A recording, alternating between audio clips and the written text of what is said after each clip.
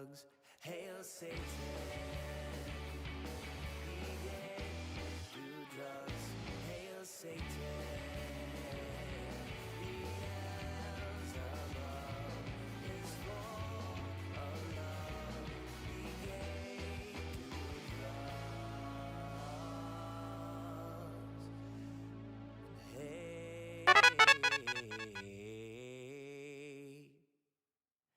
Hail Satan.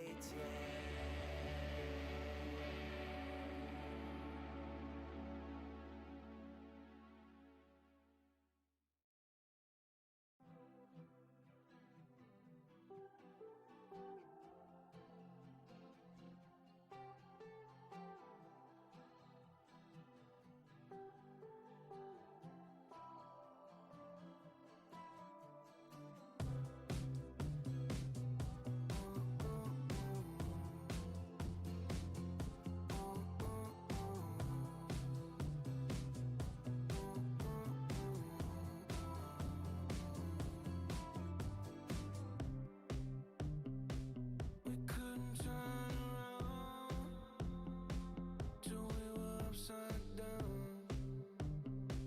I'll be the bad guy now, but no, I ain't too proud. I couldn't be there, even when I tried. You don't believe it. We do this every time. Seasons change and our love went cold. Feed the flag 'cause we can't let it go. Run away, but we're running in circles. Run away, run away. I dare you to do something. I'm waiting on you again, so I don't take the blame. Run away, but we're running in circles. Run away, run away, run away, go. I got a feeling that it's time to let go. I said so. I knew that this was doomed from the get-go. You thought that it was special, special, but it was just a sex door, and I still hear the echoes. I got a feeling that it's time to let it go, let it go. Seasons change and our love went cold. Feed the flag 'cause we can't let it go. Run away, but we're running in circles. Run away, run away. I dare you to do something. I'm waiting on you again, so I don't take the blame. Run away, but we're running in circles. Run away, run away, run away. Maybe you don't understand what I'm going through. It's only me. What you got to lose? Make up your mind. Tell me, what are you gonna do? It's only me. Let it go. Seasons change and our love went cold. Feed the flag 'cause we can't let it go. Run away, but we're running in circles. Run away, run away. I dare you to do something. I'm waiting on you again, so I don't take the blame. Run away, but we're running in circles. Run away, run away, run away.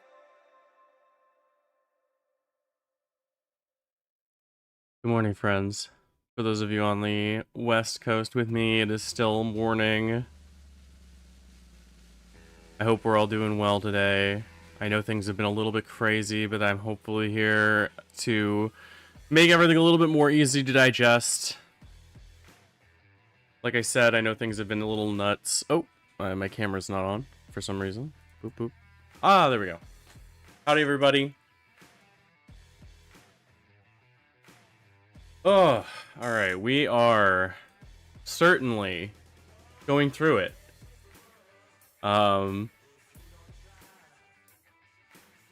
Things have been a little crazy. Hello, hello. Any actual live streams? Like, from on... What do you mean by that?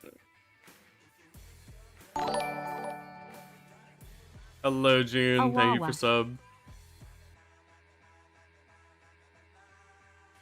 Of today's protests? I can find one. If you find one and you can link it to me, in the...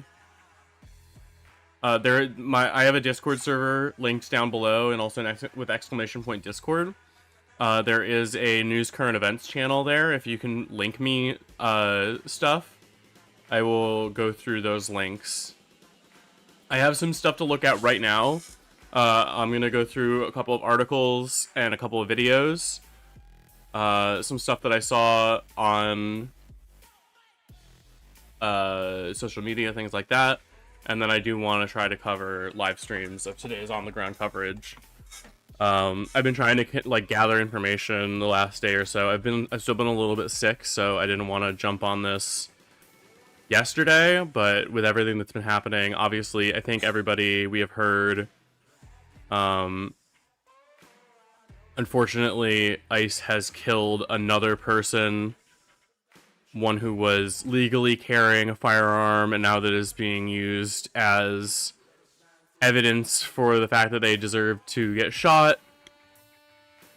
This has caused a stir in even more conservative circles. I mean, when you were talking about the right to bear arms, obviously they're very ready to jump on that. Alright, let's throw on something a little less intense so that we can...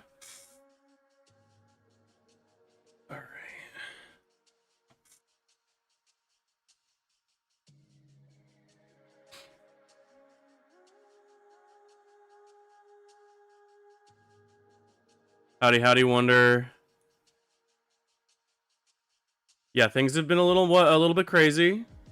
But that's why we're here, to make this news a little more digestible for all of us. Things have been crazy, but we are not powerless. So let us learn what we can so that we are better prepared. Why is this not sizing properly now? There we go.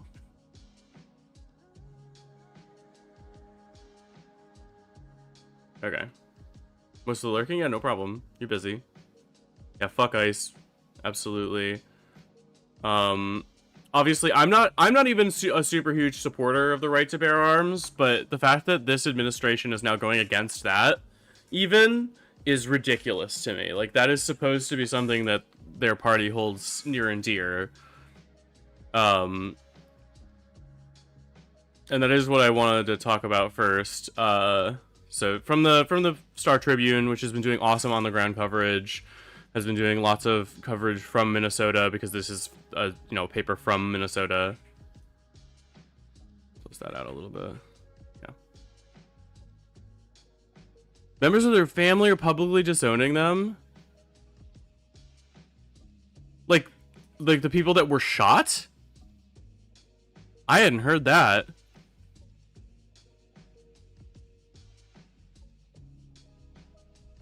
God, Greg Bovino looks so fucking bad. He looks like he's melting. Bro needs a nap.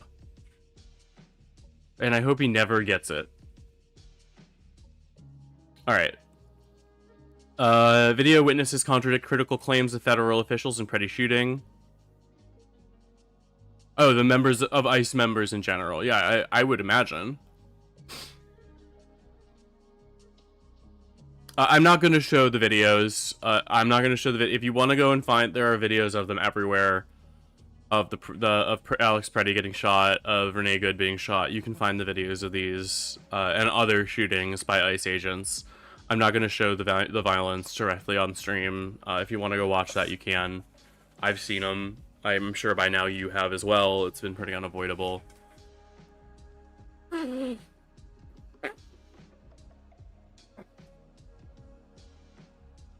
Federal officials on Saturday, January 24th, offered a forceful account of the fatal shooting of Alex Jeffrey Preddy, a 37-year-old Minneapolis resident who was killed by federal agents during immigration enforcement activity in South Minneapolis. But several of the central claims made by federal officials remain unverified and are contradicted in part by video and witness accounts. Border Patrol Commander Greg Bovino and Homeland Security Secretary Kristi Noem, speaking hours apart, described the shooting as a justified act of self-defense during a violent encounter with an armed man intent on harming law enforcement.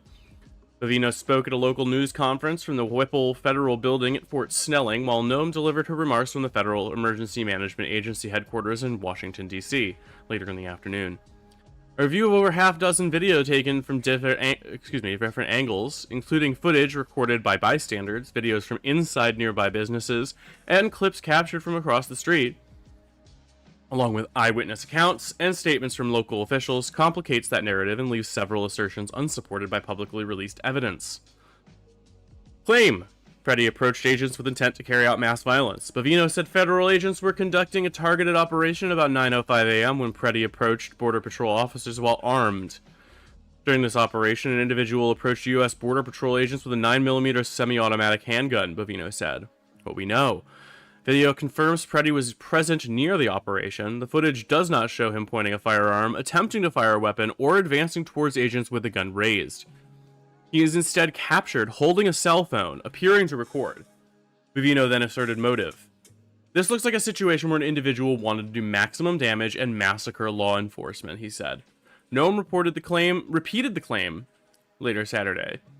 Federal officials have released no evidence supporting claims about Freddie's intent. Under Minnesota law, carrying a handgun in public is legal with a permit, and law enforcement sources said Freddie was a lawful gun owner. Intent cannot be determined from the publicly available video. The NRA got pissed off with the trans shouldn't be allowed to use their own firearms thing. Oh yeah, no, I mean, if the NRA actually gives a shit about what they're supposed to stand for, they should be furious about this, because holding, like, whether or not you agree with the right to bear arms, it is a right that Americans have. It is a right, if you are legally licensed to own that weapon and carry it, there is no reason to assume that just having that weapon is an intent to cause harm. He was allowed to have that weapon. He was licensed. He was a veteran. He was, like, all of the things. But again, this is a man that lost his proximity to whiteness. He lost his proximity to safety and power because he chose to stand against power. It's literally their reason to exist. Exactly. This is like, if anything, this should be the NRA jumping on. And I actually have an article here. The NRA is pissed off. I'm gonna grab my water cup real quick. I left it in the other room.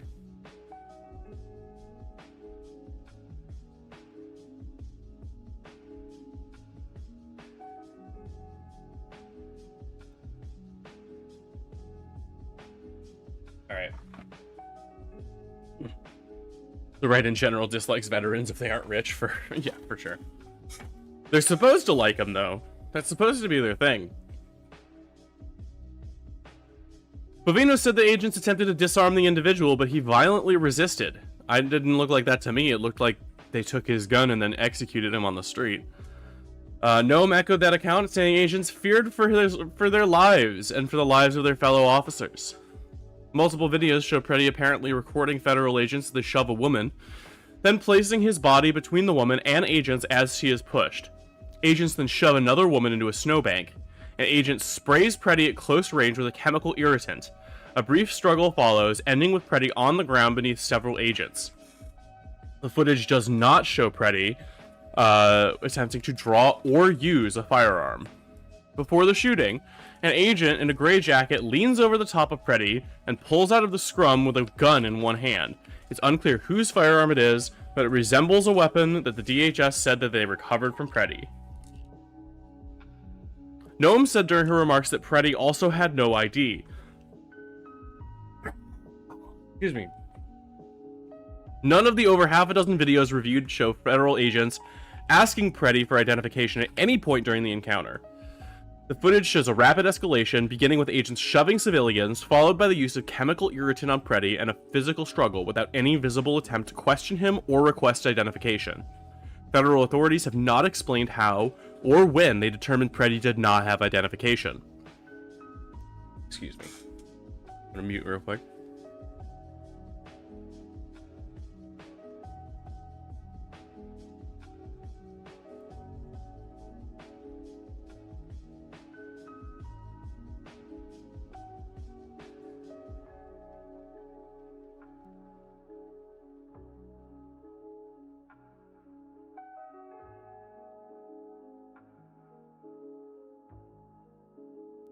IDs and passports are getting erased. Awesome.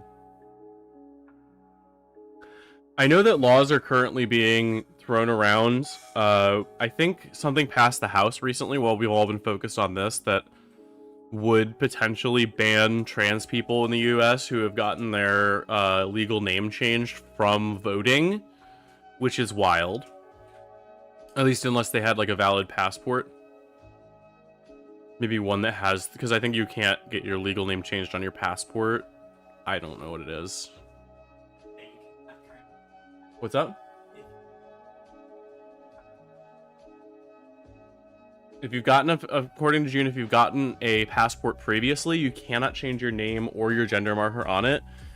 So if you update your social security records. Yeah, if you update your social security records, it won't match your passport and therefore would bar you from voting. I have. Yeah. So if you are trans and have changed your legal name through your social security, get yourself a valid passport to use as identification. Otherwise, you might be barred from voting. At least in the upcoming election. So it's important to also please make sure that you're registered to vote for the midterms. There is still time to double check on that. Please do take care to make sure that you are registered. Make your voice known.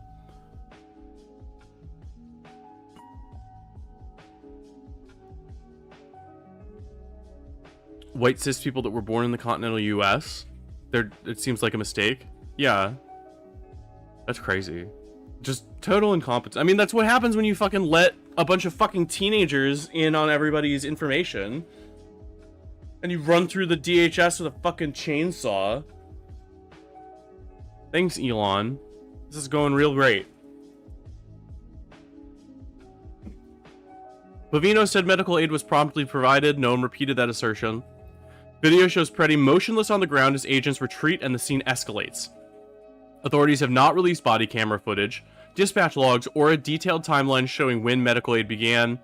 A pediatrician who said they lived near the scene of the shooting and ran outside as soon as shots were fired asked ICE agents if they could assess Preddy, according to court records. Agents asked to see the pediatrician's physician's license, which they did not have, and agents would not let them through. The pediatrician said no agents were performing CPR on Preddy or checking for pulse. Because they don't know how. They're all idiots. They're idiots who aren't trained. And if they are trained, they wanted him to die.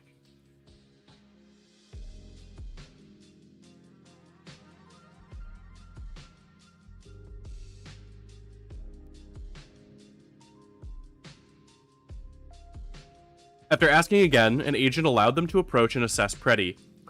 The pediatrician did not feel a pulse and began compressions until emergency medical personnel arrived, according to court records. Sorry.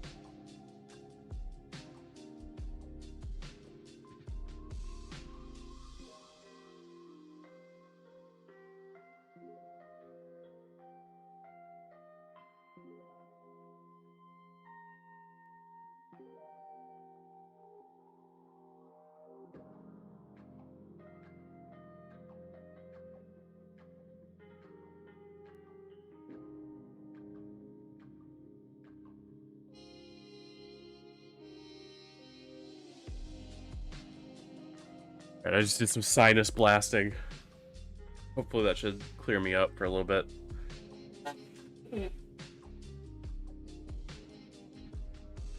Grabbed acetaminophen as well.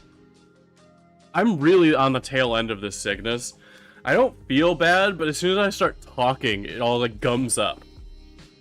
Which is like my fucking job right now, so obviously that sucks.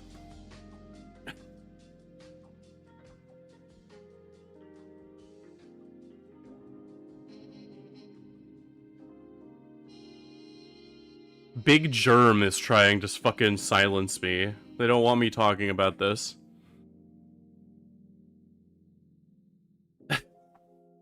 Alright. Protesters violently assaulted officers, including biting off an agent's finger?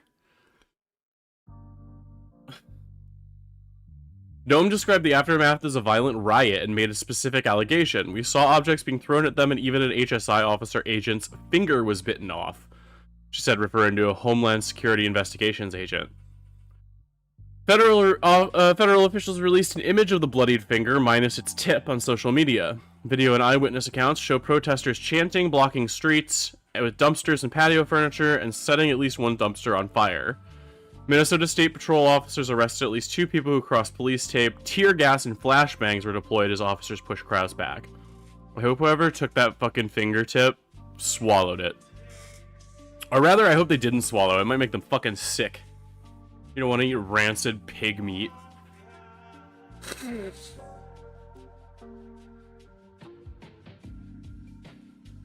That's a good theory, Rain. Just abusing their pet and the pet bit their fucking finger off and they're trying to blame it on people. These fucking pig-shaped spousal abusers.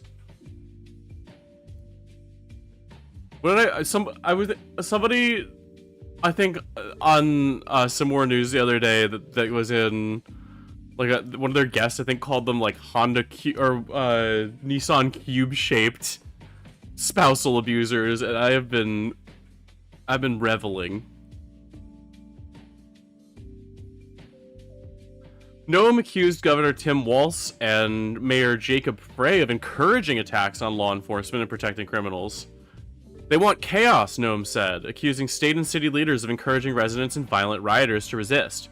Walz and Frey publicly criticized the federal operation and called for it to end, but both have also urged Minnesotans to remain peaceful. Neither has called for violence. Walz condemned the shooting and asked for calm while urging federal authorities to leave Minnesota. Frey similarly called for peaceful protest while questioning the continuation of the federal operation.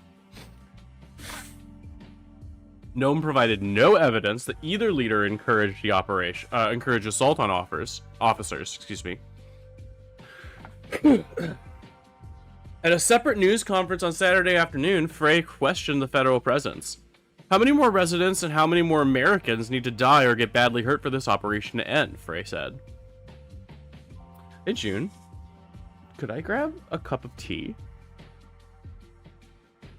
Would that be okay? Just something to like clear my sinuses, if you can. Maybe some honey. That would be awesome. You're literally my angel.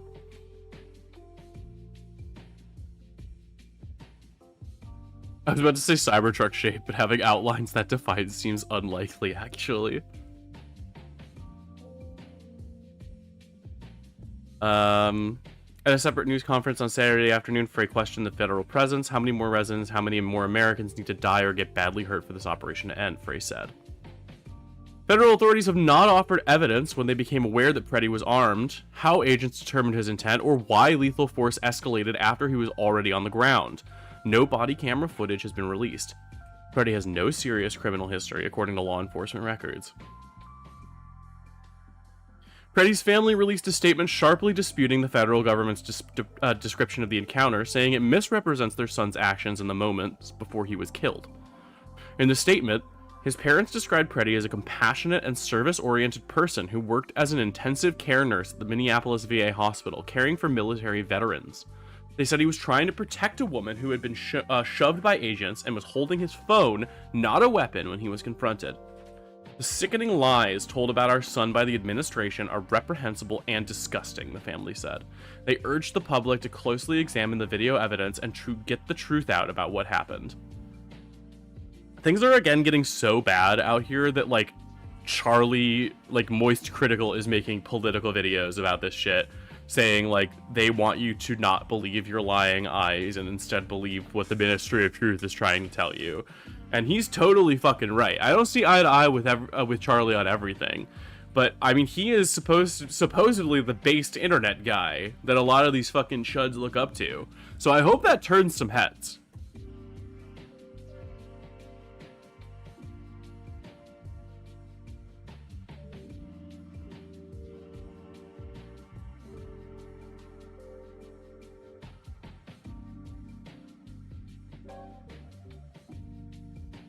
Ugh.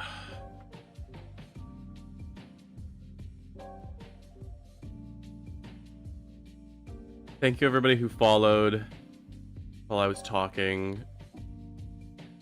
Oh, I see Princess Reese is out there. Thank you so much for following, Princess. You're beautiful. But you already knew that. Alright. I have another couple of, I think it's worth, pulling up this one here from The Hill. Federal judge blocks the DHS from destroying or altering evidence after the fatal Minneapolis shooting. Crazy that they just have to, you know, say that. A federal judge in Minnesota late Saturday blocked the Department of Homeland Security from destroying or altering evidence after a man was shot and killed by a Customs and Border Patrol agent in South Minneapolis. In a late-night order, United States District Court Judge Eric C. Tostrad, an appointee of President Trump, issued a temporary restraining order inhibiting the agency from destroying or altering evidence related to the fatal shooting involving federal officers that took place in or around 26th Street and Nicollet Avenue in Minneapolis on January 24th, 2026. The lawsuit, brought forth by the Minnesota Bureau of Criminal Apprehension and Hennepin County Attorney's Office alongside the Minnesota Attorney General Office, was filed against DHS, Immigration and Customs Enforcement, CBP, and the U.S. Border Control. Earlier Saturday, BCA Superintendent Drew Evans said the state's safety agency was shut out of an investigation into the fatal shooting of 37-year-old Alex Preddy. "We're in uncharted territory here," Evans said at a press conference. "It's been a long-standing understanding, both within our state and across the country, that entitles the entities like the BCA that conduct 80+% of officer-involved shootings across the United States are asked to do these investigations of federal agents involved in officer-involved shootings," he continued, noting others outside of the state have blocked the agency's involvement in any investigation.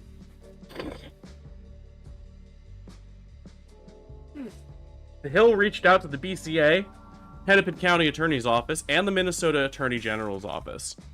Attorney General Keith Ellison, in a statement after the judge's Saturday night ruling, called for a full, impartial, and transparent investigation into the incident. Alex Preddy was killed by DHS agents in broad daylight in front of all of our eyes. Both the rule of law and the sense of justice we all carry within us demand a full, fair, and transparent investigation into his death, Ellison said. "We will not settle for less. Tonight's ruling protects that investigation by barring federal agents from altering or destroying any evidence they captured involving the fatal shooting of Alex." In a statement to The Hill, DHS Assistant Secretary Tricia McLaughlin said that any claim the federal government would destroy evidence is a ridiculous attempt to divide the American people and distract from the fact that our law enforcement officers were attacked and their lives were threatened yesterday, which I don't believe at all. "We are actively investigating this matter and will continue to do so as we do for any officer-involved shooting," she added. DHS eagerly awaits any effort from Minnesota to help our officers arrest criminal aliens in the meantime. Yeah, we have investigated ourselves, and we have found that we did nothing wrong, shockingly. Crazy.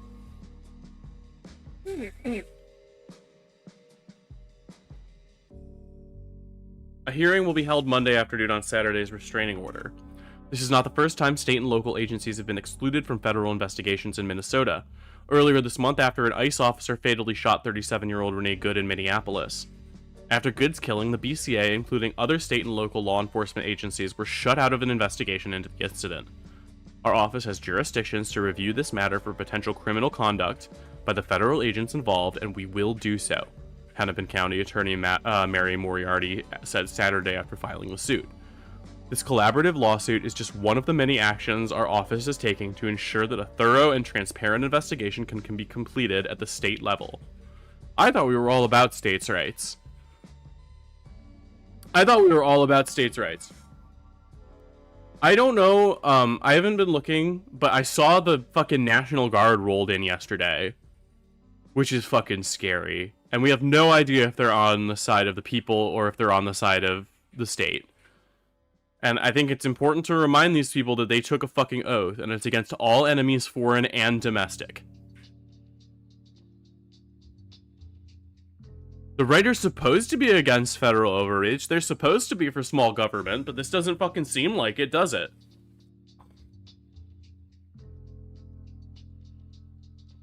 Turns out it was always a good question to ask. States' rights to do what, butt? States' rights to do what, motherfucker?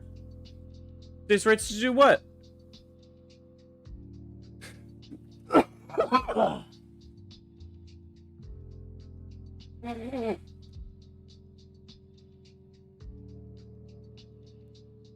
Alright. I wanted to pull up... I have a left-leaning and a right-leaning paper here covering the same story, because I thought this one was one that required a little bit more nuance. Gun rights groups fiercely criticized top LA federal prosecutor for response to Minneapolis shooting. Los Angeles' top federal prosecutor, Bill Asaley, faced fierce criticism from gun rights groups after posting officers are likely justified in shooting anyone approaching with a firearm. Alex Jeffrey Preddy, a lawful gun owner, was shot dead by federal immigration officers in Minneapolis on Saturday. After receiving backlash, Asaley clarified he meant aggressively approaching officers, not lawful concealed carriers. Top LA federal prosecutor Bill Asaley faced blistering criticism from gun rights groups, including the NRA, after he posted on X Saturday about the fatal shooting of a U.S. citizen in Minneapolis by federal immigration officers. Asaley, the first assistant U.S. attorney for the General District of California, wrote, "If you approach law enforcement with a gun, there is a high likelihood they will be legally justified in shooting you." Alex Jeffrey Preddy, a 37-year-old intensive care unit nurse at a Department of Veterans Affairs hospital, was believed to be a lawful gun owner with a permit to carry, according to Minneapolis Police Chief Brian O'Hara. Bystander videos show Preddy holding a phone, but nothing appearing to be a weapon appeared in those that circulated in the hours after the shooting. In response to Asaley's tweet, the NRA posted on X, "This sentiment from the first assistant U.S. attorney for the Central District of California is dangerous and wrong." The post continued, "Responsible public voices should be awaiting a full investigation, not making generalizations and demonizing law-abiding citizens." After receiving significant backlash, Asaley accused another gun rights organization of adding words to mischaracterize my statement. "I never said it's legally justified to shoot law-abiding concealed carriers," he posted on X. "My comment addressed agitators approaching law enforcement with a gun and refusing to disarm. My advice stands. If you value your life, do not aggressively approach law enforcement while armed. If they reasonably perceive a threat and you fail to immediately disarm, they are legally permitted to use deadly force." A spokesperson for the U.S. Attorney's Office in LA referred the Times to Asaley's post on X, clarifying what he initially said. He declined further comment. Governor Gavin Newsom joined in the criticism, writing on X, "Wow, even the NRA thinks Trump's DOJ stooge in California has gone too far for claiming federal agents were legally justified to kill Alex Preddy." Earlier, a Second Amendment. I've never been an abolish ICE supporter, but the last couple weeks have put me close for sure. I think you really should be paying attention, because if, for real, if they are killing white women in the street, if they are killing white men in the street for having a gun, they can come after anybody. The minute that we allow ICE, masked federal agents paid by the state, to roll up and just take people off of the streets with no proof that they have done anything wrong, all of your rights are gone. That could be you. And I think it's a little bit unfortunate that we have to say it could be you. because we should be able to see that, right? We should be able to understand the plight of someone who isn't us. But sometimes that's difficult for people. Sometimes it's hard for us to understand because they've been coming for black and brown people for years with no proof generally, and just breaking apart families, stuffing them in prisons, and then deporting them to countries that aren't even the right ones most of the time. Just important to remember that, like, we kind of expected that. It sucks to say, but white people kind of expected that. We didn't think it was going to be us. But now, you really need to reckon with the fact that, like, these agents are... They don't care about your rights. They don't care about your citizenship status. And if you get in their way, you lose your proximity to power. You lose your proximity to whiteness, and they will get you too. And in fact, you are probably more dangerous to them as a white person who is not supporting them, who is going against their narrative. And they will kill you.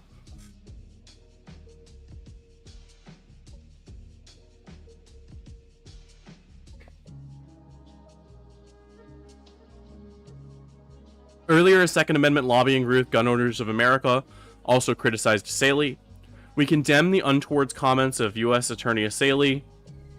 Federal agents are not highly likely to be legally justified in shooting concealed carry licensees who approach while lawfully carrying a firearm, the group posted on X. The Second Amendment protects Americans' right to bear arms while protesting, a right the federal government must not infringe upon. Saley's post received a community note, a crowdsourced fact check, noting that the U.S. Constitution, particularly the 2nd, 4th, and 14th Amendments, prohibit officers from shooting citizens merely for possessing a weapon that is not an imminent threat. The shooting drew a large crowd of protesters in a city that already seen widespread demonstrations after the fatal shooting of by an Immigrations and Customs Enforcement officer of 37-year-old Renee Nicole Good on January 7th. Saley, a former Riverside County Assemblyman, was appointed as the region's interim top federal prosecutor by U.S. Attorney General Pam Bondi last April. Since taking office, he has doggedly pursued the President Trump's agenda, championing hardline immigration enforcement in Southern California, often using the president's language verbatim at news conferences. Here's another stooge. Yeah, and again, I don't really side with the NRA. I'm not even really a particularly strong supporter of the Second Amendment. But in this specific case, if the state is going to be using violence against its citizens, if the state is going to be using violence, then they cannot have a monopoly on it. I believe that if they are going to be coming after us with guns, we should be allowed to have them. That's just the truth. And that is what is happening. They are coming after us in the streets. If you stand up to them, if you stand up to power, they want to scare white people right now. That is their number one goal, I think, is to scare white people into not standing up against them and not getting in their way. Because there are more of us than there are of them.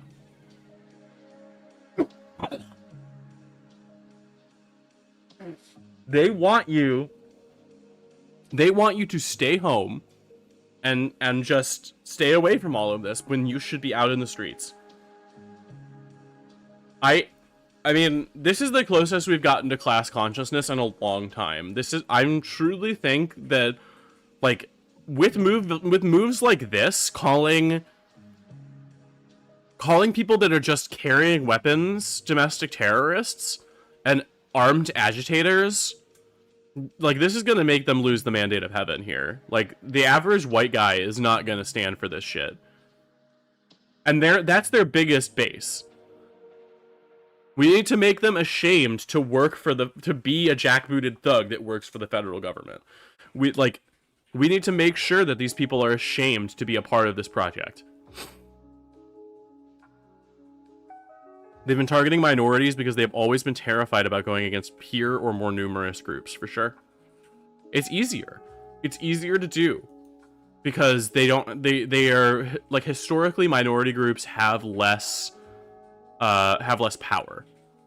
I've also grabbed here a coverage of the same story of the NRA statement from a right-leaning source. So this is what the right is saying about it from Newsweek.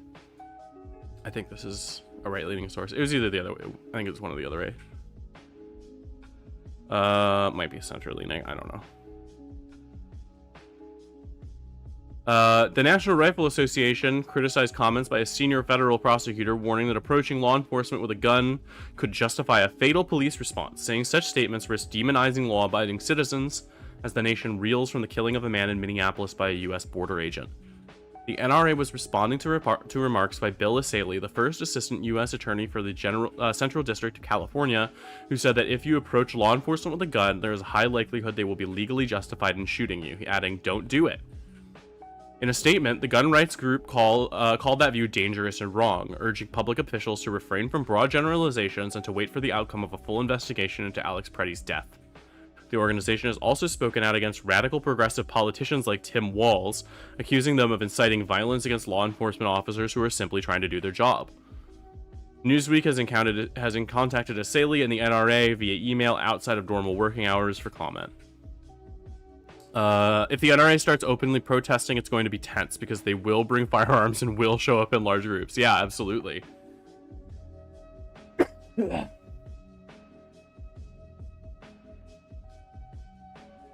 I saw it posted around.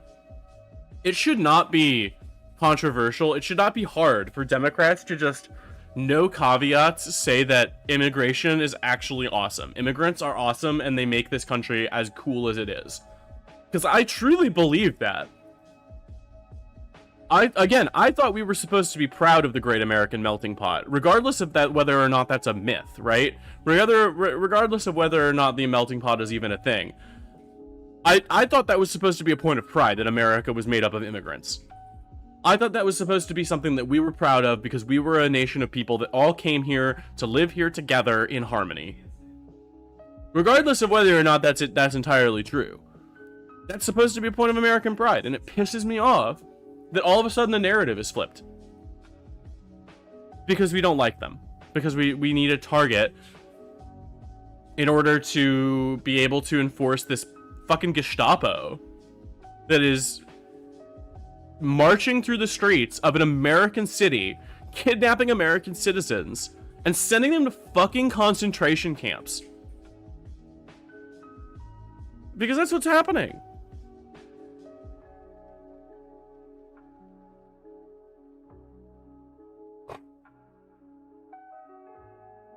The comments highlight tensions between a prominent guns rights advocates and federal officials over when armed presence in public meets legal thresholds for deadly force. It comes after 37-year-old Alex Jeffrey Preddy was shot and killed by federal immigration officers on Saturday in Minneapolis. This is the second fatal shooting involving federal officers in the city within weeks. 37-year-old Renee Nicole Good was killed by an Immigration and Customs Enforcement officer, Jonathan Ross, on January 7th. There have been widespread daily protests in the Twin Cities since. Good. You know, don't let these fuckers get away with this. Because if they get away with it here in Minneapolis, they're gonna try it in other places. Important reminder, Minneapolis... Minneapolis is one of the major population centers in a swing state. And if they can do this, if they can spread fear and just fucking march in to control the narrative, to control the people, to make the people fear for their fucking lives in this place, they're gonna do it in Philadelphia. They're gonna do it in Phoenix. Continue to use their names. Don't let them be anonymous. Don't let them fucking get away with this. Know who they are, remember who they are, and hold them accountable to the fullest extent of the law. I'm not trying to advocate for violence here, right? But if they're going to use violence, we can't let them have a monopoly on it. We need to hold these people accountable because they cannot exist in polite society. Any group of people that will kidnap a child and then use that child as bait to attempt to steal their parents, kidnap them, and send them off to a fucking concentration camp.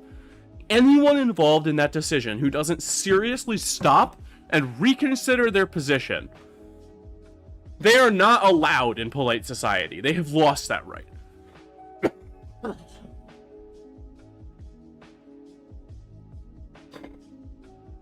Pay attention to the things that are actually happening, see with your eyes, listen with your ears, and then compare it to what the fucking state is trying to tell you. A bar that allows Nazis to show up and doesn't kick them out becomes a Nazi bar. And we are not, there are no fucking Nazis in this bar. This is America. This is supposed to be the country that kicked the fuck out of the Nazis. Break their fucking teeth. Do not let them exist in our spaces. Kick the fucking Nazis out of this bar.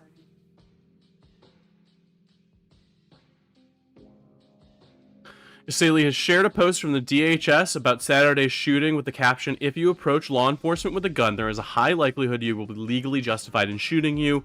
Don't do it." The NRA responded, "This sentiment from the first assistant U.S. attorney for the General District of California is dangerous and wrong. Responsible public voices should be waiting a full investigation, not making generalizations and demonizing law-abiding citizens." Similarly, Gun Owners of America, a gun rights advocacy and lobbying organization, replied to a Saley's post, saying it condemns the untoward comments. The Second Amendment protects Americans' right to bear arms while protesting, a right the federal government must not infringe upon, the organization added. Saley hit back, saying the group was adding words to mischaracterize his statement. "I never said it's legally justified to shoot law-abiding concealed carriers. My comment addressed agitators approaching law enforcement with a gun and refusing to disarm," he said. "My advice stands. If you value your life, do not aggressively approach law enforcement while armed," Saley added. "If they reasonably perceive a threat and you fail to immediately disarm, they are legally permitted to use deadly force."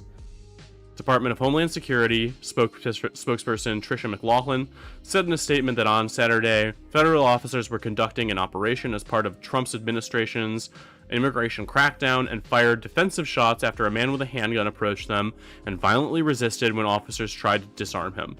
The officers who shot Preddy is an 8-year-old Border Patrol veteran, or 8-year Border Patrol veteran, federal officials said. In a bystander video obtained by the AP, protesters can be heard blowing whistles and shouting profanities at agents on Nicollet Avenue. The video shows an officer shoving a person wearing a brown jacket who reaches for a man and the two embrace. The officer shoves the man in his chest and the two fall back. The video then shows 3 officers surrounding the man, soon growing to at least 7 officers. One officer appears on the man's back, while another strikes him in the chest. As officers try to bring the man's arms behind his back, he appears to resist. An officer with a canister strikes the man near his head several times. The shot rings out, though it's not clear where it came from. Multiple officers back off after the shot, more shots are heard, and the man lies motionless on the street.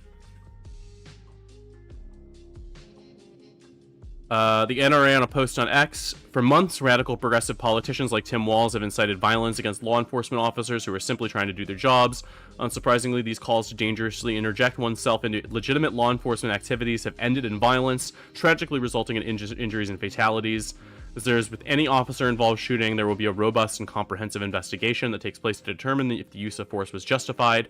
As we await these facts and to gain a clearer understanding, we urge the political voices to lower the temperature to ensure the constituents and law enforcement officers stay safe." Yeah, I'm not gonna... I mean, we can read the fucking Truth Social post. Ugh. Yeah, fucking Trump doesn't tweet anymore, he truths. It's important, keep your eyes on this shit. I know it's really fucking frustrating, and it's really hard to keep your eyes on all of this.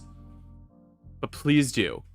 It's important. It is your civic duty to stay informed. It is your civic duty to go out and fucking vote when time comes for that. To understand that this sort of shit is not okay. This is supposed to be the kind of thing that we are against. These people cannot get away with this. Like, the people in power are doing everything they can to tell you that your lying eyes and ears are not telling the truth.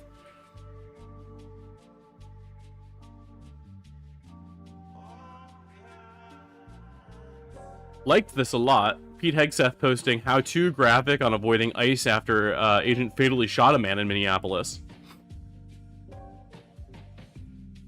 Reading, 1, don't be here illegally. 2, don't attack ICE officers. And 3, obey state and federal laws. All of these things, fun fact, all of these things are things that both of the people that recently got shot are doing. They are obeying state and federal laws. They are not attacking ICE officers, regardless of what the fucking Ministry of Truth might want you to say. And don't be here illegally, both of them are American citizens.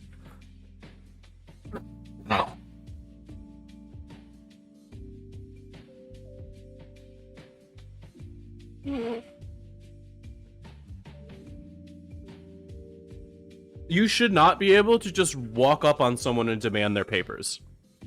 That's... I mean, if you want to fucking freak out a Republican, that's communism, right? Is it? I thought we didn't like that. I thought we didn't like the state just being able to roll up on you and ask you for your fucking papers.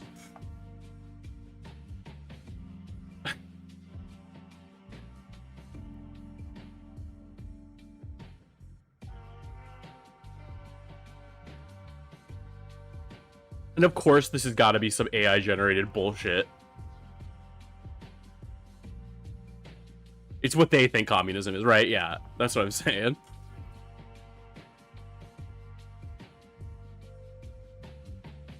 No. I pay attention to all this. This is all stuff, and this is stuff that if they get away with it here, it's going to spread. It's going to be used to suppress, especially in other sanctuary cities. Because they've already said that those places are targets. And I mean, not for nothing, but the place that I come from, I moved recently, but the city that I'm from is a sanctuary city. It's a smaller one. It's not as on the thing, but we got Pete Hegseth came there. I think it was Pete Hegseth came to this and did his fucking rigmarole.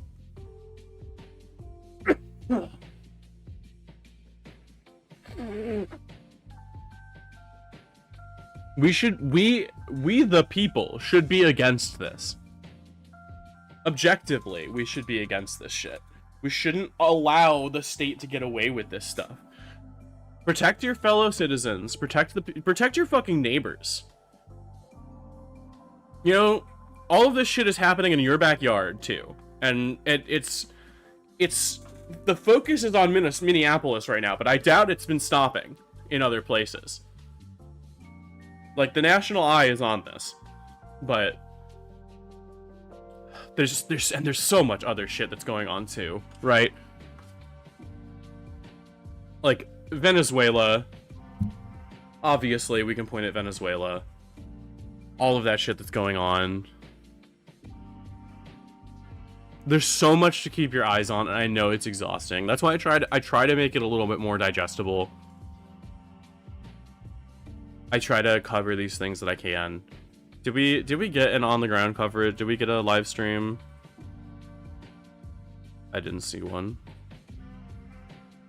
Let me see if I can find a live stream for today.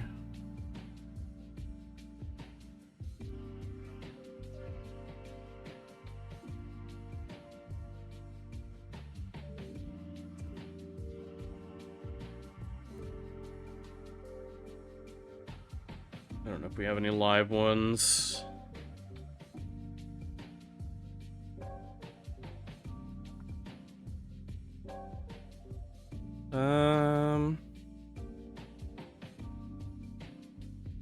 Here's a live one.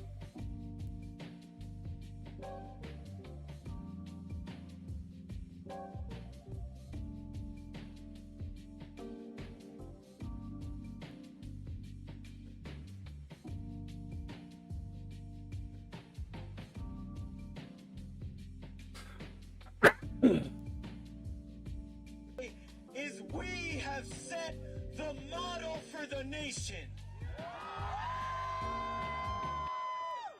And the model that the Twin Cities has set is that when DHS comes and tries to terrorize your community and kills your community members, we respond by shutting it down.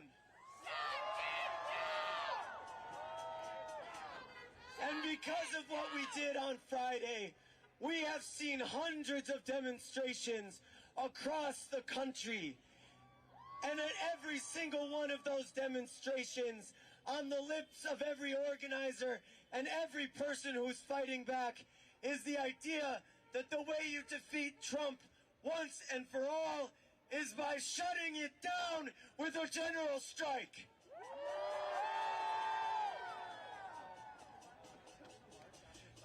And like all of you, I woke up yesterday morning to the tragic news of yet another ICE CBP killing of one of our community members. And whether it's by design or by coincidence, we know that they want us to stay home and to be afraid. And we respond by saying no. We respond by saying we will extend and expand the general strike here in Minneapolis and across the country.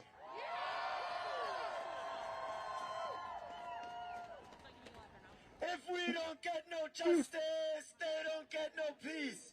If we don't get no justice, then they don't get no peace. If we don't get no justice, then they don't get no peace. We don't get no justice, then they don't get no peace. We don't get no justice, they don't get no peace. If we don't get no justice, they don't get no peace. It is our We love the duty, icy. it is our right. Ice out. Strike, strike, strike, strike. Strike, strike, strike, strike. It is our duty, it is our right. It is our duty, it is our right. Strike, strike, strike. Alright. Yeah, I think it is important to remember too, It is our duty. like there are things that you can still do to support. Obviously, Strike, strike, strike. sending money to organizations in Minneapolis is something, but if you don't have money, Make some noise. there are still things that we can do to help organize. Look for your local community organizers. Look into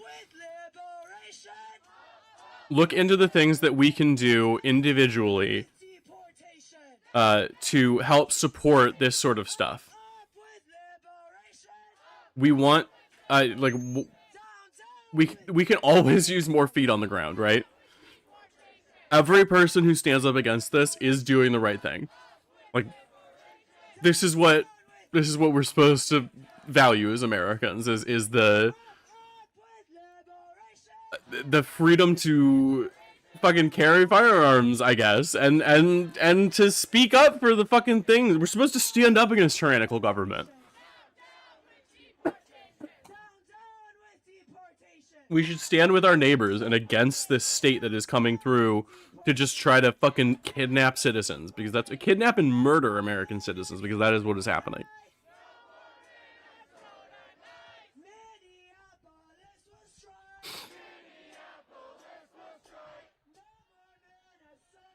Look at all these fucking people. Let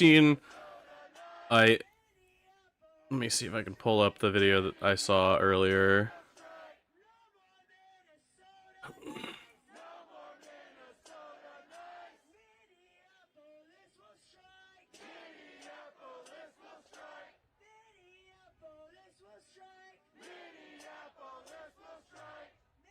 I saw so many fucking people on the streets.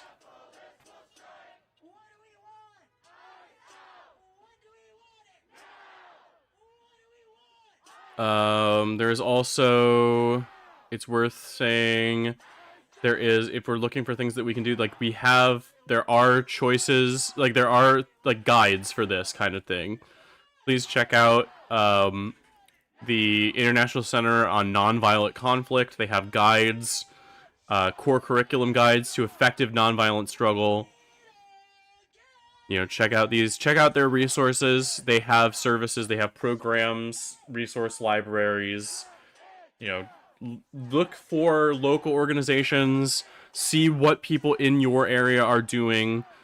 If there is a strike in your area, be informed and do not cross the picket line, because that is how, I mean, the only thing these fucking people are going to listen to is money. So we need to show them that the money is not behind this.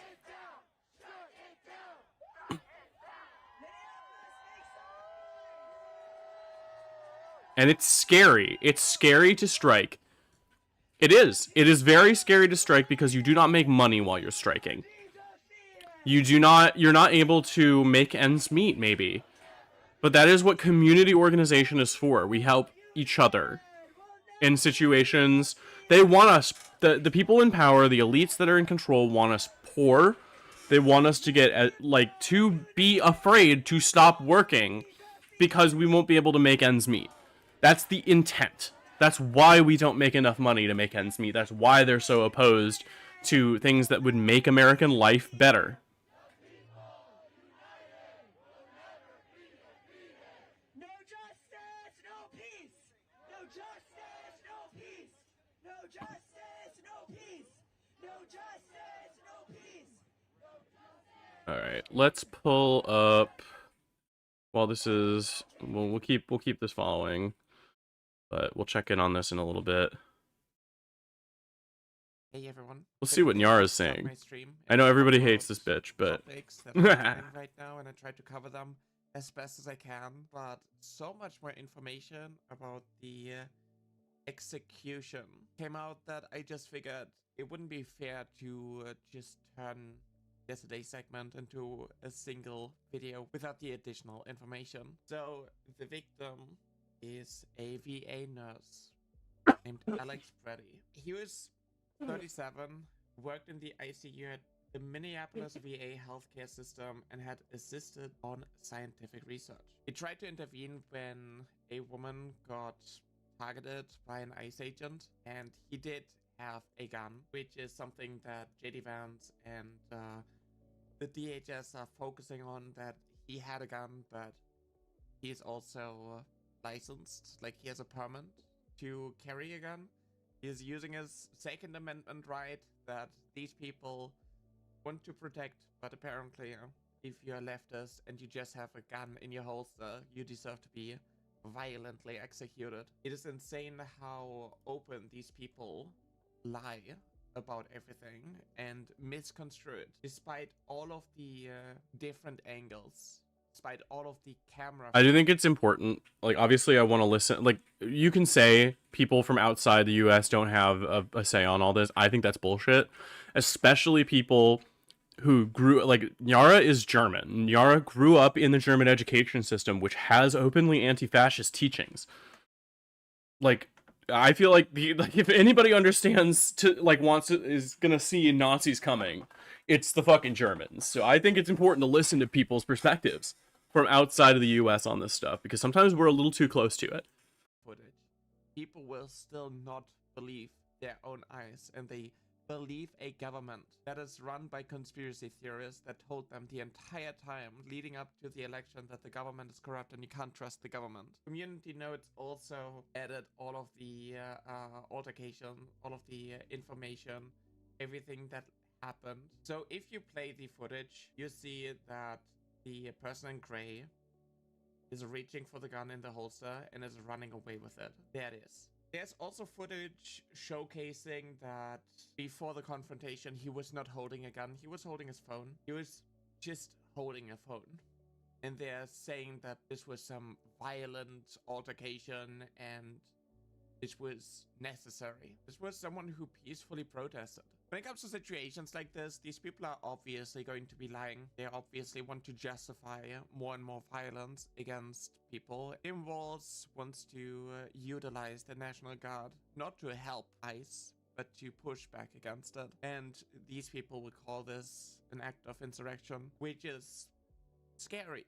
It is terrifying. There's so many people who go on the streets, who protest these things peacefully, who see the injustices of the Trump regime. City bands, wannabe Goebbels, Kirsten Noem, they just want to push more. They want to normalize this violence, these attacks, and they want to do this in other communities and other states as well. The reason why it's really difficult for ICE to get away with Gestapo shit is because of the organization of Minnesota. In Minneapolis, people are networking. If ICE pulls up, there are cameras everywhere. There are people talking with each other. The protests are being organized. And that makes it incredibly difficult for them to push these That's lies. the way to do All of it. These lies are being called out. We have to because work people are together. Organizing. This is not hopeless. I don't want to do like Duma posting. I don't like that. I try to be realistic And I know that it's scary, and you're valid in feeling scared. But as long as people have this community and they are talking with each other, it makes it incredibly. She makes a very valid point here. They want us, the people in power want us to be scared to stand up. They want us to be too scared to stand up against them. They want us to think that we could be next, that we could get killed, and we need to tell them that we're okay with that. We need to tell them that we're not scared of their violence. And that's scary, right? It's really fucking scary to stand up against power like that, especially when we know that they have a monopoly on violence in this situation. And they're not afraid to use it, clearly. They can't kill us all. They can't.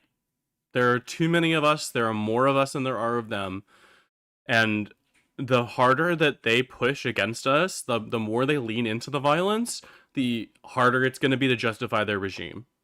They, like, people are saying, don't give them what they want. Don't give them a justification to do whatever. But at the same time, we cannot let this illusion of the idea of peaceful protests, that we have to protest peacefully all the time, that we cannot disrupt things that are happening. We have to.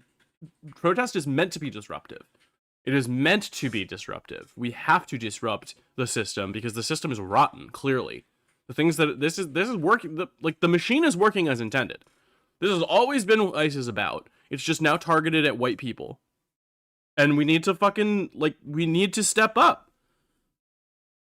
It shouldn't have taken so long for people to realize they were going to come for us too. But sometimes people need an example. Spread this fucking far and wide.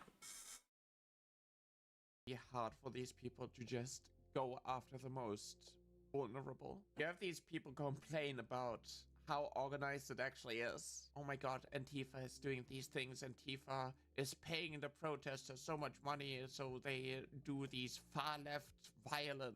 That is the type of shit that they are saying. And then you also see videos like this pop up, right-wing angle news, being like, a self-described Antifa general in Minneapolis is urging people to arm themselves against the federal government following the defensive shooting of a man by CPP.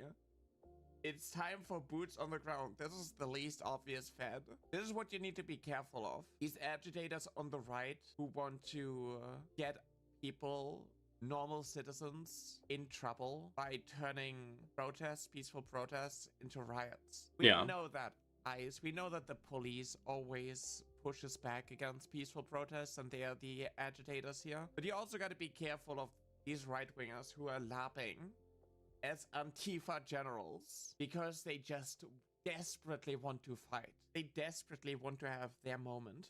They want to have their Kyle Rittenhouse moment. So you gotta be careful of people like this. Also, I really hope that other communities, other countries will learn from what right-wingers are doing, what the Trump regime is doing in the US, because this is what the AFD wants as well. This is what Reform UK wants. And then it's no longer just violence against trans people. Eventually, it's going to hit the cishet normative, the normal average person. It's no longer just like the small minority that I mean, that's a good point. In a lot of these places, like violence against queer people, violence against minority groups like trans people, like immigrants, this is all, it's wedges to eventually be able to inflict that violence against anybody who is a citizen of the state. When the rights of minority groups are stripped away, your rights are also eroded. It is important to remember that just because of the passing of a bill, a passing of a law, the enforcement of whatever hurts a group of people that you personally don't like, every time the state is able to use violence of one kind or another against a group of people, your rights are also eroded. they can bully and try to silence. I also really hope that the Democrats in the US are going to push back harder. I guess 6 of the Democrats I wish, but no. Approved of a spending bill which would give $10 billion to ICE. Are we playing the rest? We did see, like, Schumer finally stood up and was like, oh, we might not approve the bill. We might not give them the spending bill. Schumer has been such a fucking dickless cuck through this whole thing. Schumer and the entire Democratic leadership have been such useless pieces of shit in like all of the we need to oust these people that were not an effective opposition to the tyranny that we've been seeing. Like with the primaries coming up, that's why they're pushing so hard, because the primaries are coming up. They want to enforce power. They want to get us, like, that's part of the thing. I don't know if y'all saw this, but Kristi Noem offered to get ICE out of Minneapolis if they offered all of the voting records of the people in the area, which is ridiculous. They shouldn't be allowed to do that. I'm gonna throw music on real quick, take a quick bio break, and then we will be back on this video in just a little bit. So please take care of yourselves, grab some water, and we will be right back.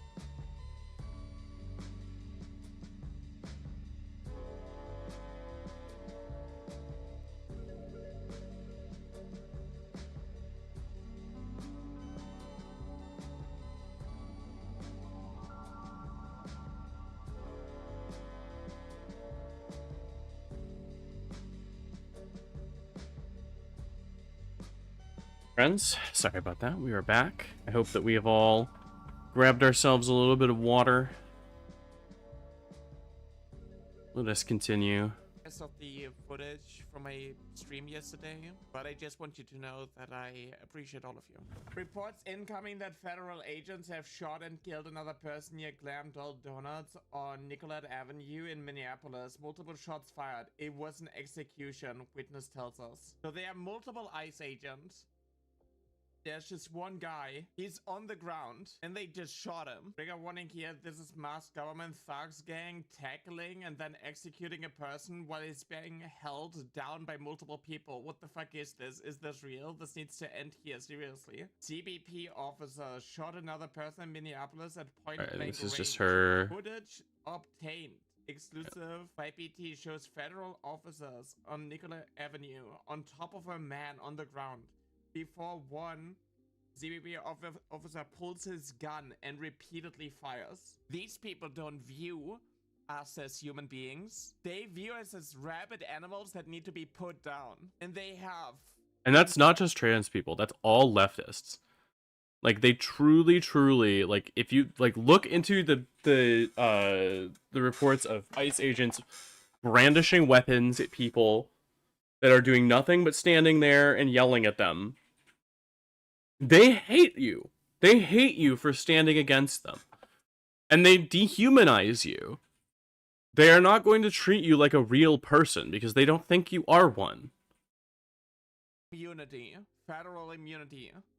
They can just do whatever they want. And people like JD Vance are just going to defend these actions, downplay it and brush it down.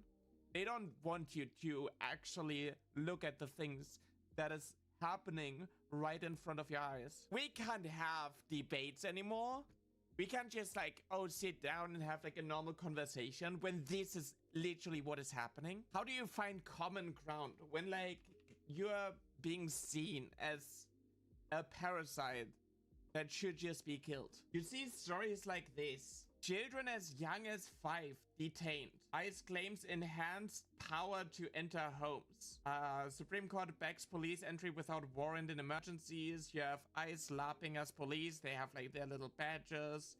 They're going to claim that there is probable cause to enter someone's home without a warrant. They will drag you out. They will attack you. They're using children as bait to arrest parents. They kidnap regular citizens, drag them out into the snow while they are naked. And then it's like, oops, got the wrong guy. And then you have this loser, this absolute freak being like, actually, it was okay, and we were just targeting a 5-year-old that was lost, and actually we did like a really good thing. He blamed the left for ICE violence and called the 5-year-old's father an illegal alien, even though he's lawfully applying for asylum. There's a reason so many people are protesting things. These are peaceful protests, and then ICE is obviously escalating this stuff. The police is escalating these things by throwing tear gas at people, or, you know, having their water stream. Speaking of the tear gas, I have seen like local businesses offering refuge to people, which is just genuinely so fucking cool. Here we go. We have people like calling for like supporting local businesses that are helping people.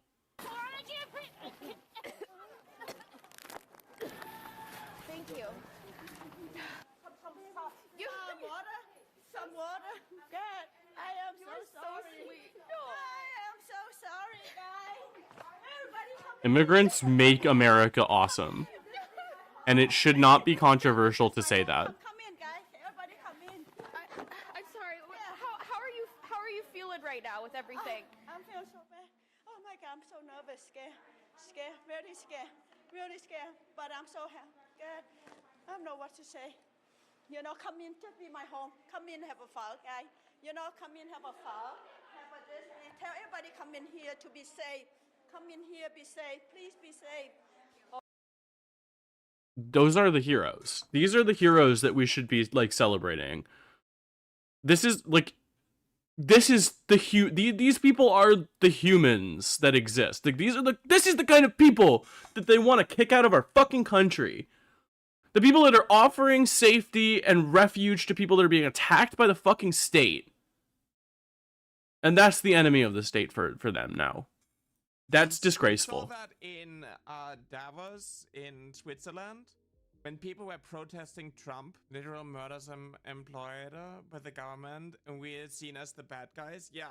Trans people are the problem. It's trans people. Trans people are the problem. ICE have targeted off-duty police officers. The cops do not like ICE. Yeah. Oh, why can't you have just like a debate? Why can't we just talk things out? Why can't we like agree to disagree? Oh, trans people are the problem. It's not like the insane violence. It's not like all of these attacks. No. Democrats be like, let's increase ICE training budget. Yeah, they don't even have background checks.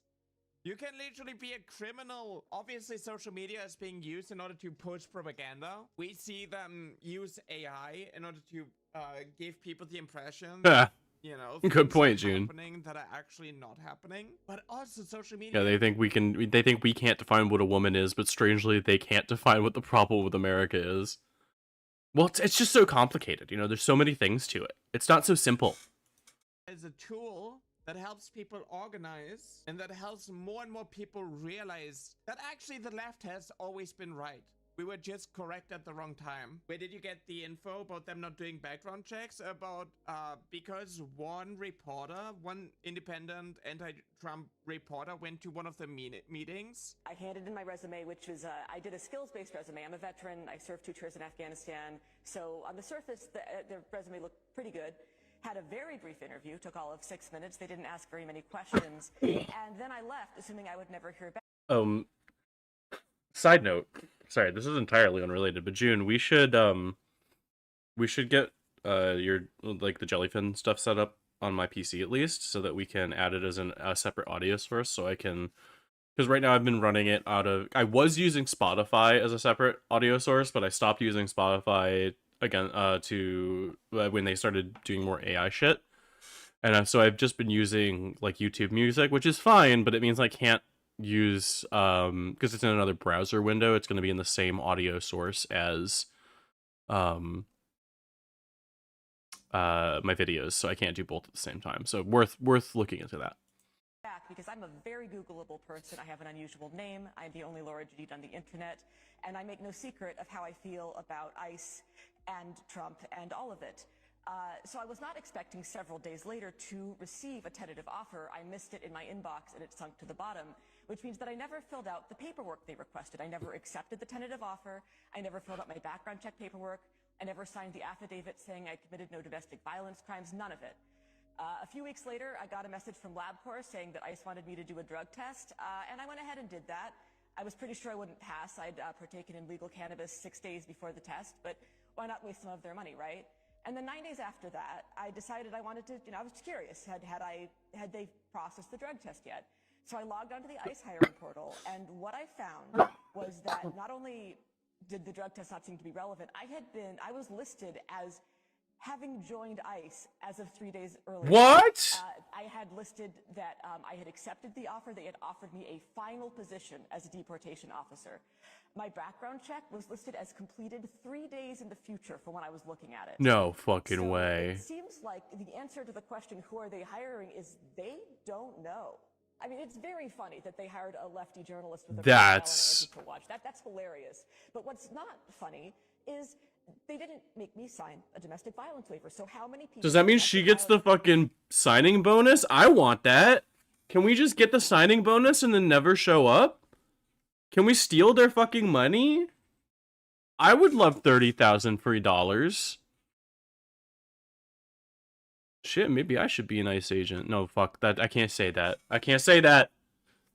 That's a joke. That's a joke. Don't do it. Convictions are running around with guns in our cities terrorizing people. How many people who have been committed of sex crimes or crimes against children are in charge of detention centers where there's no oversight, where people won't be missed and won't be believed? The agent was very keen on letting me know that I wouldn't be given a badge and a gun right away. I wouldn't be out in the street messing people up. I would probably have to push paperwork for about 6 months before I got there. And when I expressed that that was fine with me, with my analyst background, he actually... The atmosphere changed. He was like, no, listen, we want everyone on the street with guns eventually. This is a segment from like a 10-minute interview. Considering that their training process It's just like, I think 40 That's fucking days, crazy. and these people are very fragile, you know, they're for the first time being put in a position of power, and they're very trigger happy and violent and not respectful to the law. I can imagine that only shitty people sign up for this. ICE just got a 10 billion funding. Yeah.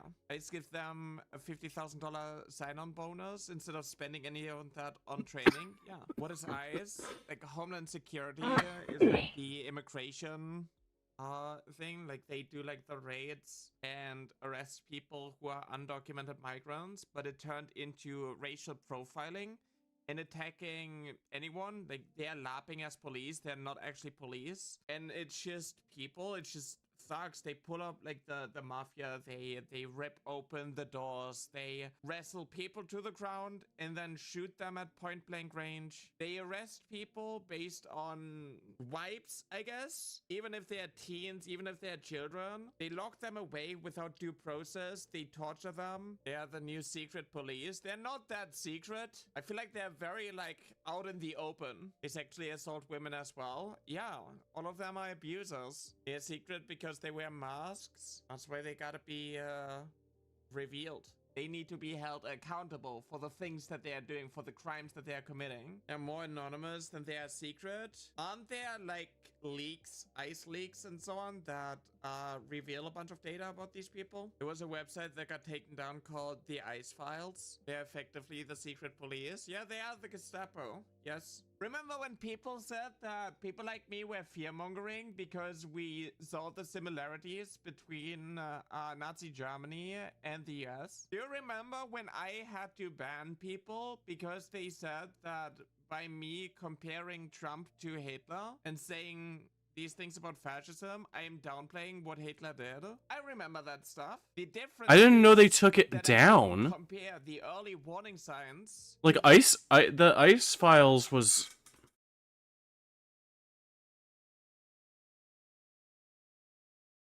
They took it down?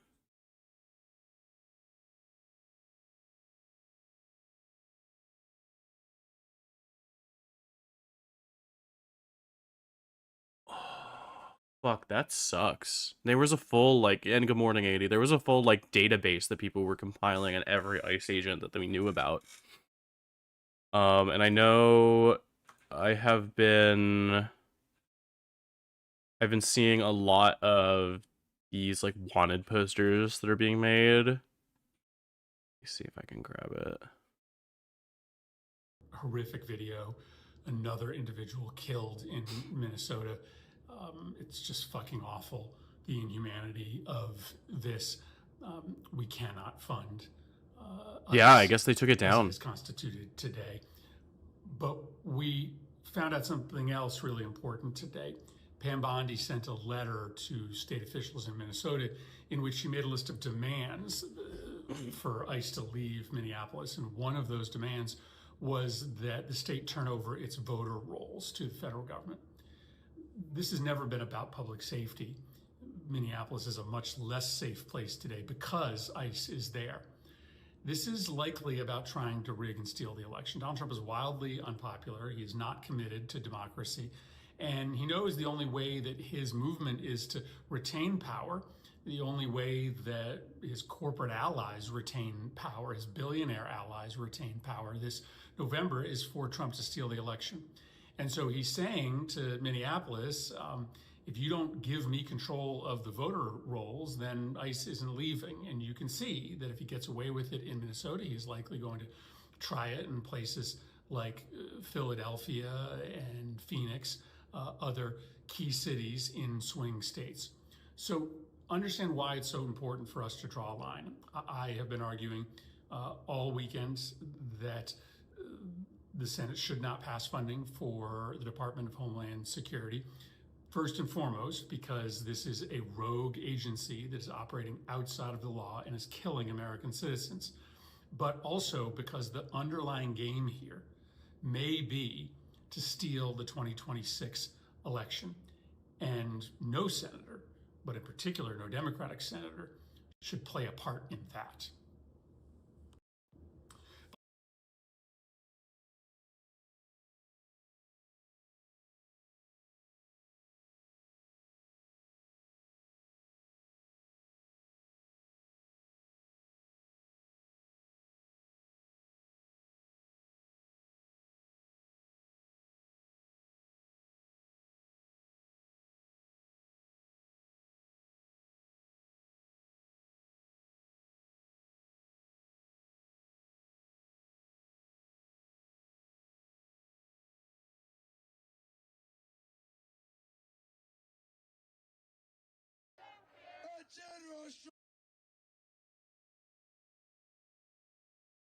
late stages of what Hitler did, but I saw the pattern that like led up to the end stages of what Hitler did. That is the difference. Media literacy is fucking dead. That is why anytime Trump said something that is a huge red flag, people went, oh, it's just joking. Trump said that, you know, he's going to run for a third term. Doesn't he know that that's against the law?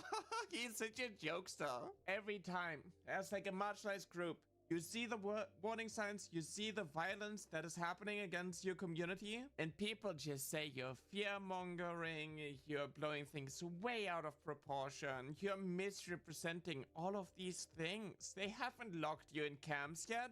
They're just constantly calling you mentally ill, while also saying that they want to open the asylums again. They talk about Trump derangement syndrome, and how that is actually a mental illness, while also talking about wanting the asylums back and talking about people, you know, as if they are rabid animals who need to be put down. But I'm just fear-mongering. These people are just joking. Trump literally said, if you vote for me, you will never have elections ever again. Do you think you're going to have midterms? You think it's going to be a fair election if there are going to be midterms? When all of the people who talk... We still got protests going on.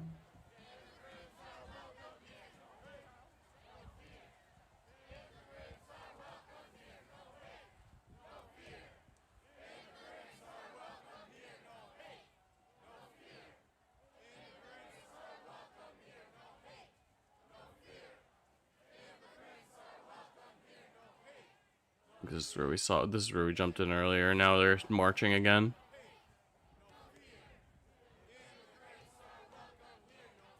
Alright, like I said, we're going to keep trying to check up on what's going on alive on the ground, but for now, it looks like they're just marching. Talk about trans rights are being, you know, removed from databases because they had domestic terrorists. Howdy, Olive. People that are Thanks for stopping in. Being considered domestic terrorists. Do you think they are going to be allowed to vote if their documentation is going to be removed? Oh, but like, we should just have debates. We should just like come together and talk. Why can't I listen to the other side? Why can't I listen to a different set of opinions? There's no need of debate and there's no potential of free midterms. Then what do you think the way out is? You see the violence that ICE is doing, but you also see people go on the street. You see people fighting back. She's always fucking right. I love Nyara. I know everybody hates that bitch, but I don't see we love Nyara. This is going to be actually resolved unless more people in positions of power are waking the fuck up.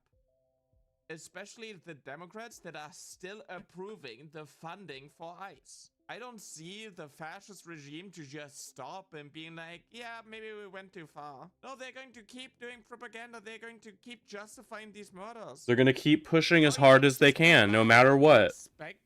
People can wait. They're trying to see what they can get away with, and we have to fucking put our foot down. To impeach Trump and also JD Vance, and then people are being held accountable, and everybody starts cheering and clapping. I don't want to, like, you know, be kind of like a doomer or something, but like I'm terrified for the people who live there. I'm terrified for the people, for my friends, for my family who lives in the US. Trump talks about going door to door and finding out if they voted for Trump, and if they didn't vote for Trump, they want to arrest them. Like, oh, they are just jokes. Voting is controlled at the local level, not federal. Trump can't easily stop it. Trump has never shied away from doing things that are against the law, and he is surrounded by yes men. Absolutely. Legit do the same. Yeah, exactly. That's also like what I'm scared of, because the US is kind of like a prime example of what other countries want to do with like their far-right parties. Reform UK in the, like, they want to do the same shit.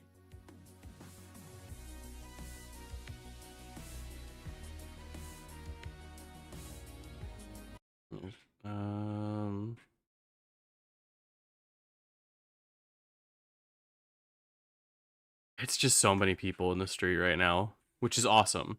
Obviously, that's what we want to see.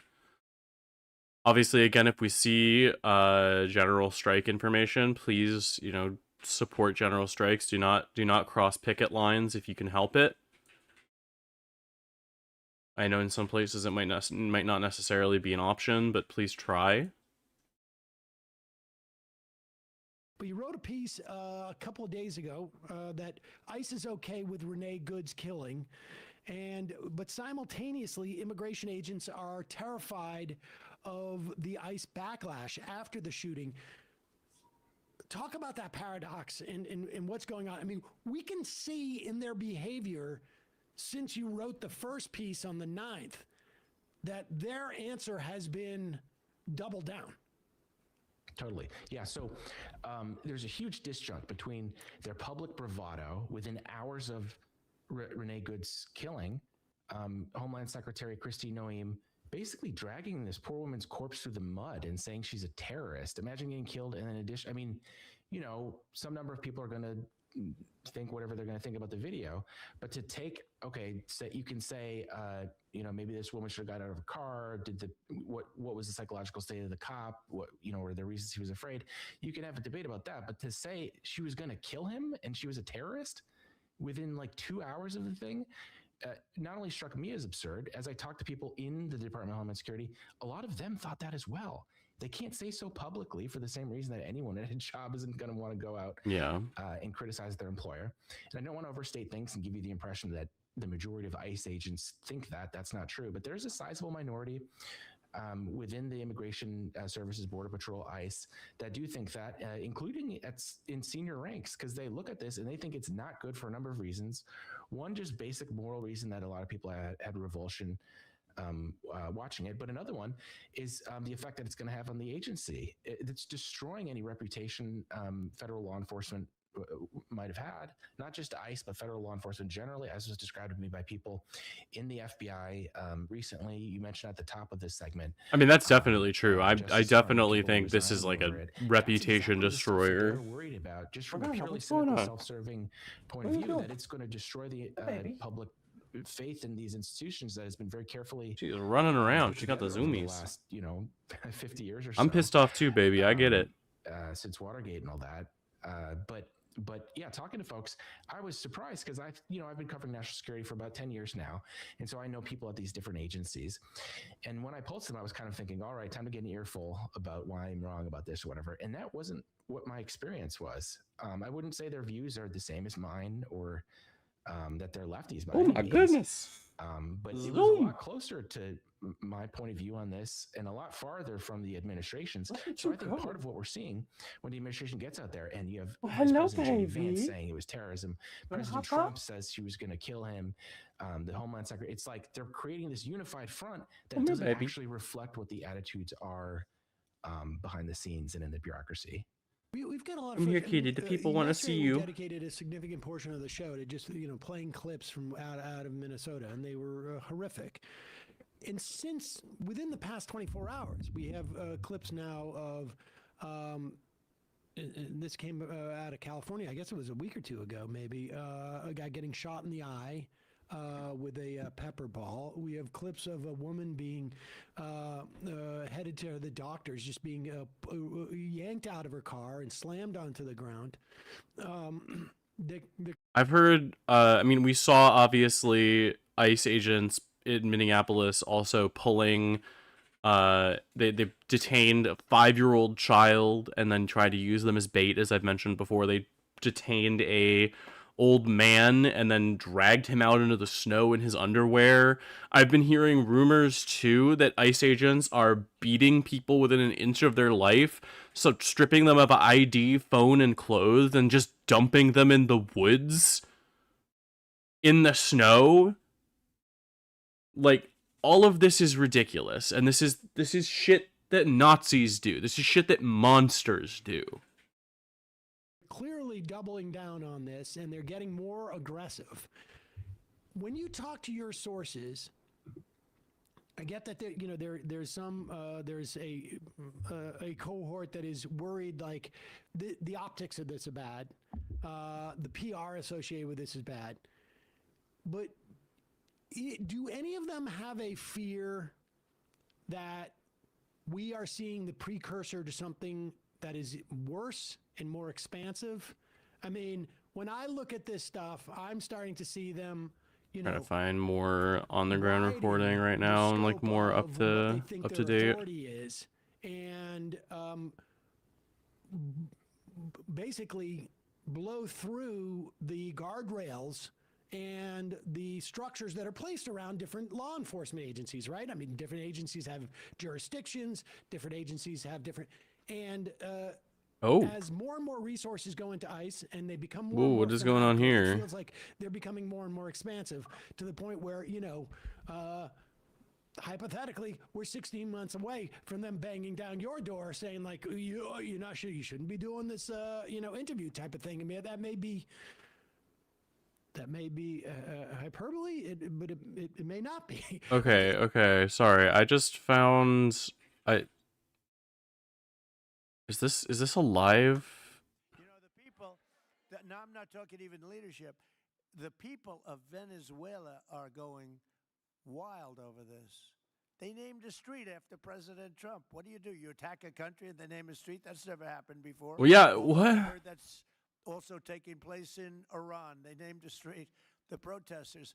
I just hope, just God bless them. I just hope the protesters in Iran are going to be safe, because it's a very dangerous place right now. And again, I tell the Iranian leaders, you better not start shooting, because we'll start shooting too. With your glasses, sir, go ahead, please. Hold it. Next to you. Yes, glasses. The gentleman with the glasses. All right, thank you, Mr. President. With those very big glasses, actually. Yeah. Okay. Mr. President, I have two questions. What do you want the European Union to do in Ukraine? The European leaders seem pretty divided on Ukraine. And then if you can reiterate this straight message that you have to the Iranian leader, to Khomeini, the message that you have. You're talking about Iran? Iran, yeah. What the do first I one want is on Iran Europe. to do? I'm sorry? Where are you from? Italy. Oh, nice place. Yeah. Okay. Yeah, silence, woman. I am talking to large glasses man. Well, if you can answer about Europe and what you think the Europeans should do on Ukraine, and then a message. Well, look, Europe has been doing so much for Ukraine, but it hasn't been enough. And obviously, that I would say that President Putin is not afraid of Europe. He's afraid of the United States of America. That doesn't seem correct. There's no fear of Europe. I don't think they're scared of you, honey. Europe. And JD said it very strongly. I don't know. It's he took a lot of heat, but I didn't give him any heat. Europe is a different place. Europe is changing. Europe has got to get its act together. I love Europe. I guess I came from Europe essentially. I have my roots are in Europe, but Europe is a different place. They have to get their act together. Now they have a great NATO leader, and they've gone up to 5% from 2% GDP. That's a big step. But they have to be very careful with their immigration policy, and they have to be because, I will just say, to be nice, that there are certain places in Europe that are very important that are no longer recognizable. I'm being very nice. I'm being very diplomatic when I say that. They are not recognizable, and they have to be careful on energy because they're putting windmills all over the place and losing a fortune. They're destroying their country. They're destroying the beautiful landscapes, the beautiful everything. They're doing. And by the way, in case you people don't know, I'm not much of a windmill person. I can proudly say, Doug, that we have not approved one windmill since I've been in office, and we're going to keep it that way. My goal is to not let any windmill be built. They're losers. They lose money. They destroy your landscape. They kill your birds. They're all made in China, and all you have to do is. Just about all of the windmills are made in China, the structures. All you have to do is say to China, how many windmill areas do you have in China? So far, they're not able to find any. They use coal and they use oil and gas. What? And some nuclear, not much. But they don't have windmills. Just saying shit. Bro doesn't know a fucking thing. What are you talking about? Grandpa, shut the fuck up. The worst form of energy, the most expensive form of energy, and in 8 years they're rotted out anyway. Wait, I thought you liked coal, you big dumb motherfucker. I thought you liked coal. A junkyard of steel. So we don't approve, and I've told my the people, nuclear we will not windmills. approve windmills. Maybe we get forced to do something because some stupid person in the Biden administration agreed. Shut up about Biden. He's been not president for 2 years almost, or no, for like a full year. On Venezuela, is it ultimately more important to you to establish stability there or democracy there? Well, you're talking about maybe the same. Grabbing stability while or he's still. democracy. I don't know. Let To me. me, it's almost the same. I'm gonna mute him for a second. I don't want to listen to him talk. We got 35 minutes ago. Tim Walz telling America the country's at an inflection point. Closing the press conference, Tim Walz pays tribute to Alex Preddy as a son, ICU nurse, as someone beloved by his community, and calls on the Trump administration to stop gaslighting the country and smearing Preddy's name, adding that his family has been through enough. He tells Americans, you know what you saw, and then you heard the most powerful people in the world narrate to you what you were looking at, that this was a domestic terrorist sullying his name within minutes of this event's happening. Federal agents then closed the crime scene, sweeping away the evidence, Walz adds. Someone needs to be held accountable for the shooting, he says, as he renews calls for Trump to pull ICE agents out of Minneapolis. He says that sitting behind a keyboard at 2 a.m. and besmirching a VA nurse and a son and a co-worker and a friend is despicable beyond all description. Walz asked people to put aside political bias out of basic human decency. This is an inflection point, America. If we cannot all agree that the smearing of an American citizen and besmirching everything they stood for and asking us to not believe what we saw, I don't know what else to tell you. Walz is spineless, deploying the National Guard. Deploy the National Guard. The National Guard has been deployed. We just don't know what side they're on yet. The National Guard is in Minneapolis. Striking a decidedly different tone, Donald Trump earlier posted on his Truth Social platform, Minnesota is a criminal cover-up of the massive financial fraud that has gone on. The U.S. president posted similarly yesterday about the state and has yet to offer any condolences to Alex Preddy's family, referring to the killed nurse only once simply as a gunman. Let me try to find what I saw about that. Either the nice way or I'll find you some proof. Way. Please, go ahead, ma'am. Mr. President, why is it so important to you to own it when you have a military presence there, which you could expand to affect the security? Because when we own it, we defend it. You don't defend leases the same way. You have to own it. And, you know, with a nation, look at what happened with Obama, with that horrible deal they made with Iran. It was a short-term deal. It was like a 9-year deal. Countries can't make 9-year deals or even 100-year deals. Countries have to have ownership. And you defend ownership, you don't defend leases. And we'll have to defend Greenland. If we don't do it, China or Russia will. It's not going to happen. We are not going to have, and I like China, I like Russia, I love the people of China, I love the people of Russia. Sorry, I'm thinking about words to search. Putin, but I'm very disappointed in him. I get along very well with President Xi. Genuinely listening to him talk makes my head hurt. I'm like trying to focus on a thought process and I cannot. Like he's like listening to his voice makes my thoughts disappear. You wouldn't have a NATO right now. But we're not going to allow Russia or China to occupy Greenland, and that's what's going to happen if we don't. Go ahead. Mr. President, one, can you respond to that? And two, yeah, it was an amazing report. The most amazing thing is government jobs are way down, and yet the employment numbers are very good. We've gotten rid of tremendous numbers of federal government jobs. Nobody's ever seen anything like it. And yet the employment numbers are very good. They're really getting better. But now we have all those people to work in the private sector for a lot more money. I think that's one of the very big things. The other thing is at 5.4%.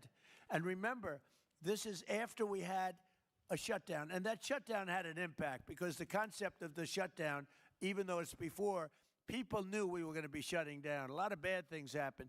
And by the way, on January 30th, you may have another shutdown. We'll see what happens. But what? I think the numbers, Caitlin, were really amazing. Look, to think about 5.4%, nobody thought that. They thought it was going to be 2%. And you know what it is? It's tariffs. And it's also chat at least once and have the tab unmuted. A great election. Unfortunately, yeah. 1.5 years ago. And Our now country we're was the highest dead? country anywhere in the world. And I hope you guys were impressed. Moron. 5.4%. So I have article. I don't know if this is. There's no reason it can't be. I don't know if this is 100% like the most reputable source. I'm trying to find cross references, but we have Walls activates National Guard after federal agent kills a man in Minneapolis. Due to the potential for continuing and growing conflict related to today's federal agent-involved shooting, Sheriff DeWanna Witt has requested assistance from the Minnesota National Guard to support our deputies at the Whipple Federal Building so that we can reallocate deputies to other areas in need of support in the county, the sheriff's office said.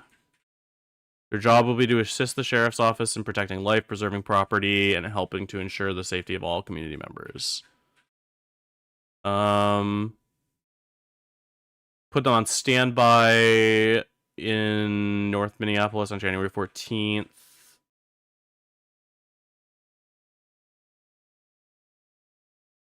Yeah, I will continue to look at that, but we'll keep listening to Orange Man. Something for the work they do, and they're going to get back their money. We're devising a formula, but it won't be so much of a formula. It's going to be what they need. We're going to take care of what they need. There'll be plenty left over. We're going to have a lot of money left over. And the money left over is going to the United States of America, and the oil companies are going to be very happy. Yep. Thank you, Mr. Would the administration offer a backstop to these oil companies for like financial guarantees, some sort of backstop, if the country did destabilize again? That's a very interesting question. Using the word backstop, I haven't heard that word in a long time. What? I was at the Wharton School of Finance last year. Shut up! Oh my God, that doesn't mean anything. Give a backstop. I'm just look. These are whatever. Very smart people. The smartest people that not only in oil and business. These are the biggest companies in the world sitting around this table. They know the risks. I mean, I've got Fox 9 saying Minneapolis Mayor Jacob Frey requested the Minnesota National Guard's assistance. Long time, and they're going to be taking the filing a temporary restraining order urging a federal judge to halt Operation Metro Surge and get federal agents out of Minnesota. The people of Venezuela are going to be big beneficiaries, and the United States of America is going to be a big beneficiary. No federal involvement in their activities. The Guard members will be easily identifiable with neon reflective vests and work closely with Minneapolis police officers. Because again, unfortunately, we can't have China or Russia occupy Greenland. We can't have China or Russia occupy Venezuela. We did say our community is tired, our offices are tired, our businesses are tired, and their additional support is necessary. The chaos we're seeing is caused directly by ICE, border control, and the federal administration, Mayor Frey said. That was at Saturday, so that was yesterday. We've also got this one from PBS News saying the same. National Guard activated. Sorry, PBS.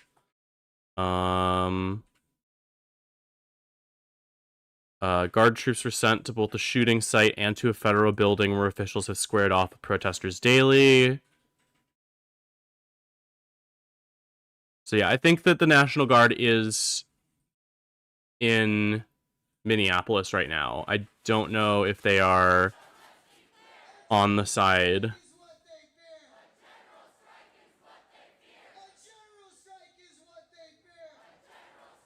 Yeah, I would rather watch this than listen to Trump, honestly. If we don't get it, if we don't get it, if we don't get it, shut it down. Agreed. Shut it down. Yeah, please, obviously look for information. I'm gonna look for info on general strike.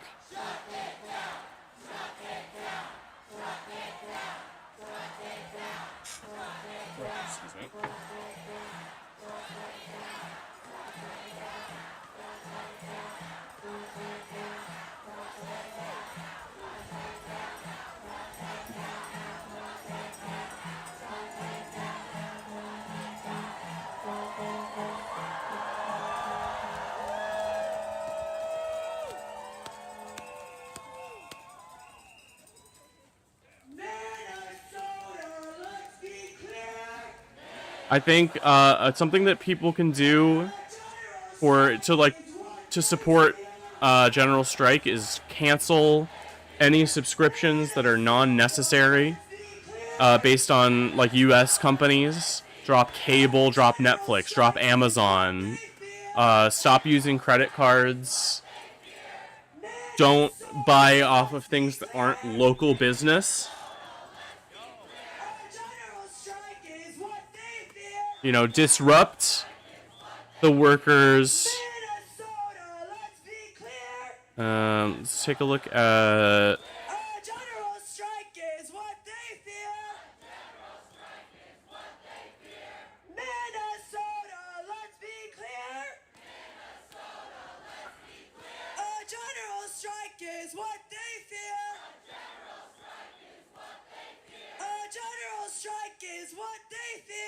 I am finding we've got Free America, freeamera.ca, and I can put these in chat as well, actually. I'll put them in the Twitch chat. And do I have access to the YouTube chat from here? Minneapolis, make some noise! No. Sorry, everybody. Sorry, YouTube chat. We also have mobilize.us. Minneapolis, we're here. Please take a look at these. I'm going to post these in the Discord server as well. And the person next to you, we can shut it down, ain't that right? I'm going to introduce our first speaker. This is Naomi. Give it up for Naomi! So check those out if you're looking for ways to help with the general strike. Let me bring that back over. Join me in a variation on the chant we've been doing all the way here. When I say, if we don't get it, I want you to say, strike, strike, strike. If we don't get it. Strike, strike, strike. I said, if we don't get it. Strike, strike, strike. Strike, strike, strike. We're also going to put in General Strike US. Yeah, check out these links. Do your take a look at what you can do. See how you can help in your local area. Across the cities and across the state poured into the downtown to shut it down completely, to demand ICE out of Minnesota, to demand ICE off our streets.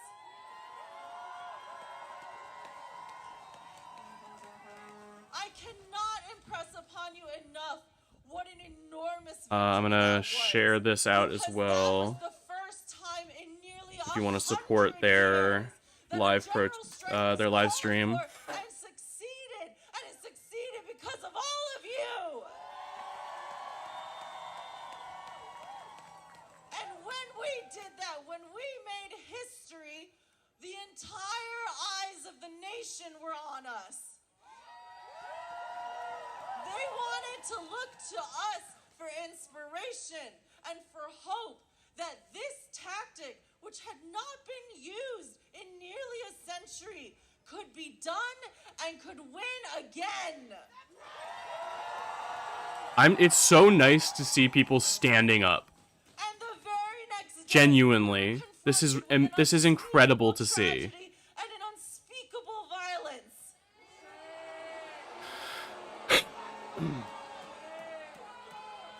And whether by coincidence or by intention, we know the message that the Trump administration was trying to send.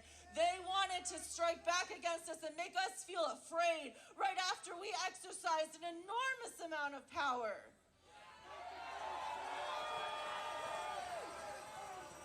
And what that means now is that we are in a moment of struggle, where we are now going back and forth against this racist administration to show them that we will not stand for this. Let's remember too that they are recently starting to target East Asians as well. So it was never just about our southern border. The nation are on us for inspiration. They were hoping that we would be scared.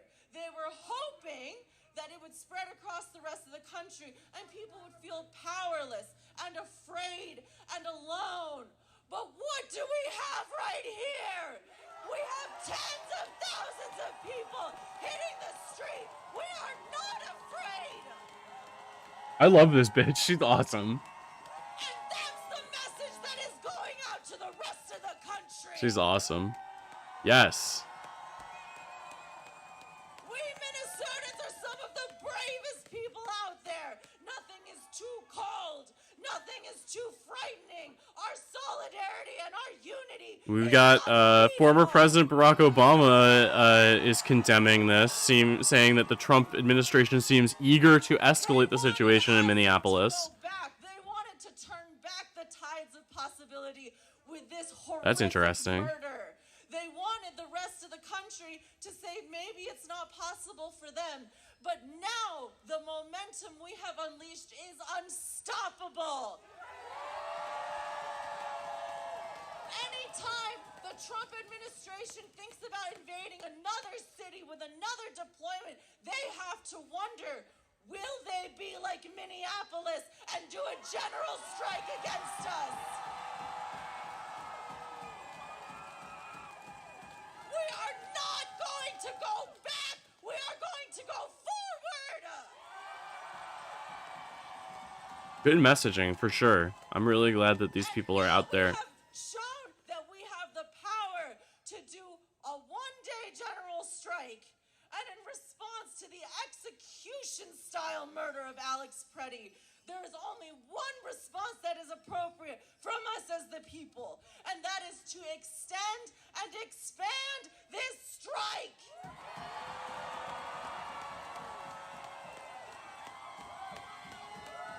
Our power as working people is that we make society run. We are the Absolutely. economies. We are the neighbors that look out for each other. We are the teachers, the students, the care workers that make everything possible. And so if we want to say that we want ICE out of our communities, we know where our power is, and we can wield it again. This strike needs to spread to other cities. This strike needs to continue right here in the state of Minnesota until we get what we want. I agree.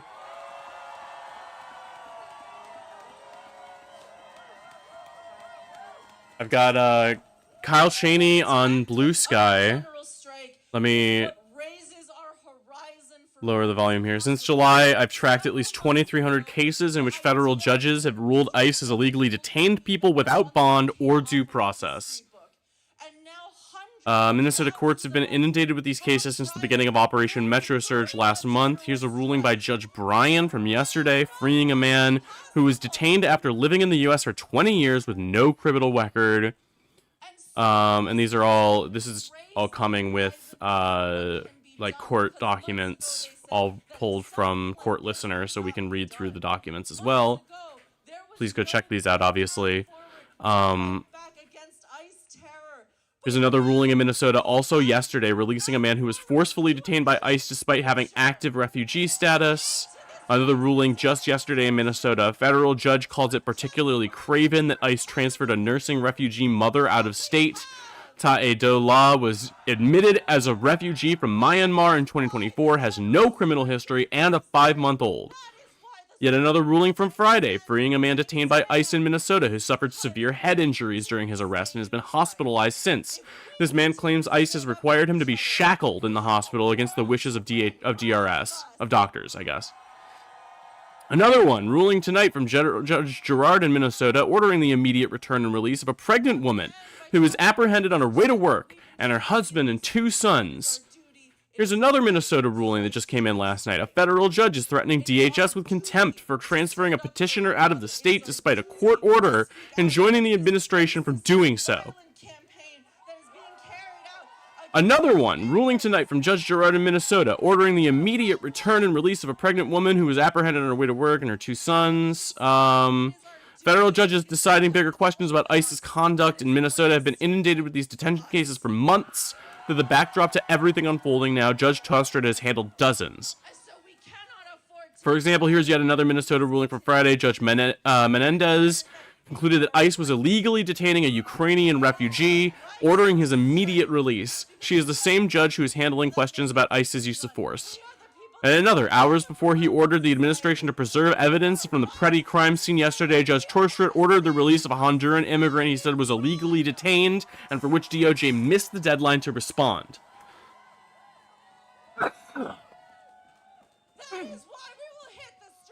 The judges in Minnesota are working Sunday. Judge Menendez, who issued last week's injunction against ICE's retaliatory use of pepper spray, just ordered the release of a Kenyan woman arrested while picking up seizure medication at CVS.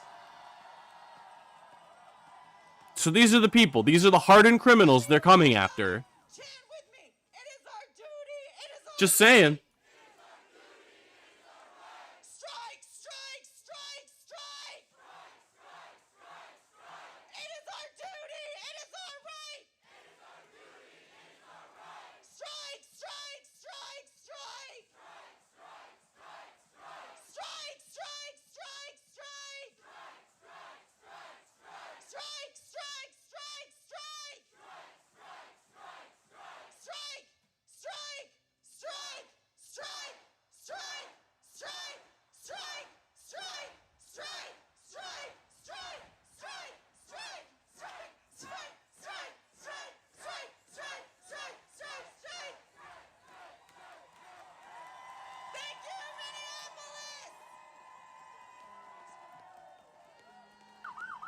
We got our modern day tank man here. This guy is awesome, by the way. Look at this guy. There he is. Nuh-uh. And this time, motherfucker ain't alone. Look at them all!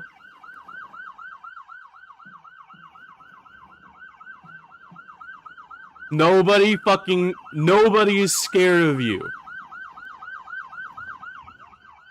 They're throwing snowballs at him? Fuck yeah! Get these fuckers out of here! Fuck you!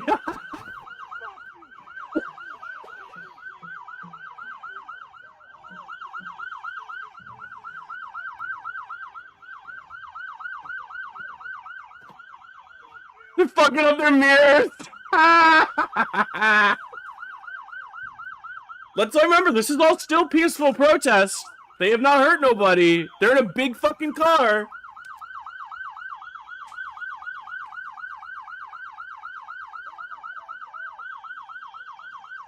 And this is the Homeland Security officers, I think. The yellow vests.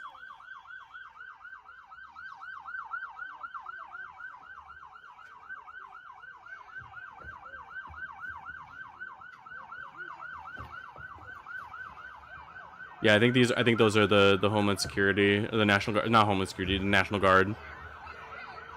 Yeah, it's on there. I think that's on there. I don't know what it says. Oh, maybe that's immigration officer. I don't know. They fucking kill someone. The people who play your salary. You fucking know it too. I can see it in your eyes. Yes, bitch. Make them afraid. Monsters. Let them know we fucking hate them. And you doing this in your home. Wow. And guess what? They get to leave. And you get fuck ICE. Fuck ICE. Oh, these just normal fucking people out there on the street. It is sub-zero temperatures out there. These fucking people rule. These are heroes out there on the fucking streets. Saving lives. We need to keep standing up.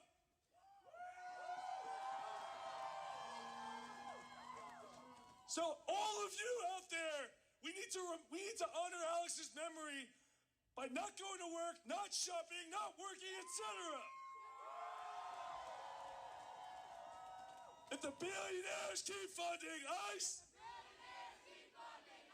Minneapolis general strike. If the billionaires keep funding ICE, Minneapolis general strike. Thank you. Fuck yeah, bitch.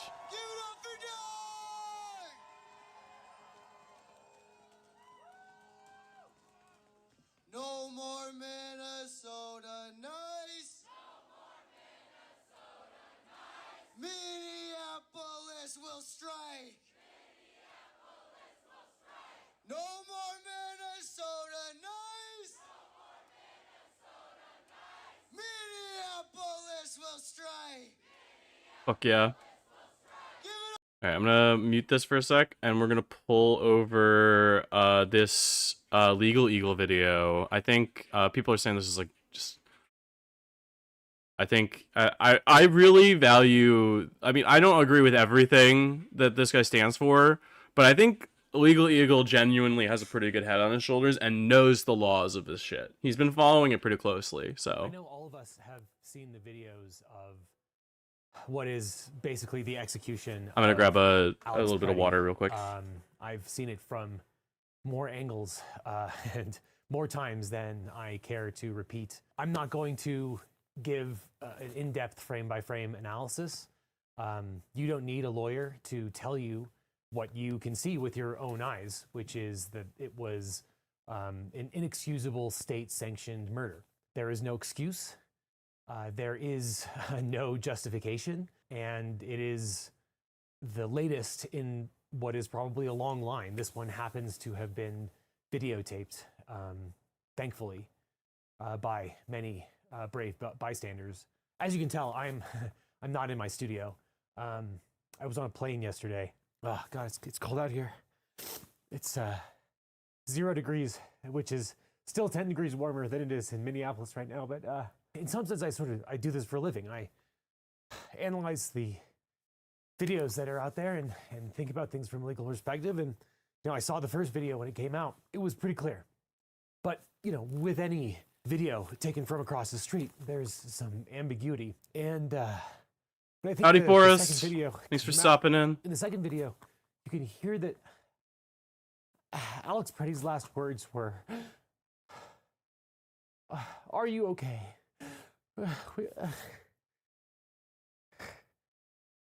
Which he said to the woman that was next to him, who had been pushed down by the ICE or CBP officer who was acting unhinged. Where Alex, I didn't know his last fucking words were, "Are you okay?" In his final fucking acts, this man was looking out for somebody else in his community. This is a fucking hero. This is a veteran. This is a nurse. This is somebody who spent his life saving other people's lives, standing up for other people, and they killed him like a fucking dog.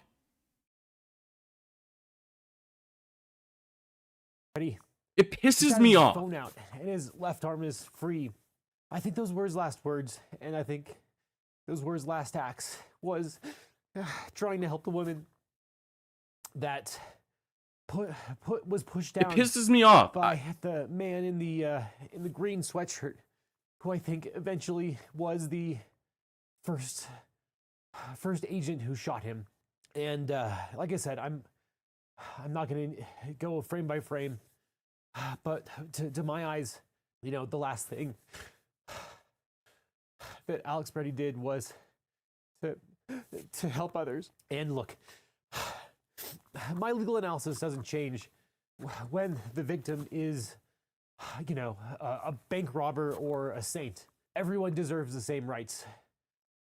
And it doesn't justify or justify less the actions of what happened, but it does heighten the loss of what happened and the people whose rights are being taken away and their lives are being taken away. So look, I'm going to try and gather some thoughts, which I'm only going to do because I think a lot of people are, thinking the same thing. Whether you're a lawyer or a layperson, I think we're all absolutely enraged, not only by, the loss of Alex Petty, but Renee Good and everyone else who has been, pushed aside. And has been caught in it makes me so fucking of furious. What is clearly illegal action. from our federal government. Like I said, it doesn't change the legal analysis, but it does say something that Alex Preddy and Renee Good before him seem to be the best of us. And there's a reason why they were gunned down. It's because they put themselves out there. And by God, that's commendable. And we need to continue to stand up because they did too. And look, you don't need to be a lawyer to know that their shootings were not justified. But I think we need to take a step back too to recognize that, you know, ICE and CBP shouldn't have been there in the first place. They have no right and no duty to do crowd control, to be on the front lines using weapons against protesters. These people should not be armed. We've sort of grown inured to it, but they are not enforcing criminal law. Even when they are enforcing immigration laws, which they are not right now, it is state-sponsored protest control of people exercising their First Amendment rights. At best, they are enforcing regulatory and civil laws. And there's no reason they should have firearms in the first place. I don't even think should have less lethals like pepper balls, and they shouldn't be using tear gas and pepper spray and bear spray on protesters. That's insane. It would be as if we gave every postal worker and every person who delivers the mail, you know, an AR-15. Hey, Vixenova, what's up? How you doing? Their duties, and it's insane that they have been armed and are wearing flak jackets and are obviously wearing masks for no other reason than to obscure their identity and prevent accountability. Obviously, the shootings are unjustified, but the entire situation that recently Alex Preddy unfortunately found himself in. We've been talking about the they should not have been pushed aside by these putative federal officers. We've been talking about Alex Preddy's execution by federal agents and the ongoing protests in Minneapolis, and then hopefully the greater general strike that should take place throughout the United States. While they were prone and restrained. None of that. The entire situation should not have happened. 3,000 ICE and CBP officers should not have been deployed to Minneapolis in the first place. I will echo what some legal commentators have said. This is basically stochastic terrorism. If you send It's absolutely 3,000 stochastic unrestrained terrorism. psychopaths with guns into a place where people are angry, where they are not effectuating the law, you don't know who's going to die, but you know that people are going to die. And I think that President... Okay, that's awesome. I'm not going to post screenshots for obvious reasons, but I have been alerted that a bunch of the top posts in r/massive cock are anti-ICE now, and anyone who defends ICE in the comments is getting yelled down. That's awesome. Trump and I think that Stephen Miller have blood on their hands because this is what they wanted. It's honestly incredible that the people of Minneapolis and Minnesota have shown as much restraint as they have, and that they have not taken the bait and they have not responded to violence with violence. And that's incredible. And it deserves commendation, not the least of which because they're not going to be the last. It's going to come to other cities, predominantly blue and majority Democratic cities, because what ICE and CBP are doing is a terror campaign. It is a pretext that they are effectuating anything related to immigration at this point.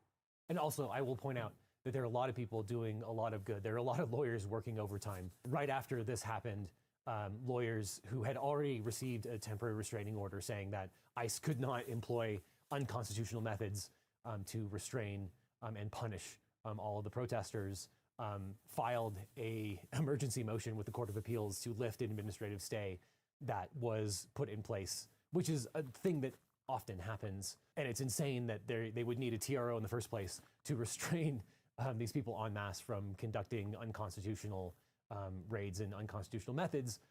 But the declarations from people who were on the scene and saw Alex Preddy shot with their own eyes, it's crazy that lawyers would respond within a few hours and get that in front of a judge. It's also, there was some parallel litigation from the Minnesota Bureau in charge of the investigation that was stymied by ICE, which is another thing for another day. Within a few hours, they had a motion in front of a judge seeking a temporary restraining order to prevent ICE from destroying evidence because they already mucked up the crime scene. The declarations and affidavits from people in support of that are also incredible. And another incredible thing that is within 2 hours, a Trump-appointed judge granted the TRO. And, these are not perfect mechanisms. It's something that in the past has helped to prevent ICE from destroying evidence, which I think they did in the case of Jonathan Ross when they took all of the stuff out of his house and put it God knows where. It probably goes without saying, but it's unfortunate and it's crazy that we cannot trust federal officers in the first place, but we also cannot trust them to investigate. There are also things that Congress can and should do immediately. Obviously, they should not fund ICE in the future, but that's the table stakes. We need to have serious curtailment of the immunity that exists. Federal officers do not have absolute immunity, but they do have strong immunity, and it is incredibly difficult to sue the federal government when you have had your constitutional rights deprived. Sorry, I'm Obviously, opening there's qualified articles. immunity on a state level when state actors I have some do more that. to say It about would be this. unbelievably easy for Congress to amend the current laws to provide a right of action for people to be able to sue, to remove qualified immunity unnecessarily, and to prevent all this stuff in the future, because the current framework for immunity for people who commit heinous crimes like these, I think it's untenable and it's disgusting. And then, of course, the people who are responsible for this at the very top need to be impeached.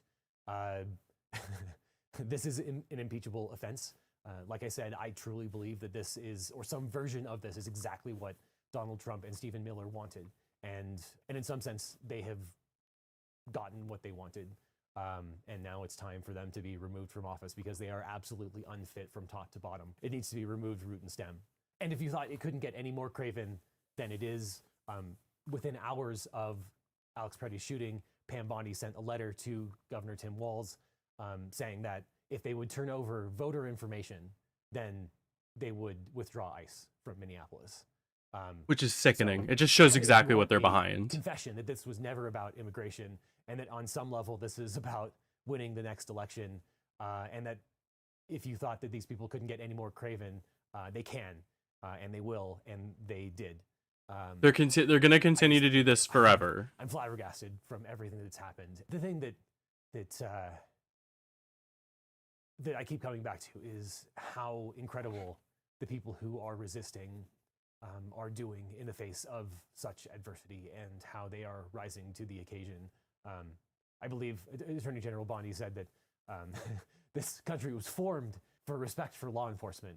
I actually think that could not be further from the truth. This country was formed by resisting and rebelling against tyranny, and that tradition is what I think people point to when they say that we engage in American activity, and we should continue to do so. I know people want to do something, and our options are limited. One thing that you can do that was recommended to me by commentator Will Stansel, who is on the ground in Minneapolis, is to donate to the Lawyers Guild of Minnesota, the ACLU of Minnesota, or Minarca of Minnesota. They are on the ground providing legal relief to the people who have been caught up in this terrible web, and are helping out the people who have been victimized by this reign of terror. So I'll leave some links in the description for that. Yesterday was a really, really bad day, but there are some glimmers of hope, and it shows that they'll come for the best of us, but that we can fight back. Here's Don Lemon interviewing a man. All right, is Trump still fucking talking? Ability matters. Venezuelan oil has been sanctioned for many years, and the oil just flew, those sanctions were not enforced. That oil just floated out to trafficked by bad actors of the world. The resources weren't gone to a central place. The corruption and decline of Venezuela. If we're talking about Venezuela, we're talking about Greenland. We're not talking about Minneapolis, are we? That's weird. In the United States, in crime, in drugs, in kidnappings, and in taking a huge resource base and making it not exploited, not developed, the whole world is a poorer, less opportunity-rich place because of that. When you have materials He's like underground, playing they've with been his underground for a desk. million He's years. not paying That attention. does not make them a resource. That does not make Huge. them Don't fucking valuable wink for at your people. country, your people, or the world. They only become a resource with technology, with capital. He's not with rule of listening. law, and a system Bro of is governance not that listening. encourages This is the hard president of those the United resources to make States. the better world. And we see here the dramatic contrast. He's between looking the at his United fucking States, phone. which may have less oil underground. He's looking at than his fucking Venezuela, phone under the 20 table, bro. times the production of Venezuela, 20 times the impact of human betterment, massively better quality of living here in the United States. That was at risk under the last administration. We've seen a lot of attacks on the energy that makes the world go round. President Trump's election has removed those risks, has embraced reality about how the world is energized, and we are at record production of oil in the United States, record production in natural gas in the United States. We've seen a meaningful decline in gasoline prices, diesel prices, travel He prices. looks like how I look when I'm trying to pay attention in a President lecture. Trump is taking the genius of a different way to try to solve a 25-year festering problem in Venezuela, that all the traditional things have not worked. But ordering both a tremendous military operation to remove the heads of a criminal organization masquerading as a government, and then to use the power of our military, not to fire bullets, but to stop the flow of Venezuelan oil to the world, immediately gave us leverage over the interim authorities in Venezuela and has allowed us to be in this position today where the actions of this government can massively improve Venezuela for the better, and the bigger impact is to massively improve the quality of life, affordability, safety, and security of the United States. Very proud to be here.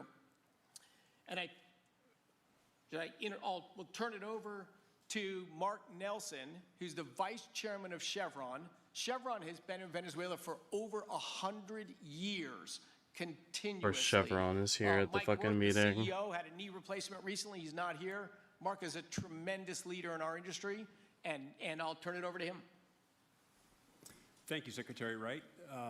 Again, I'll send Mike Wirth's regrets. He really wanted to be here, Mr. President. Great guy. On his behalf, I have three very quick thank yous and an assurance I'd like to provide you all. The first thank you, Mr. President, is to you. It's thank you for convening this gathering. It's thank you for your leadership. They're just sucking the dick and balls. Continuing to keep They're tickling his fucking taint. Domination in the forefront. Oh, you're So such thank a you. good guy, Thank you Mr. for- President. Thank you very much. The second thank you actually is to the cabinet. So Secretary Rubio, Secretary Burgum, Secretary Wright, your ability and commitment to continue to engage with the parties around the Oh my table. God, it's so Working, embarrassing. is greatly appreciated. So thank you for that. And the final thank you actually would go to our Venezuelan employees of Chevron. They have been working tirelessly to operate safely, protect the environment in country, and their dedication and skill will help us in this next chapter. And finally, I'll close with the assurance.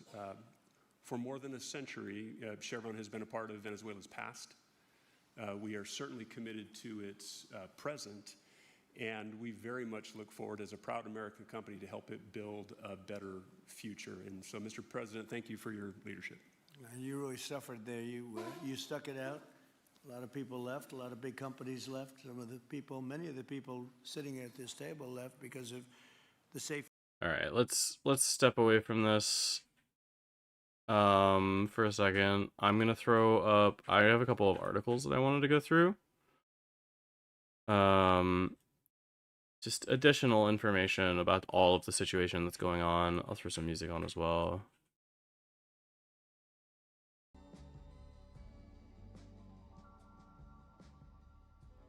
Yeah, right?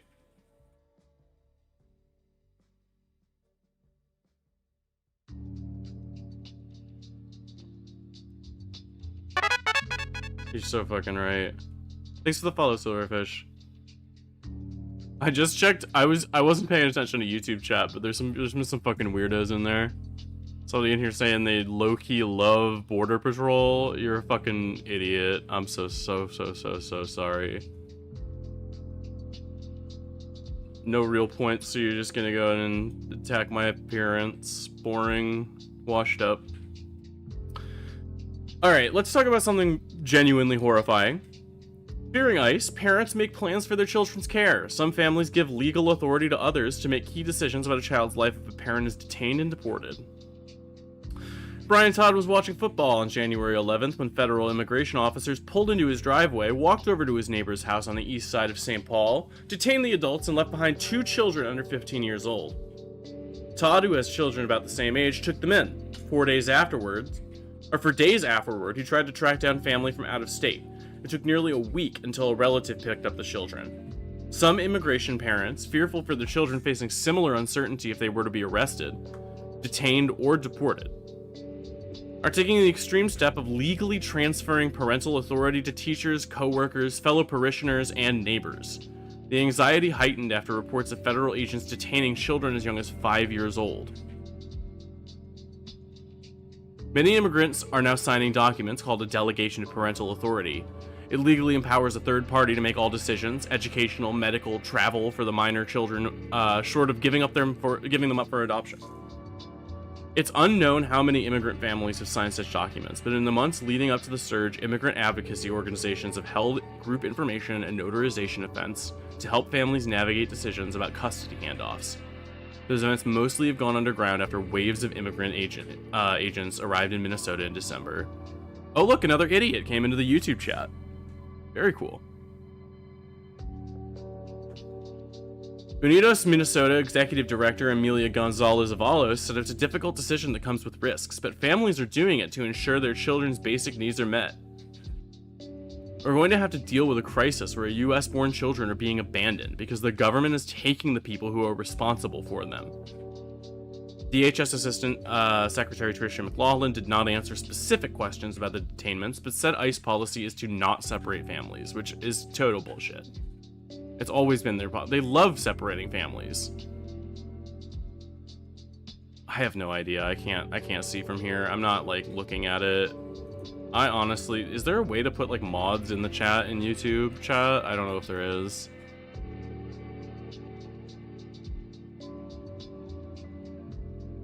I kind of just been doing the YouTube chat thing just to kind of get a little more attention, I guess, get more eyes on. And honestly, it's fine for me if they decide to comment and like leave messages and stuff, because that still boosts my algo. I don't give a shit. You generally don't have the YouTube yet. It doesn't matter. Most of the time, it just like it's not important.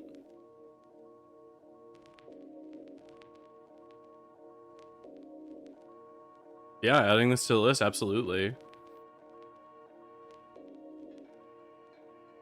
Parents are asked if they want to be removed with their children or if they would like. ICE will place the children with a safe person that the parent designates, McLaughlin said in a written statement. This is consistent with past administration's immigration enforcement.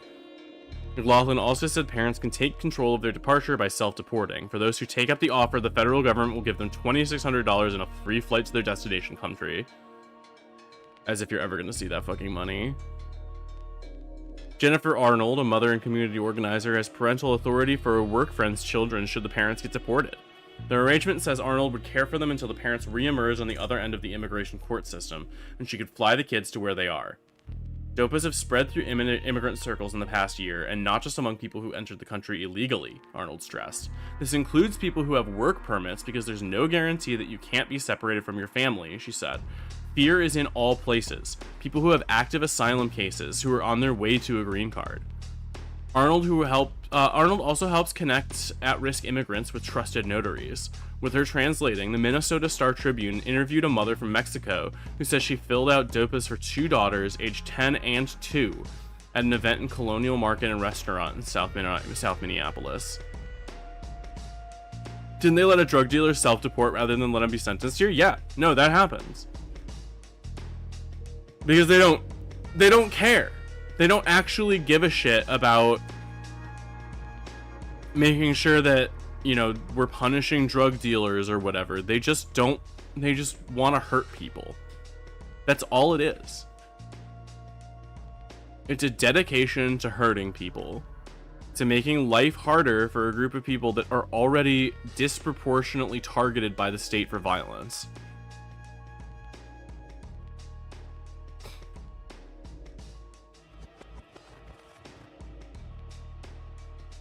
The Mexican mother says she has a pending asylum case. She's had a pending asylum claim for years. Her greatest fear, the Mexican mother said, is that federal agents will detain her on her way to work while grocery shopping, the only time she's in public. Being deported to Mexico would upend her family's lives. She also fears being in indefinite detention without knowing whether her daughters are being taken care of. I want people to understand that we are being treated like we're criminals, but our crime is that we've come here and we've been working, the Mexican mother said.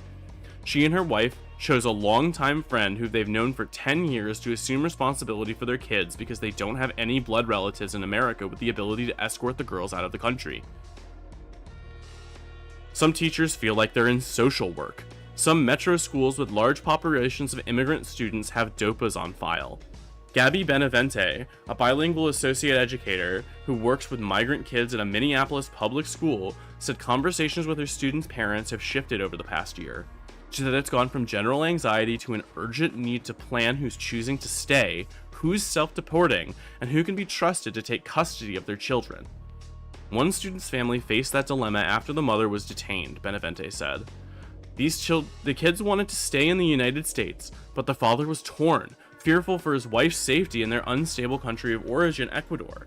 They came to her for help connecting someone who can set up a change in custody. In my role, I've had to step up and do all kinds of things that feel more like the field of social work, Benavente said. DOPA lasts for 12 months, but can be renewed indefinitely until the child turns 18, said Minnesota legal aid lawyer Feng Thao. If the parents are deported, the form can be mailed to the parents in a foreign country and sent back. The parent also can revoke custody at any point. Tao said that in most of the situations he's seen, parents are signing DOPAs to allow their children to stay in the U.S. where their futures are brighter, rather than hoping that hoping another adult can fly the children out of the country for reunification. It's very difficult to put into words what's going through the minds of these parents, Tao said. They have their own concerns and their worries about themselves, and at the same time, they have to prepare for what happens to the kids in the event that they don't come home from work. Yeah, absolutely. Like, this shouldn't be a teacher's job, obviously. But, like, what else are you going to do? Like, what else is going to be done? It's so scary.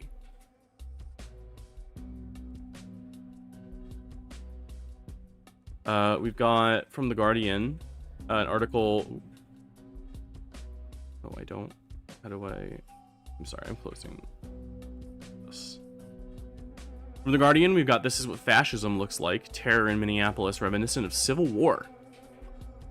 Alex Preddy's death could be a moment of reckoning for Democrats to call time on Trump raging war on his people.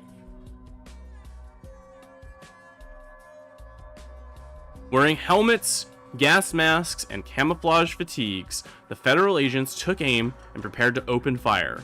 It's like Call of Duty, one could be heard saying via a TV mic, referring to a first-person shooter military video game. So cool, huh?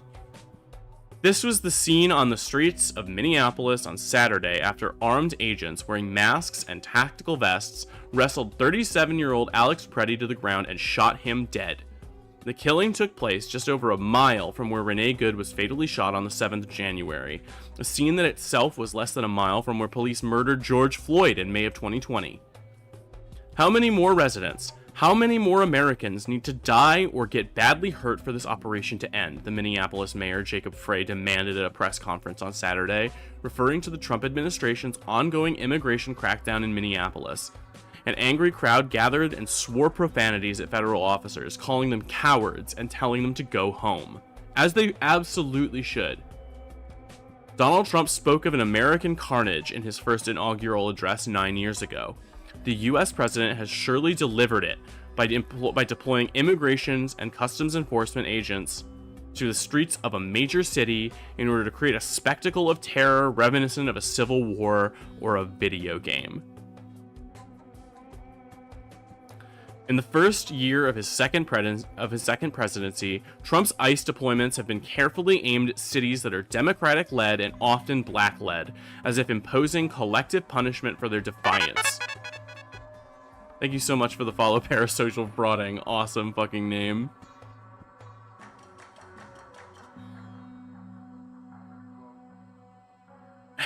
Love that. That's fucking hilarious. In this, he is borrowing from an authoritarian playbook reminiscent of Saddam Hussein of Iraq, targeting the Kurds or Soviet leader Joseph Stalin, causing the Holodomor, or death by hunger in Ukraine. It is the same vengeful petulance that in the past week alone has seen Trump lash out at Canada and other NATO allies over perceived slights in Davos during his quest to conquer Greenland. Trump seems to reserve a special loathing for Minnesota because he lost the presidential elections there in 2016, 2020, and 2024, despite most neighboring states voting in his favor. He recently made the false claim that he won Minnesota all 3 times. In reality, no Republican, not even Ronald Reagan, has prevailed there since Richard Nixon in 1972. Minnesota is home to the biggest Somali community in the country, making it a target of Trump's animus. And this week, he described Somalis as low IQ people, not even trying to conceal his racism. It is also home to Somali-born Ilhan Omar, a progressive congresswoman who gets under Trump's skin. The state's government, Tim Walz, is a trenchant critic of the president who was Kamala Harris's running mate in the 2024 election she lost to Trump. In addition, toward the end of his first presidency, Minneapolis was the scene of the police murder of Floyd, a black man. Floyd's killing sparked Black Lives Matter protests that surged all the way to the doorstep of the White House. America felt febrile and fragile in those days. This is another of those moments. Trump has deployed 3,000 ICE officers and Customs and Border Protection agents to the ground in Minnesota, vastly outnumbering the 10 biggest local and state police agencies there combined. Many operate with masks, weapons, and swaggering impunity, but insufficient training in de-escalation techniques.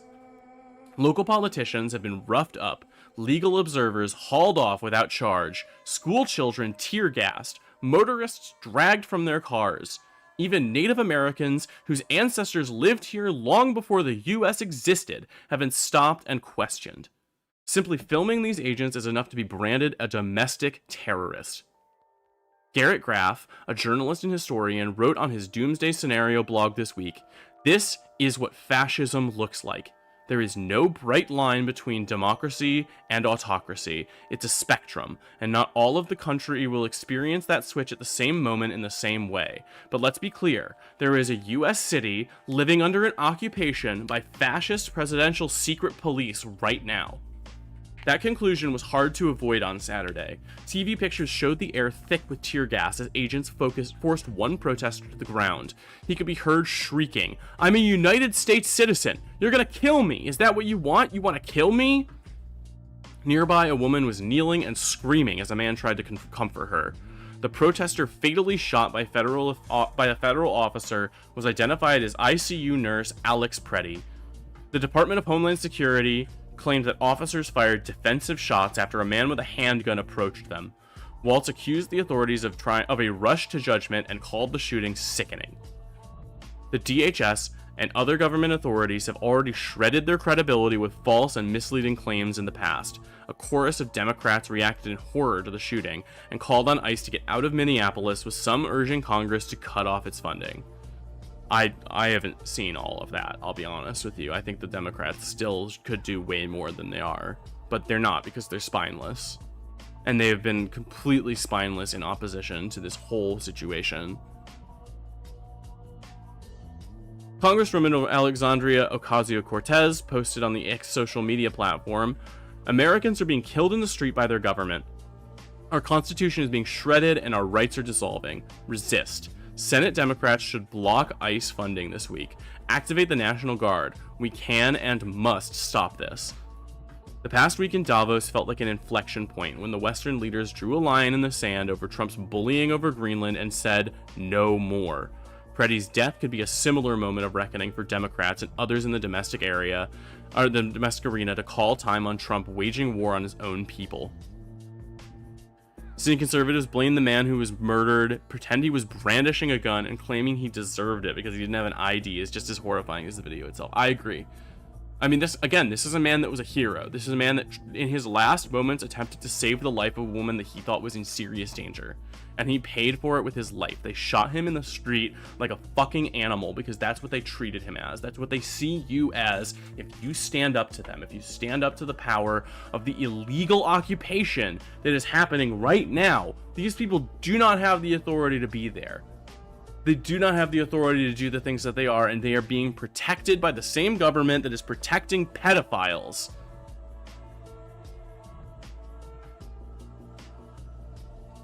J.B. Pritzker, the Democratic governor of Illinois, told the MS Now network, "We're in a precarious moment, and I just think that if we do not stop this now, we don't abolish Trump's ICE and make sure that we have a trained force that is following the law, this is going to erupt into something really terrible. It already is, but it could be vastly worse." Alright, and then this is a call to action for supporting the Guardian, which obviously, if you want to support news organizations, you know, pick and choose ones that you think are doing the right thing. I would like to then also pull up, here is The Verge article that says what I have been thinking, which is it doesn't actually matter if Alex Preddy had a gun. What is the point of law enforcement that doesn't follow the law? Good question. This is from Sarah Zhang.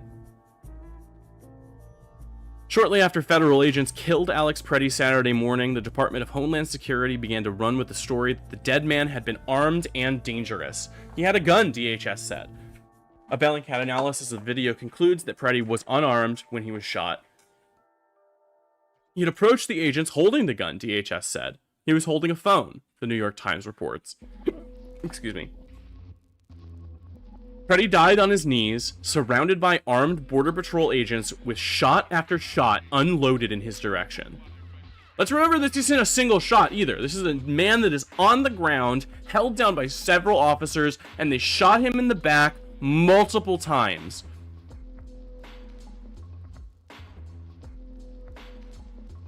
America's Second Amendment is beloved by conservatives. Minnesota allows open carry with a permit. Preddy lived in a city where people are regularly being assaulted and even killed by the masked and armed men he was busy observing. So why has so much ink been spilled over the minutia of his behavior? Why is it so normal for law enforcement, those who are supposed to be keepers of law and order, to kill Americans? And why is the only question at the end of the day how much their victims deserved to die? In July 2020, DHS sent in over 100 federal officers from various agencies to my city of Portland, Oregon. They flooded downtown with a thick fog of brownish tear gas. This didn't neutralize the crowds, it merely hurt and enraged them. The city understood it was being intentionally tormented by sadists and chose to walk into the tear gas out of spite. Throughout the protests, politicians and media figures fixated on whether Portland and other cities were the site of protests or riots. The distinction was drawn solely based on the behavior of the protesters, whose actions were treated as if they occurred in a vacuum. But on the ground in Portland, that felt as if it was missing the point. The protesters' actions blurred the definition of nonviolence. They came wearing gas masks and carrying shields. People brought leaf blowers and intentionally blew the tear gas straight back at the agents who threw the canisters. Awesome. They chucked plastic water bottles at the feds because they hated them and thought it might be funny to bonk them on their militarized helmets. No one was trying to murder the feds, but nevertheless, it was not the same as linking arms and walking down the streets of Selma while singing.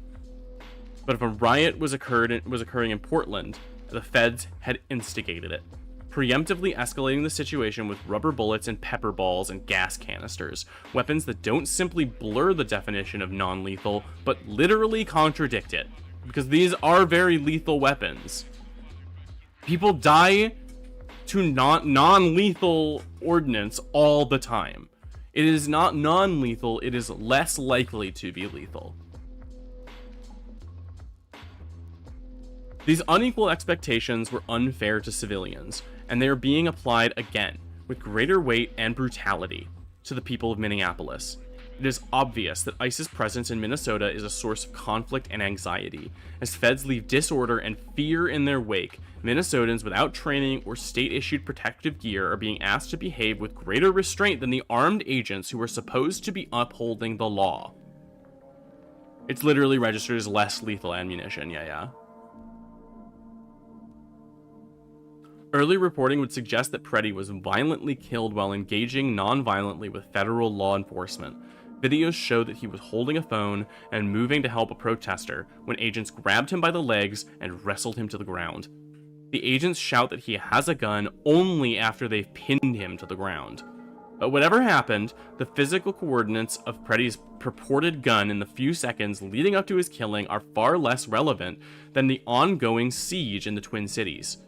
What in the face of this aggression is so relevant about his demeanor, or his attitude, or how he approached the agents right before his death?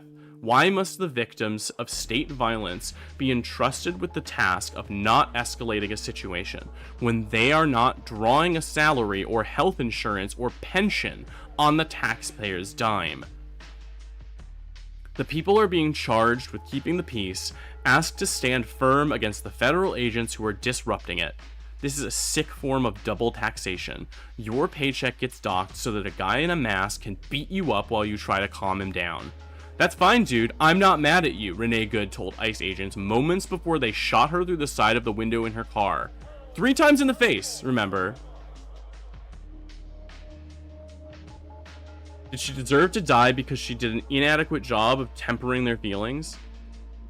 What is the point of pinning someone to the ground before pouring pepper spray in his face? What is the point of all of this except to anger the public and then to respond to that anger without even more force? ICE, CBP, and Border Patrol have proven themselves incapable of obeying the law, let alone enforcing it for others, unable to self-soothe, let alone keep the peace. ICE and its ilk are not an answer to the problem, but a problem with only one solution. They are malignant, they are worthless, and they should not exist.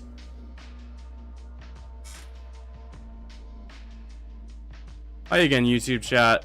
And listen, if you don't have anything to say about the things that I'm actually saying, I don't care what you think I look like. So, whatever. Moving on.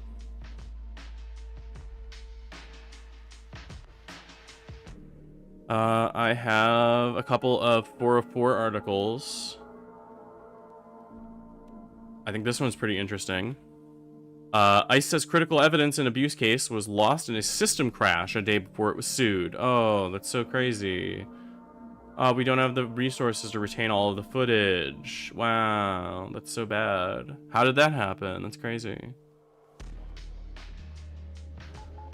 The federal government claims that a day before it was sued for allegedly abusing detainees in an ICE detention center, a system crash deleted nearly 2 weeks of surveillance footage from inside the facility. People detained at ICE's Broadview Detention Center in suburban Chicago sued the government on October 30th, according to their lawyers and the government, who was nearly 2 weeks of footage that could show how they were treated was lost in a system crash that happened on October 31st. The government said the data for that period was lost in a system crash apparently on the day after the lawsuit was filed. Alex Sodorovsky, one of the lawyers representing the people that detained at the facility, said in a hearing about the footage on Thursday that 404 media attended via phone. That period we think is going to be critical, because that's the period right before the lawsuit was filed. Earlier this week, we reported on the fact that the footage from October 20th to October 30th had been irretrievably destroyed. At a hearing Thursday, we learned more about what was lost and the apparent circumstances of the deletion. According to lawyers representing the people detained at the facility, it is unclear whether the government is even trying to recover the footage. Government lawyers, meanwhile, said, "We don't have the resources to continue preserving surveillance footage from the facility," and suggested the immigrants detained at the facility or their lawyers could provide endless hard drives where we could save the information. That might be one solution. Just so blatantly lying about, like, just so conveniently all of our stuff is gone the day after you subpoenaed us. It should be noted that ICE and Border Patrol agents continued to be paid during the government shutdown, that Trump's big beautiful bill provided $170 billion in funding for immigration enforcement and border protection, which included tens of billions of dollars in funding for detention centers. People detained at the facility are suing the government over alleged horrific treatment and living conditions at the detention center, which has become a site of mass protest against the Trump administration's mass deportation campaign. Solotarovsky said that the footage of the government has offered is from between September 28th and October 19th, and from between October 31st and November 7th. Government lawyers have said they are prepared to provide footage from 5 cameras from those time periods. Solotarovsky said the plaintiff's attorneys believe there are 63 surveillance cameras total at the facility. He added that over the last few weeks, the plaintiff's legal team has been trying to work with the government to figure out if the footage can be recovered, but it is unclear who is doing the work on the government side. He said they were referred to by a company called 5x5 Management that appears to be based out of a house, has supposedly been retained by the government. We tried to engage with the government through our IT specialist and hired a video forensics specialist, Solotarovsky said. He added that the government specialist they spoke to didn't really know anything beyond the basic specifications of the system. He wasn't able to answer any questions about preservation or attempts to recover the data. He said that the government eventually put him in touch with a person who ostensibly was involved in those events, attempting to recover the data, and it was kind of a no-name LLC called 5x5 Management that appears to be based out of a house in Carroll Stream. We were told they were on site and involved with the system when the October 20th or 30th data was lost, but nobody has told us that 5x5 Management or anyone else has been trying to recover the data, and also very importantly, things like system logs, administrator logs, event logs, data in the system that may show changes to settings or configurations or deletion events, or people accessing the system at important times.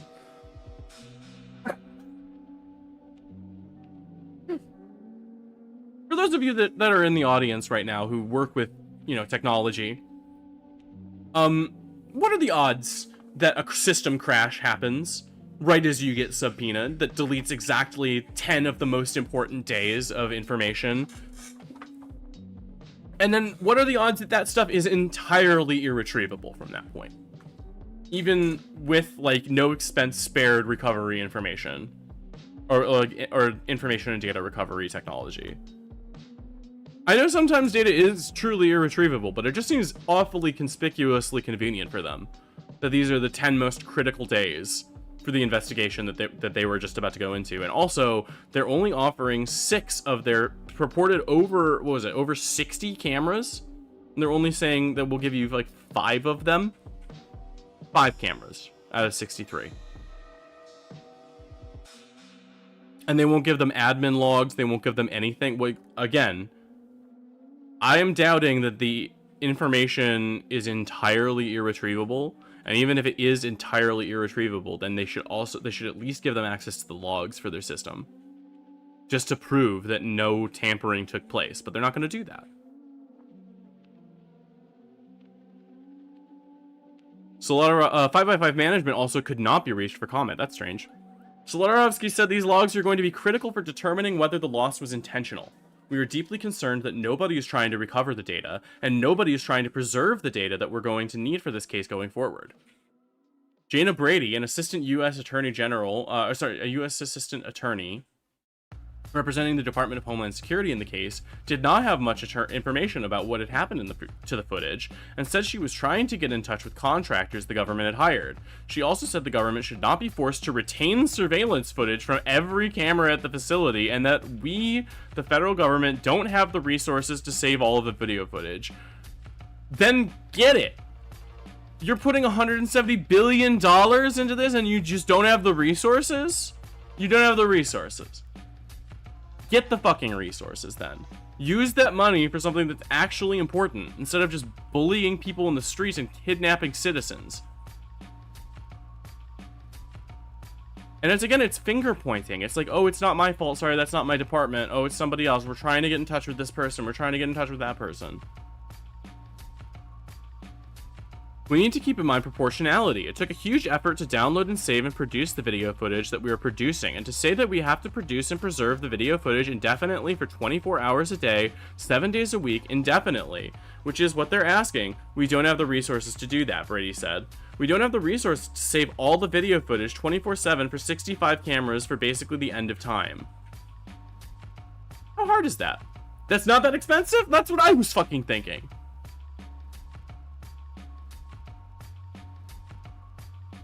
Oh, don't bully the billion-dollar corporation. It's the government. It's the government, and they print the money.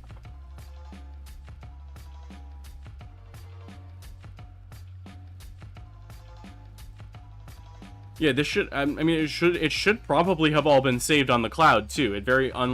Well, I guess if it's like security footage for a facility, it probably should be on an on-site black box. But like, they should have. They just put $170 billion into funding this. You're telling me you can't find a couple $100 for an AWS subscription?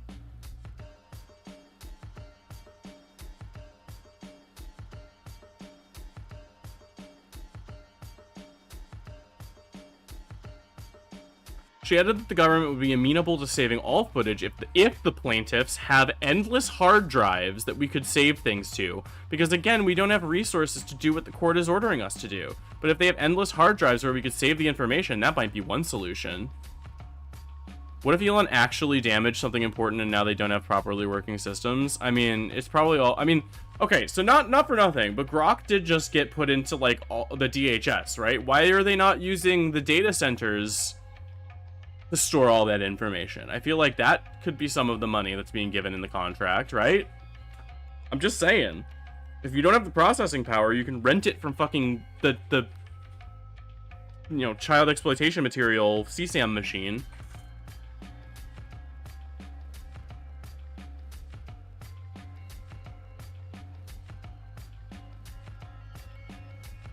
Magistrate Judge Laura McNally said they aren't being preserved from now until the end of time. They're being preserved for now, and said, I'm guessing the federal government has more resources than the plaintiffs here, and I'll just leave it at that. Awesome. When McNally asked if the footage was gone and not recoverable, Brady said, that's what I've been told. I've asked for the name and phone number for the person that is most knowledgeable from the vendor attempting to recover the footage, and if I need to depose them to confirm this, I can do this, she said. But I have been told that is not recoverable, that the system crashed. Plaintiffs in the case say they are being held in inhumane conditions. The complaint describes a facility where detainees are confined at Broadview inside overcrowded holding cells containing dozens of people at a time. People are forced to attempt to sleep for days or sometimes weeks on plastic chairs or on the filthy concrete floor. They are denied sufficient food and water. The temperatures are extreme and unforgivable. The physical conditions are filthy, with poor sanitation, clogged toilets, and blood, human fluids, and insects in the sinks and the floor. Federal officers who patrol Broadview under defendant's authority are abusive and cruel. Punitive class members are routinely degraded, mistreated, and humiliated by these officers. All of that is fucking monstrous. These are concentration camps. They are locking these people up in concentration camps to rot. And that's fucking monstrous. You can't just do that to people. Even criminals deserve the human decency to be treated. If you have to detain someone, you should at least treat them with the fucking respect that a human deserves.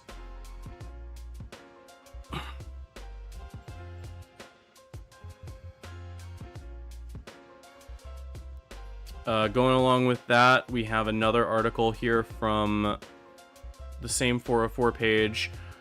Google has chosen a side in Trump's mass deportation effort.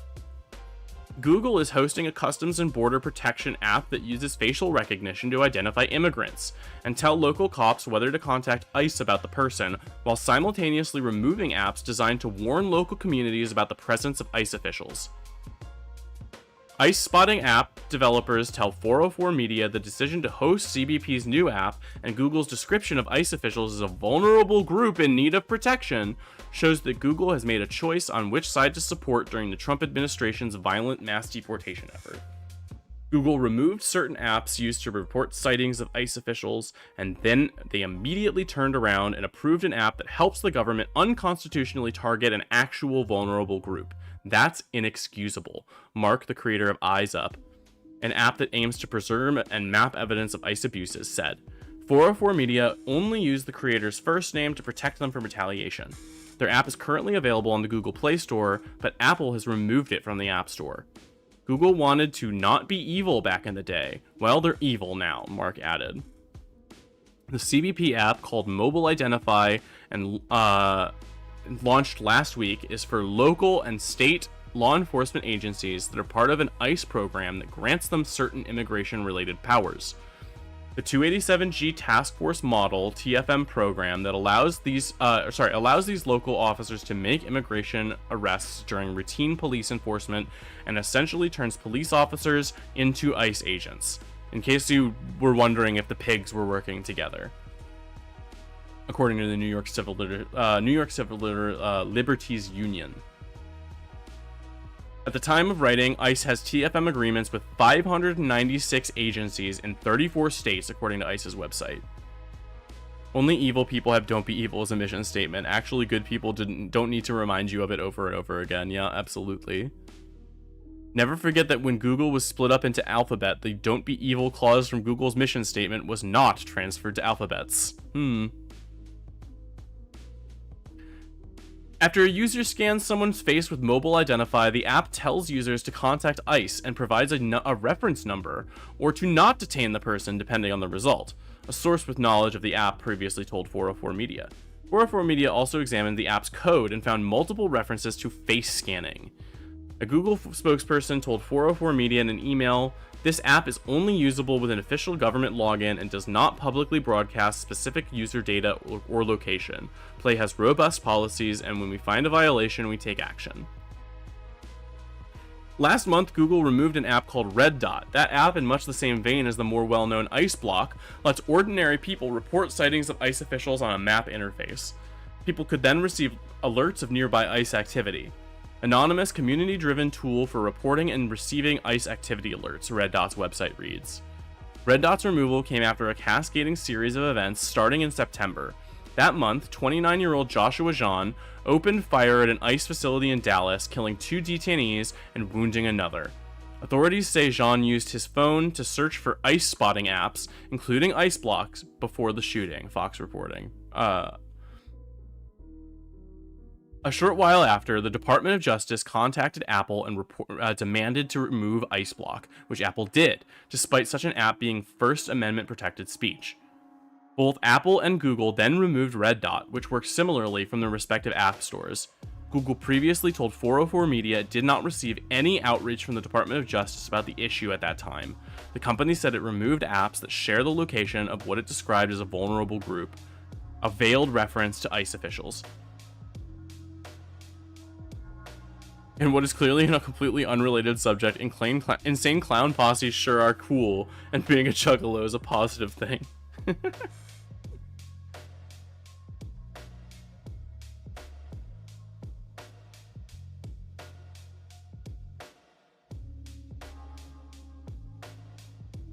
I don't know what's up with Insane Clown Posse recently. That's not something I'm tuned into. A representative for Red Dot told 404 Media in an email they see 100% dissonance in Google's position. Google removed the app, claiming it harms ICE agents, while continuing to host a CBP app that uses facial recognition to identify immigrants for detention and deportation. Oh, invest in buying clown face paint because AI can't recognize clowns as having faces? Really? This is unequivocally morally and ethically wrong. We are deeply concerned about the number of violations that must be occurring to deploy AI facial recognition on people for the purpose of making arrests. It is a clear and unacceptable case of selective application of their policies, they added. The representative did not provide their name. Google's decisions to host CBP's immigrant hunting app while removing one designed to warn people about the presence of ICE has concerned free speech experts. Providing tech services to supercharge ICE operations while blocking tools that support accountability of ICE officers is entirely backwards, Kate Renee, director of the Center for Democracy and Technology's Free Expression Project, told 404 Media. ICE is currently deploying armed, masked agents to take people from daycares, street corners, parking lots, and even their own homes, often based on paper-thin suspicion and frequently with unjustifiable use of force. It is the mothers, fathers, children's, friends, neighbors, and co-workers being targeted by ICE who are most vulnerable in this situation. ICE agents don't want to face accountability for their actions, but documenting ICE and other police activities is essential to guard against abuse of power and improper conduct. Courts have recognized for decades that tracking and reporting on law enforcement activities is an important and time-honored public accountability mechanism, she continued. Ruan said apps like this are an exercise of First Amendment protected rights. As with any other app, if someone misuses it to engage in unlawful activity, they can be held accountable. Google should restore these services immediately, she added. Joshua Aaron, the creator of IceBlock, told 404 Media, "Big tech continues to put profit and power over people under the guise of keeping us safe. Right now, we are at a turning point in our nation's history. It's time to choose sides, fascism or morality. Big tech has already made their choice." Obviously, we were talking last stream about flock cameras and the surveillance that has been going on and how those are working with law enforcement officials. I mean, it's more of the same, right? It's more of the same. I think we've been live for about 3 hours, so I'm gonna go over this Mother Jones article, rest my voice a little bit, and then we're gonna check the ongoing protests, see how that's going. This one is a Mother Jones article that goes over how all of this happened, essentially. How ICE became Trump's very own paramilitary force. Over the past few weeks, Minneapolis has looked like a city under siege. The Trump administration has sent roughly 3,000 federal agents to Minnesota in what Todd Lyons, acting director of Immigration and Customs Enforcement, has called the largest immigration operation ever.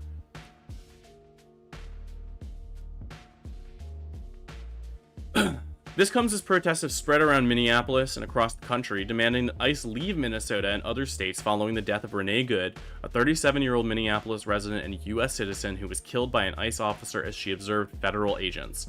While the Trump administration has labeled her a domestic terrorist who tried to run over the agent with her car, multiple videos show Good appearing to drive away. As protests continued, Minnesota Governor Tim Walz has mobilized the state National Guard, while President Donald Trump has threatened to use the Insurrection Act to send in the military. The Pentagon has since readied 1,500 soldiers for deployment. ICE and other immigration agents are operating in ways we've never seen before in this country, but their tactics and weapons are not entirely new. Investigative journalist Radley Balko is the author of Rise the Warrior Cop and host of Collateral Damage, a podcast about America's war on drugs. He's been tracking police militarization for decades and how it's tied to America's long-running drug war. On this week's More to the Story, Balko describes what he's seeing today from law enforcement as one of his worst fever dreams. Law enforcement leaders around the country are horrified by what they're seeing. Balko says, "Nobody thinks that how Trump is using law enforcement right now is appropriate or consistent with the principles of a free society." Oh, is this a... And then I guess this is the 30-minute go over. I thought this was going to go over it. That's so sad. Okay. Well. That sucks. Either way.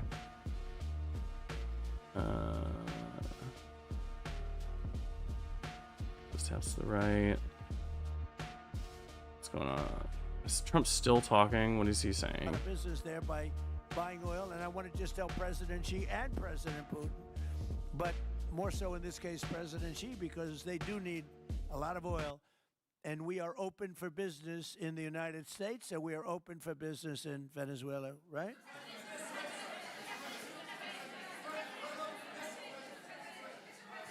Go ahead, sure. Mr. President, You know, what is your I could take questions from these people all day long. You know, they're sitting here, and generally they're very rich. This is very stupid. You're powerful, right. All of the stuff but that's nobody happening gives right a now damn is about stupid. them. It's a sad thing. You have all that money, all that power, and look at all these crazy questions. We could do this all day long, and they wouldn't be satisfied. I have a question on today's meeting, Mr. We'll President. take a few more, I have though. a question on today's meeting, Mr. President. Do you have? Let me ask you more importantly. Do you have any questions from the biggest? Yes, sure.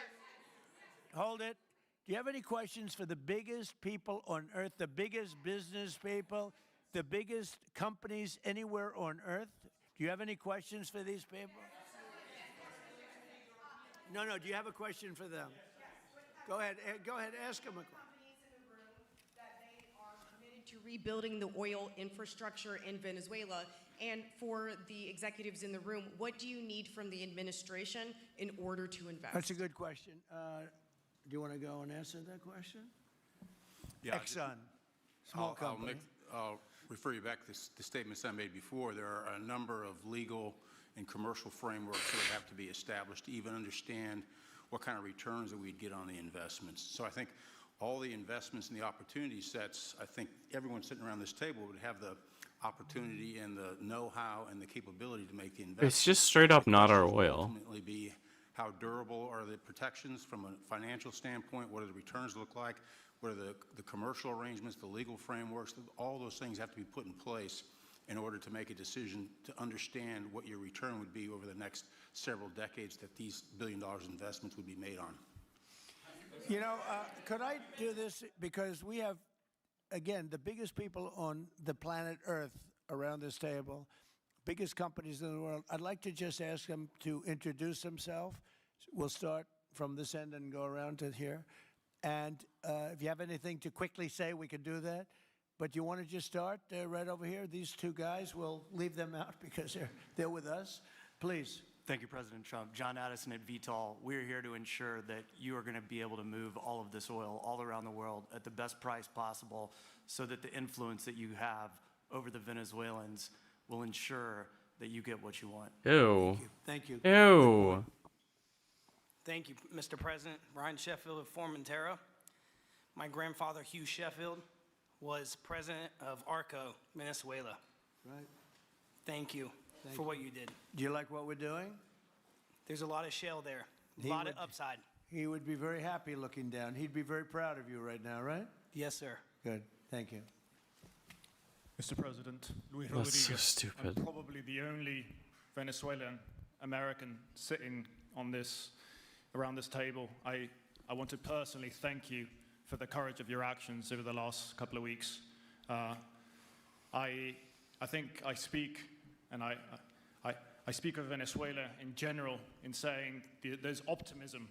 You've brought optimism. I don't think that's actually the And general if the conditions are consensus met, in Venezuela. The opportunity is absolutely immense.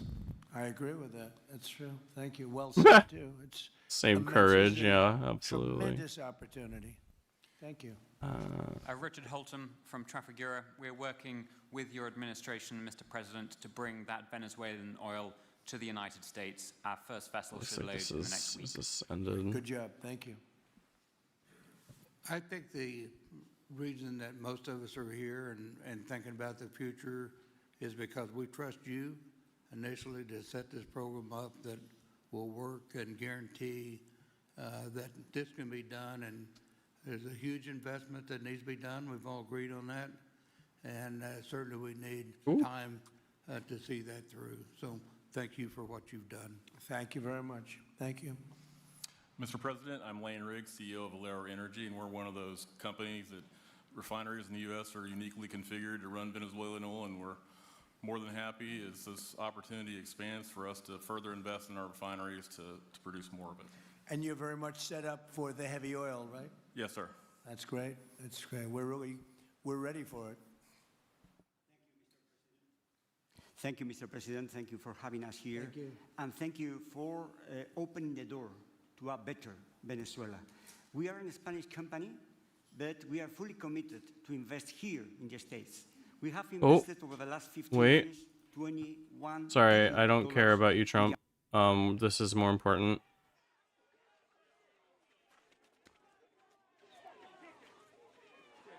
Oh my god.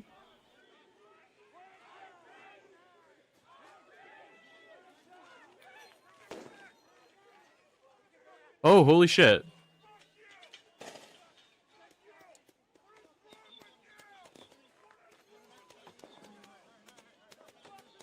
Holy fucking shit. This is live. This is a live feed.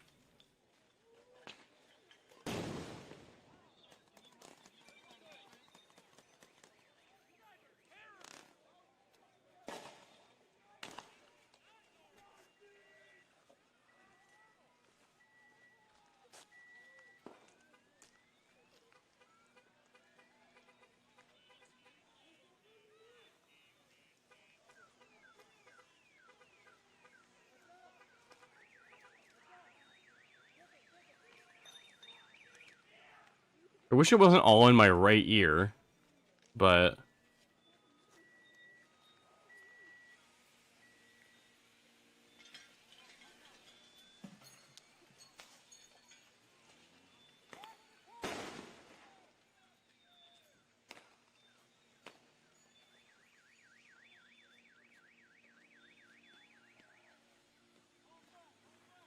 Fucking kick those cans. Yeah!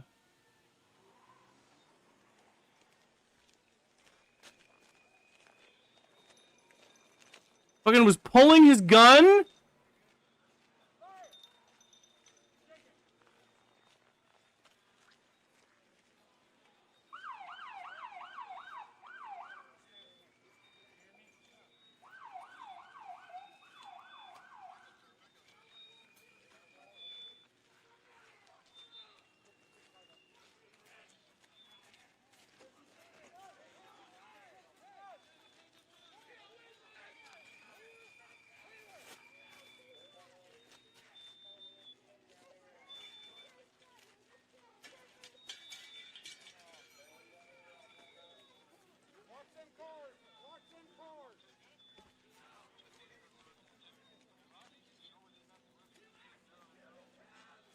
We got, this is CNN. Let's pull up the CNBC. Fuck ice, fuck ice, fuck ice. Fuck ice, yeah, bro. Fuck ice, fuck ice, fuck ice. Hell yeah. Fuck ice, fuck ice, fuck ice, fuck ice, fuck ice. Again, it's all in my right ear. Fuck ice, fuck ice, fuck ice, fuck ice.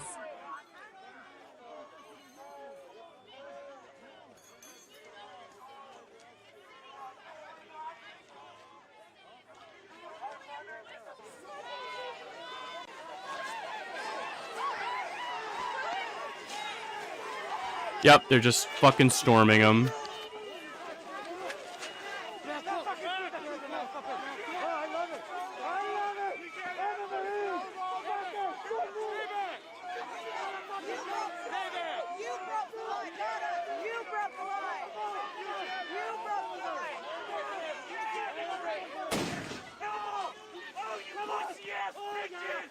Nobody's fucking scared of them anymore.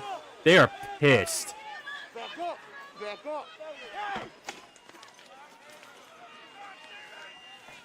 They broke the fucking line, bro.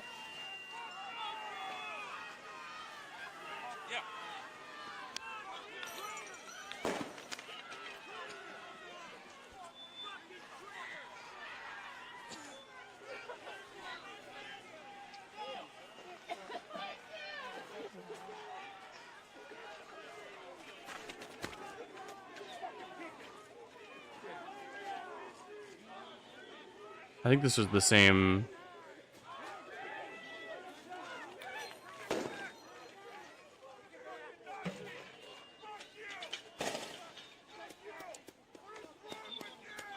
Yeah, I just saw this from the other. Same shit. This was yesterday, it looks like.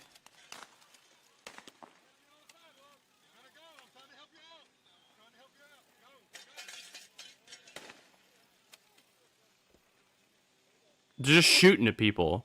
And I know it's like non-lethal ammunition, but it's less lethal. It's just like Call of Duty.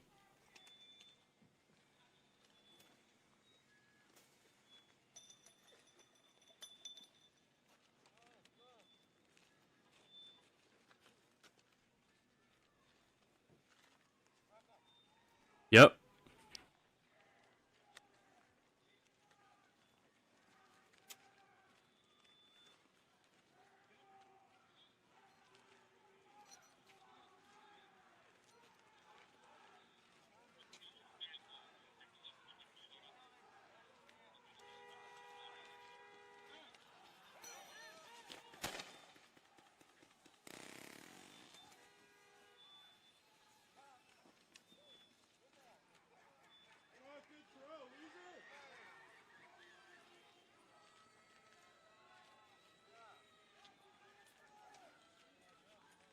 Fucking thugs. Look at these fucking thugs.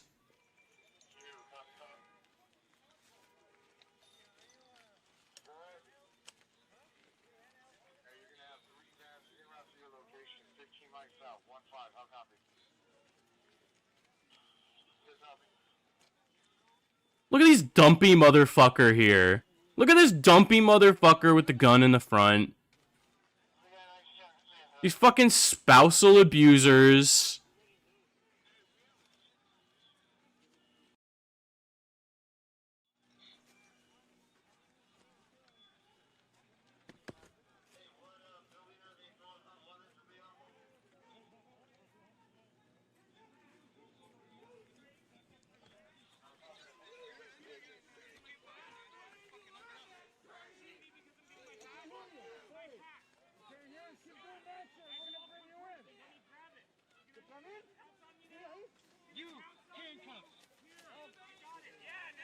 Oh, and they're just getting him. They're just taking him for no fucking reason. What did he do? What did he do?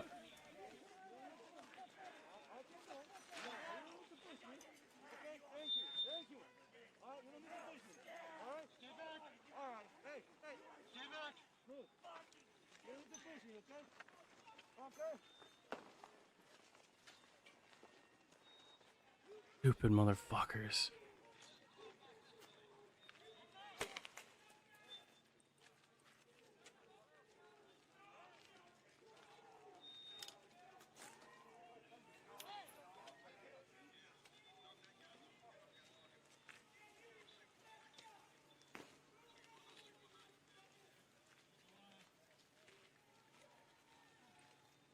They're disorganized as fuck. They're just wandering around.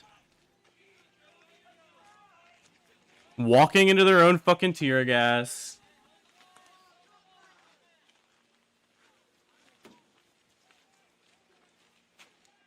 It's just racists. It's just racists who want to hurt people.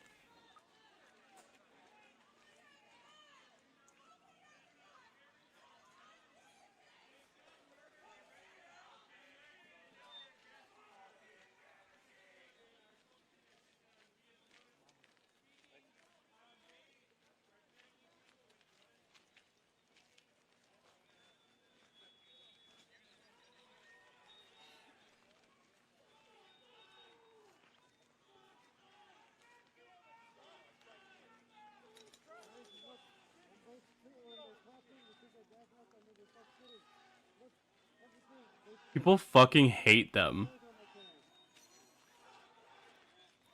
And they're just throwing ammunition at them.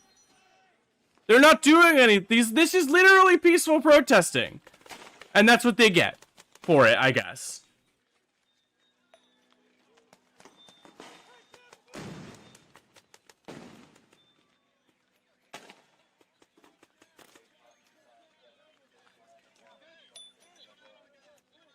Just fucking charge these motherfuckers.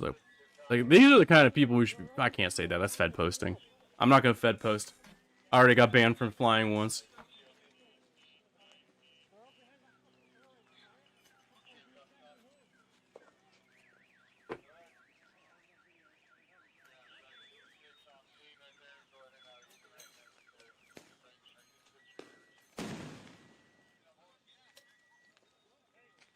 This is so much more peaceful. We were saying this yesterday. This is so much more peaceful than a French protest. Shit would be on fire. And those are considered peaceful protests.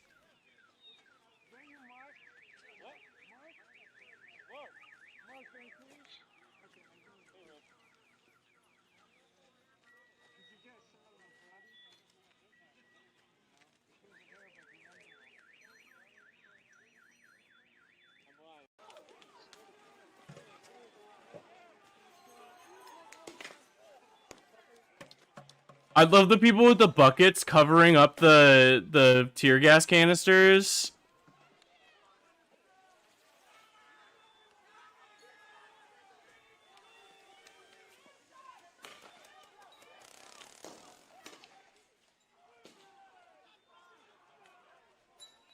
Still, it's threats to disperse when they have the right to peaceful assembly.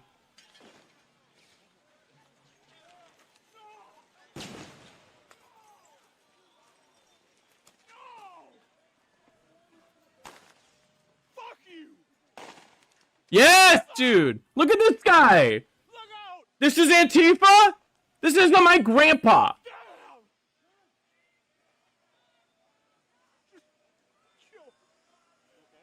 I'm fine. I didn't breathe anything. I'm just angry.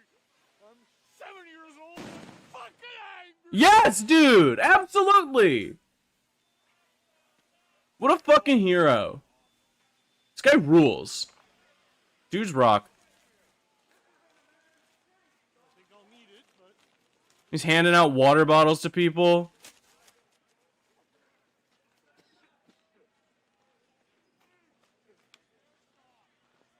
That's Grantifa.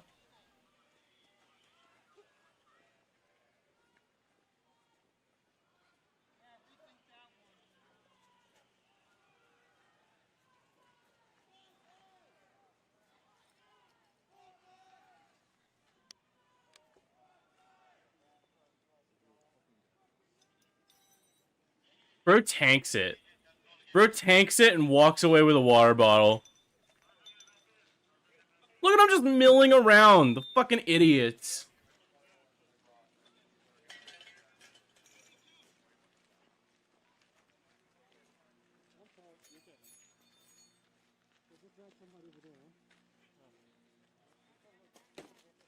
People in the chat on this are being so fucking bootlickers. Like, oh my god. People are so ready to gargle the laces on these fucking boots.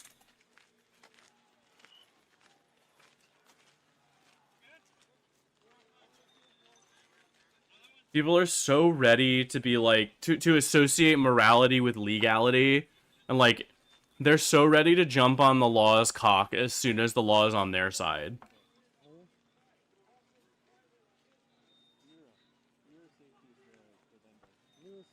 Just think of what it would be like, what it would have been like if Obama did any of this. If Obama had set ICE to a Republican city, it would have been fucking chaos. Just saying.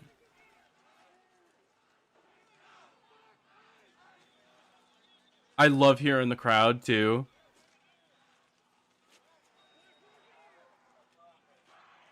Yeah, absolutely. This isn't a legal occupation.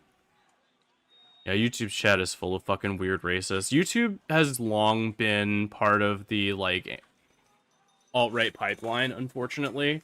I know that... Yeah, I don't know if it's like they're probably not algorithmically guided, but like for so long people have been hosted on YouTube that are part of this pipeline that will just lead you down further and further into the cesspool. And again, look at all these dumpy motherfuckers in their sweatshirts. They're not in uniform. They're masked officers with gas masks. Yes, look at these motherfuckers. They're just out there. These are just angry citizens. They got buckets. They're all of the ICE agents have guns and tear gas and flashbangs, and they got fucking buckets. Those are the heroes. What fucking side are you on, motherfucker?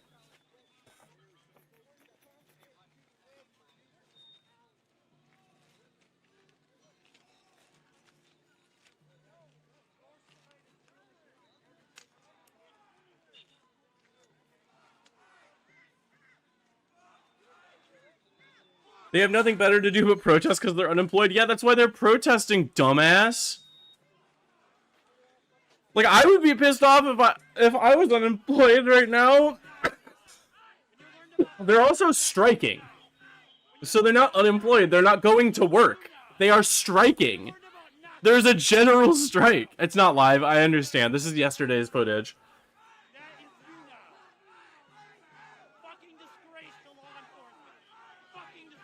I still thought it was important to see these videos. Because it looks like all of the live stuff has been taken down. And it's like, it's just marching today. Trying to see if I can find more live, like more live stuff.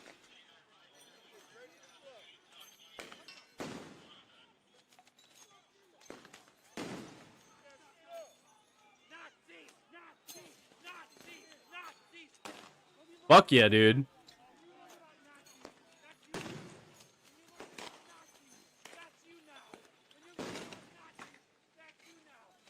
Yeah, it's just, I think this is just looping.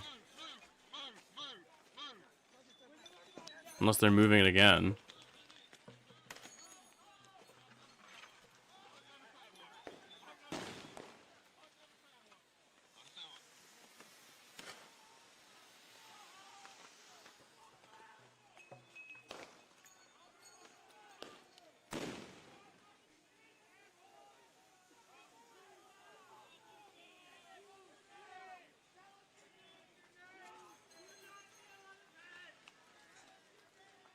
What is this here? Is this...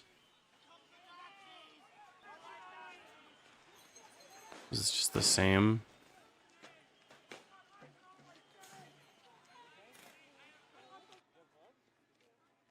This is the same footage.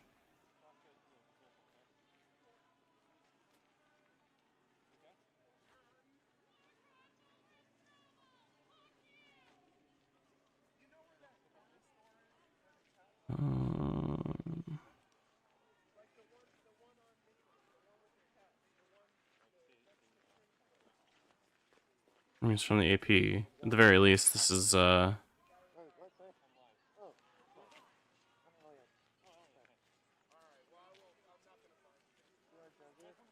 I'm gonna put this up for now, and we'll keep looking and see if we can find something live.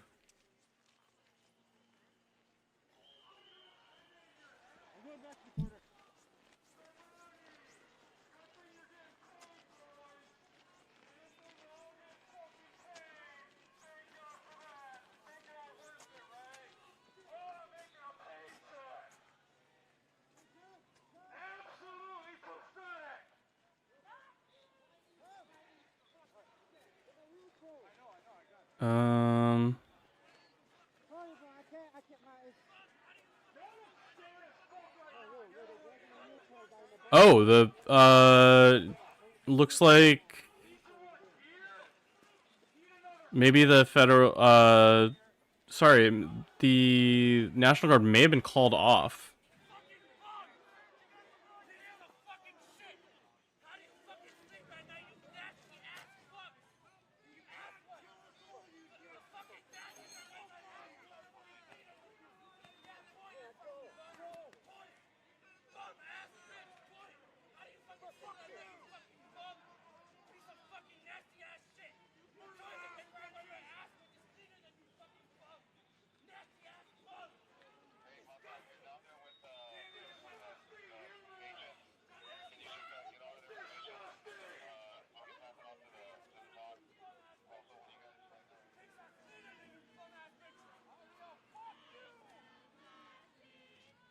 Fucking bums!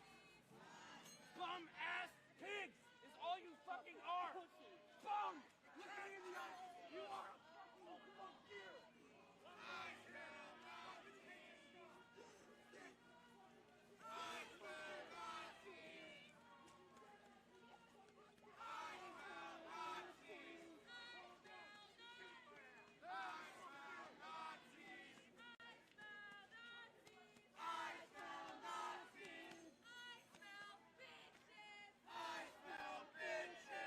I smell bitches. Fuck yeah.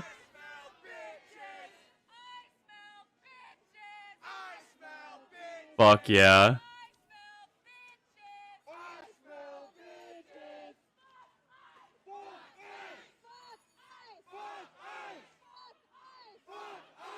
If he didn't fucking do this, you moron.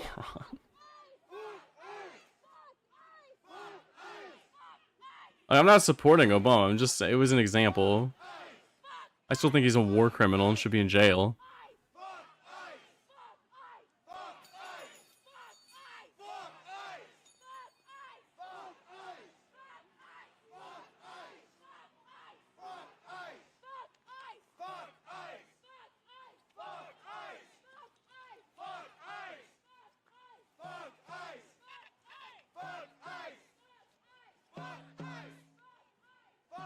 Hello, motherfucker. Howdy, howdy. Welcome in, welcome in.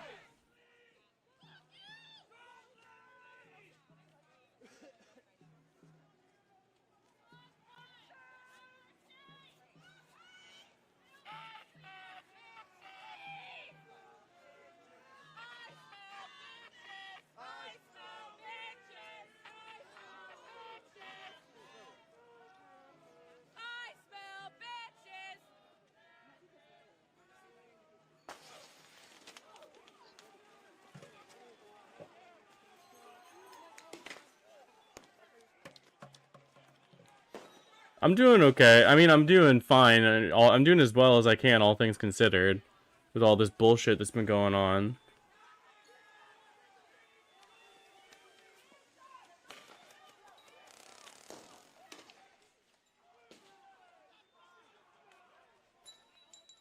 I still think this is all...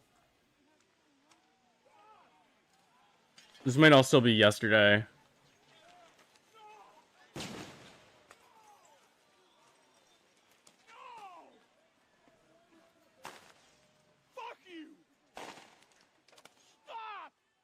Yeah, same guy.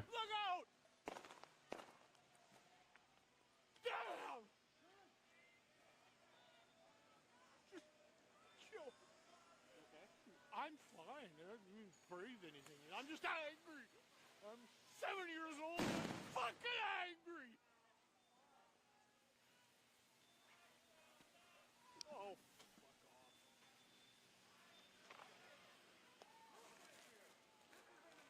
I don't think I'll need it, but we'll try it.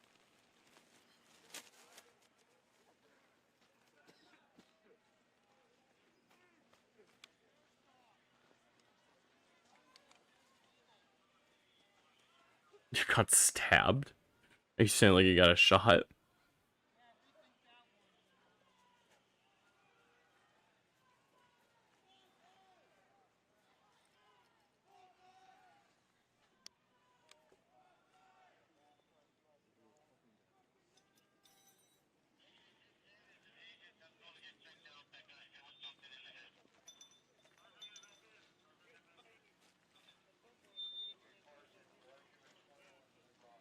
Same day, different story. Alright.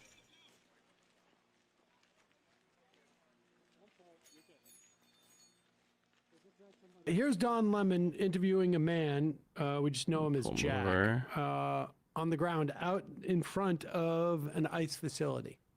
What's your name? My name's Jack. We're just trying to help pick up some release detainees. You know, they're left out in the cold, and get them some supplies, get them home, whatever they need. So. Cool, thank you. It was nice to meet you, Don. Do they come out here? Yeah. When they release them? Yeah, we got, you know, a whole little system. We're kind of, got, whatever you call these. Do you know when they're going to let them out? We don't know when. Yeah. And they just they just walk out? They just drop them out. I'm looking for somebody with a jail bag, and then we go and help out. Do they even have the it's freezing today? What I'm told is they've been taken. No, they don't have the right clothes. So in some ways, ICE should be thanking us because that's like another type of murder. You know, throw them out in this weather, you don't last very long. So, but basically, I'm told they've been taking IDs if they're brown, and then also phones no matter what. So we try to get them burner phones, things like that. Get them around. Oh, just stealing their phones. What do you think of these tactics? It's just, it doesn't feel right, man. I don't. How do you? I don't even want to entertain an argument. You know, it's just like. You think about these kind of two-way fetish people. Here's your moment. This isn't small government. I know that. So it's just hard to stomach. That's all. Thank you for the work you're doing. How many people have you helped so far? So this is my first day. I just started a new job. I get 2 days off a week, 2:30 to 11 p.m. So when I'm off, I'm going to be here. I just learned of this group that's kind of doing some meaningful stuff and do my part a little bit. You know. Why get involved? It's a beautiful city.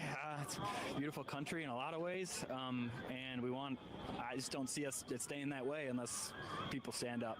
Yeah, it's a cold day. You could be on your couch watching a football game, your feet up. That's exactly what I'd be doing, to be honest. But it's who else is going to do it? Who else is going to do it? At this point, it's not the police. We need the people. What's your name again? Jack. Jack. Yes. Come here, brother. Yes. You had a run-in with ICE last week? Are you okay? That's what people need to do, man. You're amazing. That's what people do. Oh, this really upsets you. Why? It's, you don't want people to die. You don't want. That's a tough one for me. But it just seems so clear. It's not right. It used to be like, oh, you're going too far with these Nazi references. Now it's like, how do you not make those comparisons? You know, I don't know. I used to try to stay away from that. It escalates things, but. No, it's like this. Looking out here. I don't know how to. I know some people. Some people are like, oh, you are going too far when you call these people Nazis, but it's not like it's not an insult, right? When I say someone is a Nazi, I mean, the things that they are doing are shit that Nazis do. And, like, that is a serious accusation. And if you're insulted by that, you should really fucking think about that. Why did I choose to use that word?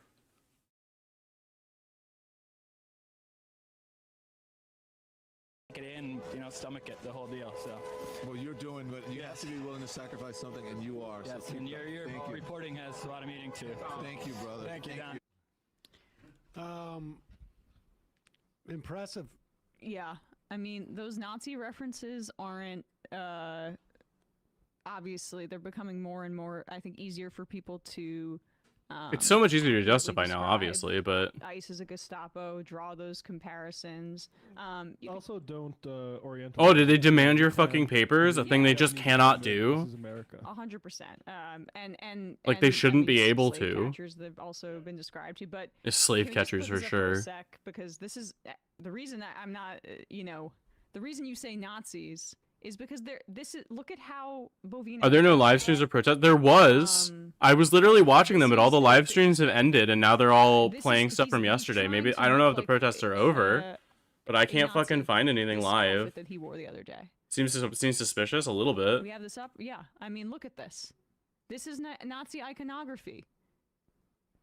The jacket that he's wearing, he looks like an SS officer, and that's on purpose. I was literally just watching stuff that was live, but they're tweeting out Nazi. a lot of it is like yesterday. I got quoted in Mediaite. Security. I got quoted in Mediaite earlier last year for saying, "Hey, this codes very clearly to Hail Hitler and 1488 stuff." The night I got quoted in Mediaite, I got a bunch of attempts to log into my shit. Well, the thing about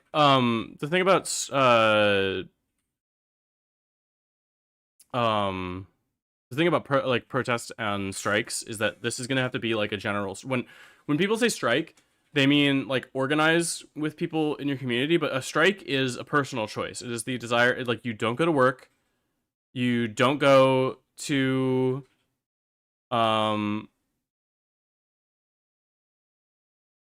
you don't go to stores.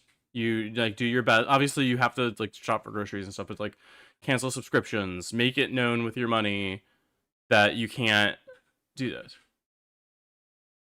Yeah, no, you can't do that. That's fucked up, Goliath. I'm so sorry you had to deal with that. Genuinely. Really? Yeah. Well, I mean, to be fair, my understanding is that some of these Nazi uniforms were modeled on like Massachusetts state troopers with the big boots. Is actually where that came from. I mean, so okay, you could just, but obviously maybe he's just being sentimental. Yeah. For another time in this country. Right. I mean, look. Fascists are never going to be the exact same fascists that they were in the past. Everybody has some new innovative twists. Back in the 1920s, you had to take a pillowcase. Swear to God, every time you talk, Goliaths, you grow. You can just have a mask and pull it up and then wear some Oakleys or something like that. There's innovations to the fascism that we have to account for. Fascism is basically a murderous elite impulse against democracy, and it plays out in different ways. And like the sort of dissimilar, like the Nazis and Italians were more regimented in a military sense than we are now, but the impulse is the same. Like, why are we talking about immigration at all right now? It's because A, capitalism can't provide rising wages. It's all going to the top. And B, there is this... I lost my train of thought. Sorry. I looked at Brian and put me up on screen. But beautiful. Thank you. Yeah, I mean, it's just their mission is an ultra-nationalist one to create purity. They're not just going after immigrants. They're going after refugees. They're going after. Just look at the way in which they're defining what an undocumented immigrant is. A search for undocumented immigrants. It's walking up to people of color with an accent or without an accent, and assuming from there, like, that's not the way that you're going to find all the undocumented people in Minnesota. Like, you're not going to find Irish people who've overstayed their visas, or Polish people who've overstayed their visas, or Ukrainians who have overstayed their visas. but this is about a sort of like a racial and national purity, ethnic cleansing. And the thing about, to finish the democracy point, Republicans have to find a story of why they keep losing every, besides the Kamala one, popular vote. And the big lie in this country is that it's illegals doing that. And everybody, even I know, that votes Republican still in North Dakota believes that shit. Believes that they're being replaced. Joe Rogan, he keeps talking about it. That's We literally said 3 days ago that that's the plan. We got to do. What are you going to do about it? That right there is the murderous impulse that gives us fascism now, because they can't win at democracy. All right, before we go into the fun half, there's a couple of notes of pushback that are worth celebrating. Also, let me just say this: there were reports of people throwing water balloons at ICE officials in Minnesota. In that weather? In that weather. Whoa. It's freezing cold, and the idea, I guess, is that, you know, if someone's get a lot of water on their coat, or we're still seeing Minneapolis is getting like the National Guard. I'm still trying to find a live stream. And just, you know, I gotta say, obviously, if an ICE person saw you throw a water balloon at them, they would be upset. They could shoot you in the face. Yes. And, like, you know, obviously... The National Guard is apparently... Yeah, the National Guard says, floor of a building or something like that. Like, you were in a different locale, and they were to come into your town, you could drop those water balloons down. It would be harder for them to find you. But I'm saying you're not supposed to do that. Yeah. And... And anybody who comes up with some type of like innovative way in which to find a way in which to get ICE officials wet in that cold.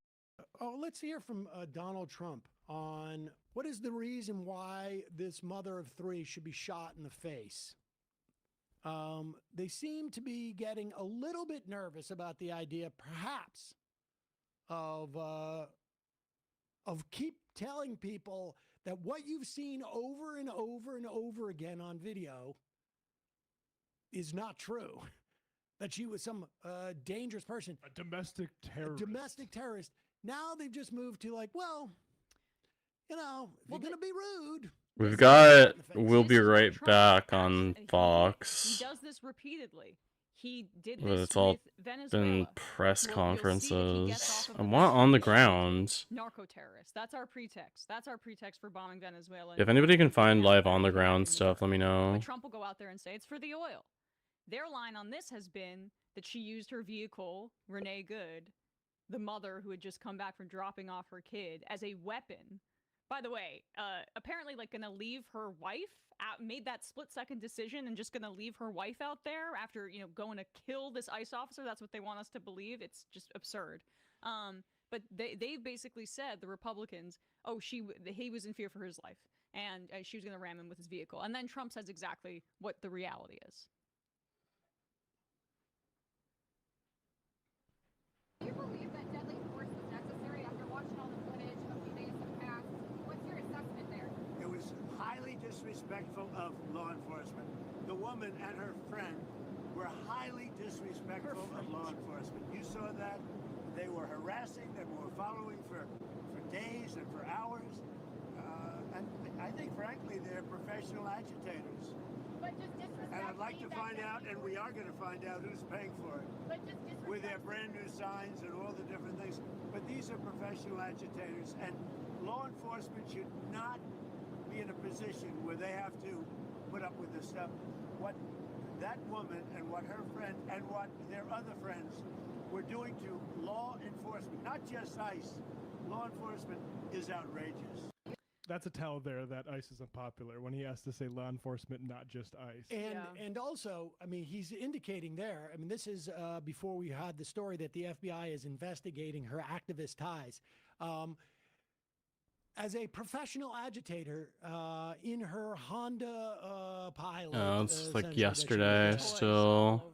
I mean... And the dog in the background. It is, I think this is going to be difficult for them to push too. I mean, there is a certain amount of panic on the right now because they realize, I mean, I think some of them are actually sort of surprised that maybe people aren't on board with this stuff, because I do think that we're in a moment weirdly, I think that Rob Reiner was a moment where Trump shed some of his support. But I also think this is really hurting them. Yeah. And they're not going to show it. But here's Greg Gutfeld on Fox News. Again, this is the line that they are shifting to. That this isn't, none of this was real. It was all manufactured. It was all astroturfed.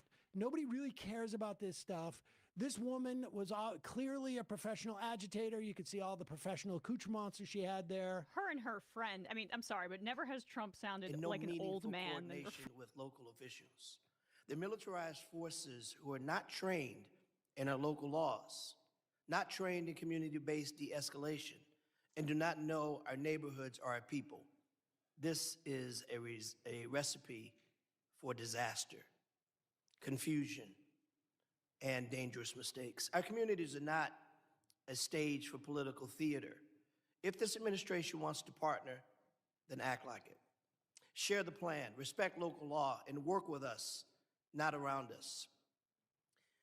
Unfortunately, Kristi Noem, our secretary, had to leave in the middle of a very important conversation to go and talk about dismantling FEMA, a discussion we'll have at another time that for the life of me, I simply can't understand why we would want to decentralize the Federal Emergency Management Agency, an agency that is needed more now than it was needed when it was first created, as natural disasters continue to happen more often than ever before in places it's never happened before. But nonetheless, if she were here, but she's not, I'll ask her chair.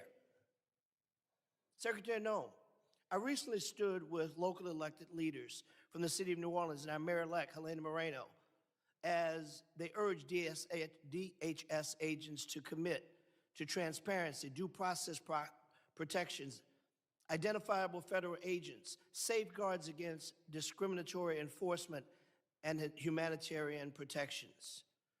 I would ask her if she were here, but she isn't. Ma'am, will you commit That's weird. your department to uphold these values during the current operation in Louisiana? Apparently they aren't doing that, but because I know both of you are capable of answering this question and are in fact civil servants that have demonstrated in your career that you do understand transparency, that you do understand the Constitution. So I'll ask you the question, do you think this request from our mayor-elect in New Orleans is a reasonable one? Is it reasonable to ask that agents commit to transparency, due process protections, identifiable agents, and safeguards against discriminatory enforcements? Yes or no? Do you think that's a reasonable ask? Yes or no? Is that reasonable? Sounds reasonable, yeah. Thank you. Do you think it's reasonable, sir? Sounds reasonable. Thank you. Secretary Noem, the masked officers you sent into the streets of New Orleans are attempting to arrest and abduct and detain anyone that looks like a migrant. I got to ask the question, what does a migrant look like? Do you know what a migrant looks like, sir? Yes? Can you define what a migrant looks like? I found the guy. I cannot. Thank you. Can you tell me what you think a migrant looks I like? found the guy. The 70-year-old protester seen from the opposite side after he went into the tear gas-filled street deployed by ICE. Photo by I think this is the same dude. Dreamhaven Books? As a new Wait, no. $50,000 bonus ICE agent. What does a migrant look like? Looks like maybe they shut down their website, but And you'd be on an intelligence-driven operation, which is what these ICE raids are. They're intelligence. But if you were to say, I think this guy owns this bookstore. you would say the guy's wearing a red shirt and a purple. Greg Ketter, owner of Minneapolis, is Dreamhaven Books. Go and fucking support this guy if you can. What a migrant looks like. Can you give a description of what a migrant looks like? We need to deploy ICE officers to stop people and ask them, and they go on intelligence. I reclaim my time. You clearly don't want to answer my question, and that's unfortunate because the American It's people this guy. want to It's know Greg these Ketter. answers. We want to know. I've got a quick video I want to show before my time runs. Please. He owns a fucking bookstore. What a hero. Genuinely. Look at this. This is a stunning video from Louisiana. You hear that woman cry out. She's a 23-year-old running down the street away from the masked agents who are chasing her, repeating that she is a U.S.-born citizen, saying... Stop. This is a United States citizen who's running away from ICE agents who, when she gets to her house and her husband comes out, they stop the chase. They clearly weren't chasing her for that. They appear to have been doing something nefarious. You know why? We can't tell. Yeah. Because they wear masks and they don't identify Gentleman's themselves time's expired. as agents. Gentleman's time's That's a expired. problem. Mr. Gentleman's time's expired. I I recognize yield. the gentleman from Tennessee, Mr. Van Epps, for 5 minutes of questions. Thank you, Mr. Chairman.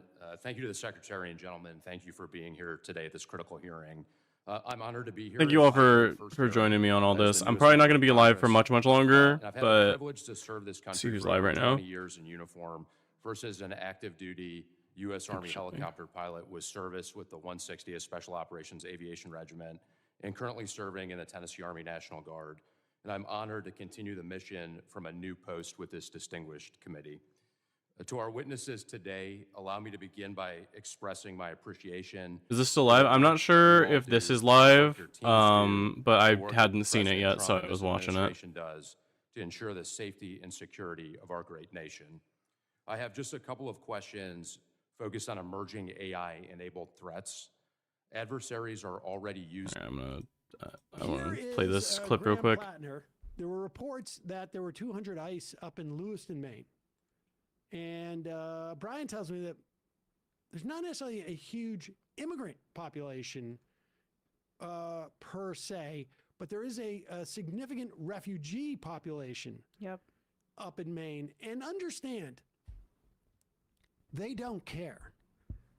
This is not, it's never been about undocumented immigrants. It's never been about dangerous criminals. It has been about a uber nationalism,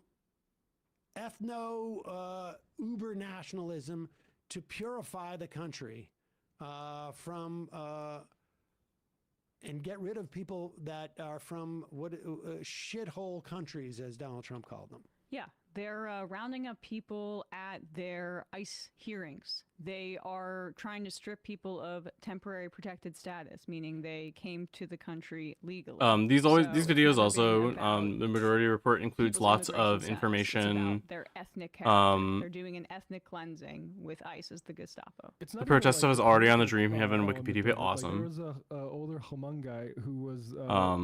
There is a like they sided with us during a whole drafted letter that you can No, don't care. Throw him out, bring him out in his send Crocs, to all of drag him your over 50 senators. Until you find out that actually. Please, again, it's another thing. 5 calls. If you haven't seen that, 5calls.org here. You can choose. I mean, I was in Rochester, but you can change. You can find your location, find who is your representative. There are easy way. Like I could do this. I could do this actually on stream. Maybe next time we stream, I'll have my live number open, and then we'll use the time when we're not on the phone to do our calls to our senators and leave the calls about all of this. Stop ISIS. Like here we have a stop ISIS aggressive attacks on immigrants and citizens. Upgraded 124. Defund ICE here.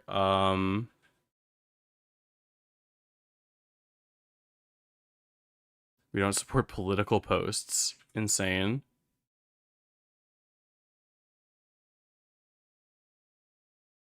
Yeah, identity shouldn't be political. So call your representatives. You can call. It tells them it's like, hello, my name is this, and I'm a constituent from wherever you say. Like I was in Rochester before, so. I'm 70 years old and I'm fucking angry is now immortalized for as long as the Wikipedia page remains unvandalized. Fuck yeah. That guy rules, genuinely.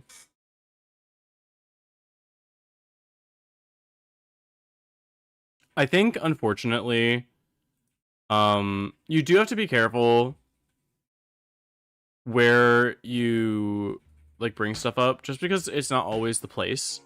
Sometimes people like there might be a location for you to post political stuff. Not everyone's gonna be as, you know, open. Like you can't just do it in general chat most of the time, right? There's time and place for such things.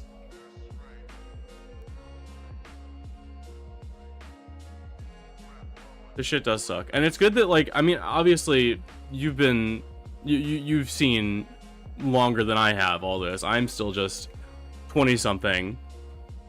So what do I know about the world? But I'm trying to do my part and to stand up against oppression. This is what I've been taught to do, right?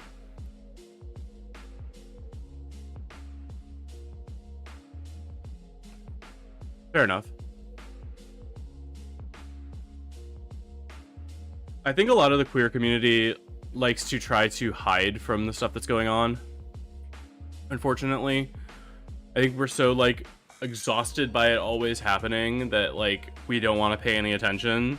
But that's also really dangerous. That's like what they want to do. They want to fatigue us so that we don't,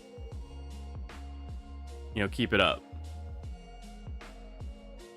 Yeah, this is other bullshit I've seen insurgents do. That makes, I mean, that is a powerful quote, right?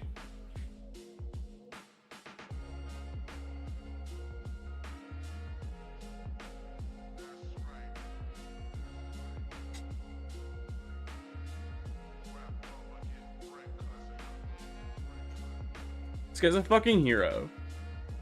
Like, these are the kind of people that I want to be like when I get older. These are the people that I want to grow up to be like. People that don't fucking stand for this bullshit. That's why I'm trying to be out here. I'm trying to give my voice to these movements. I'm trying to do what I can to stay educated, stay informed, and to help the people around me stay educated and informed. Because this is not acceptable, and we should be paying attention to this stuff.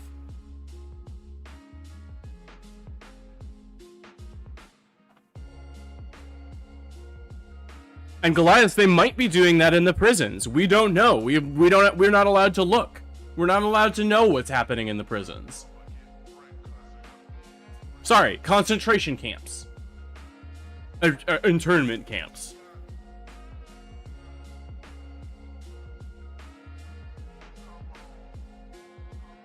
People do need places to go to de-stress. I think that's important too, right? It's not every place is the right place for stuff. But yeah.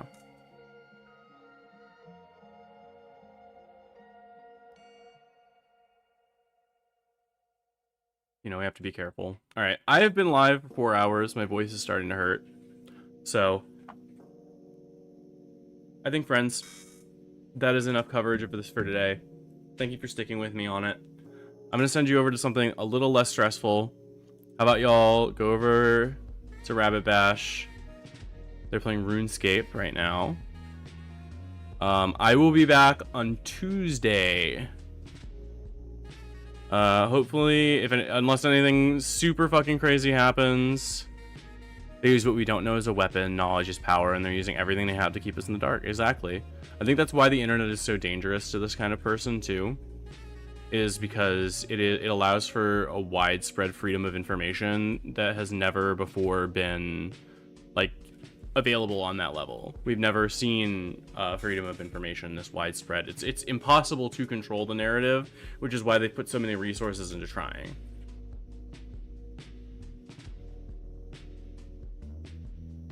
It's important to pay attention to. All right, friends. Thank you so much for listening to me talk. Thank you so much for being around for all of this, and I will see you all very, very soon. You know, stay informed, stay ready. I'll be back soon. So,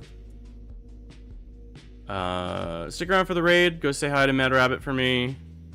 I think they're great, and now we're gonna watch play some RuneScape. So hopefully, take some time today. You guys have been here, being awesome, being informed. Take some time to rest, recover your brains, so that you can be back to being ready to help your fellow person tomorrow. Get some water in you, get some food in you, take care of yourself, you deserve it. You know, don't lose your humanity. Don't let the bastards grind you down, okay? I'll see y'all soon.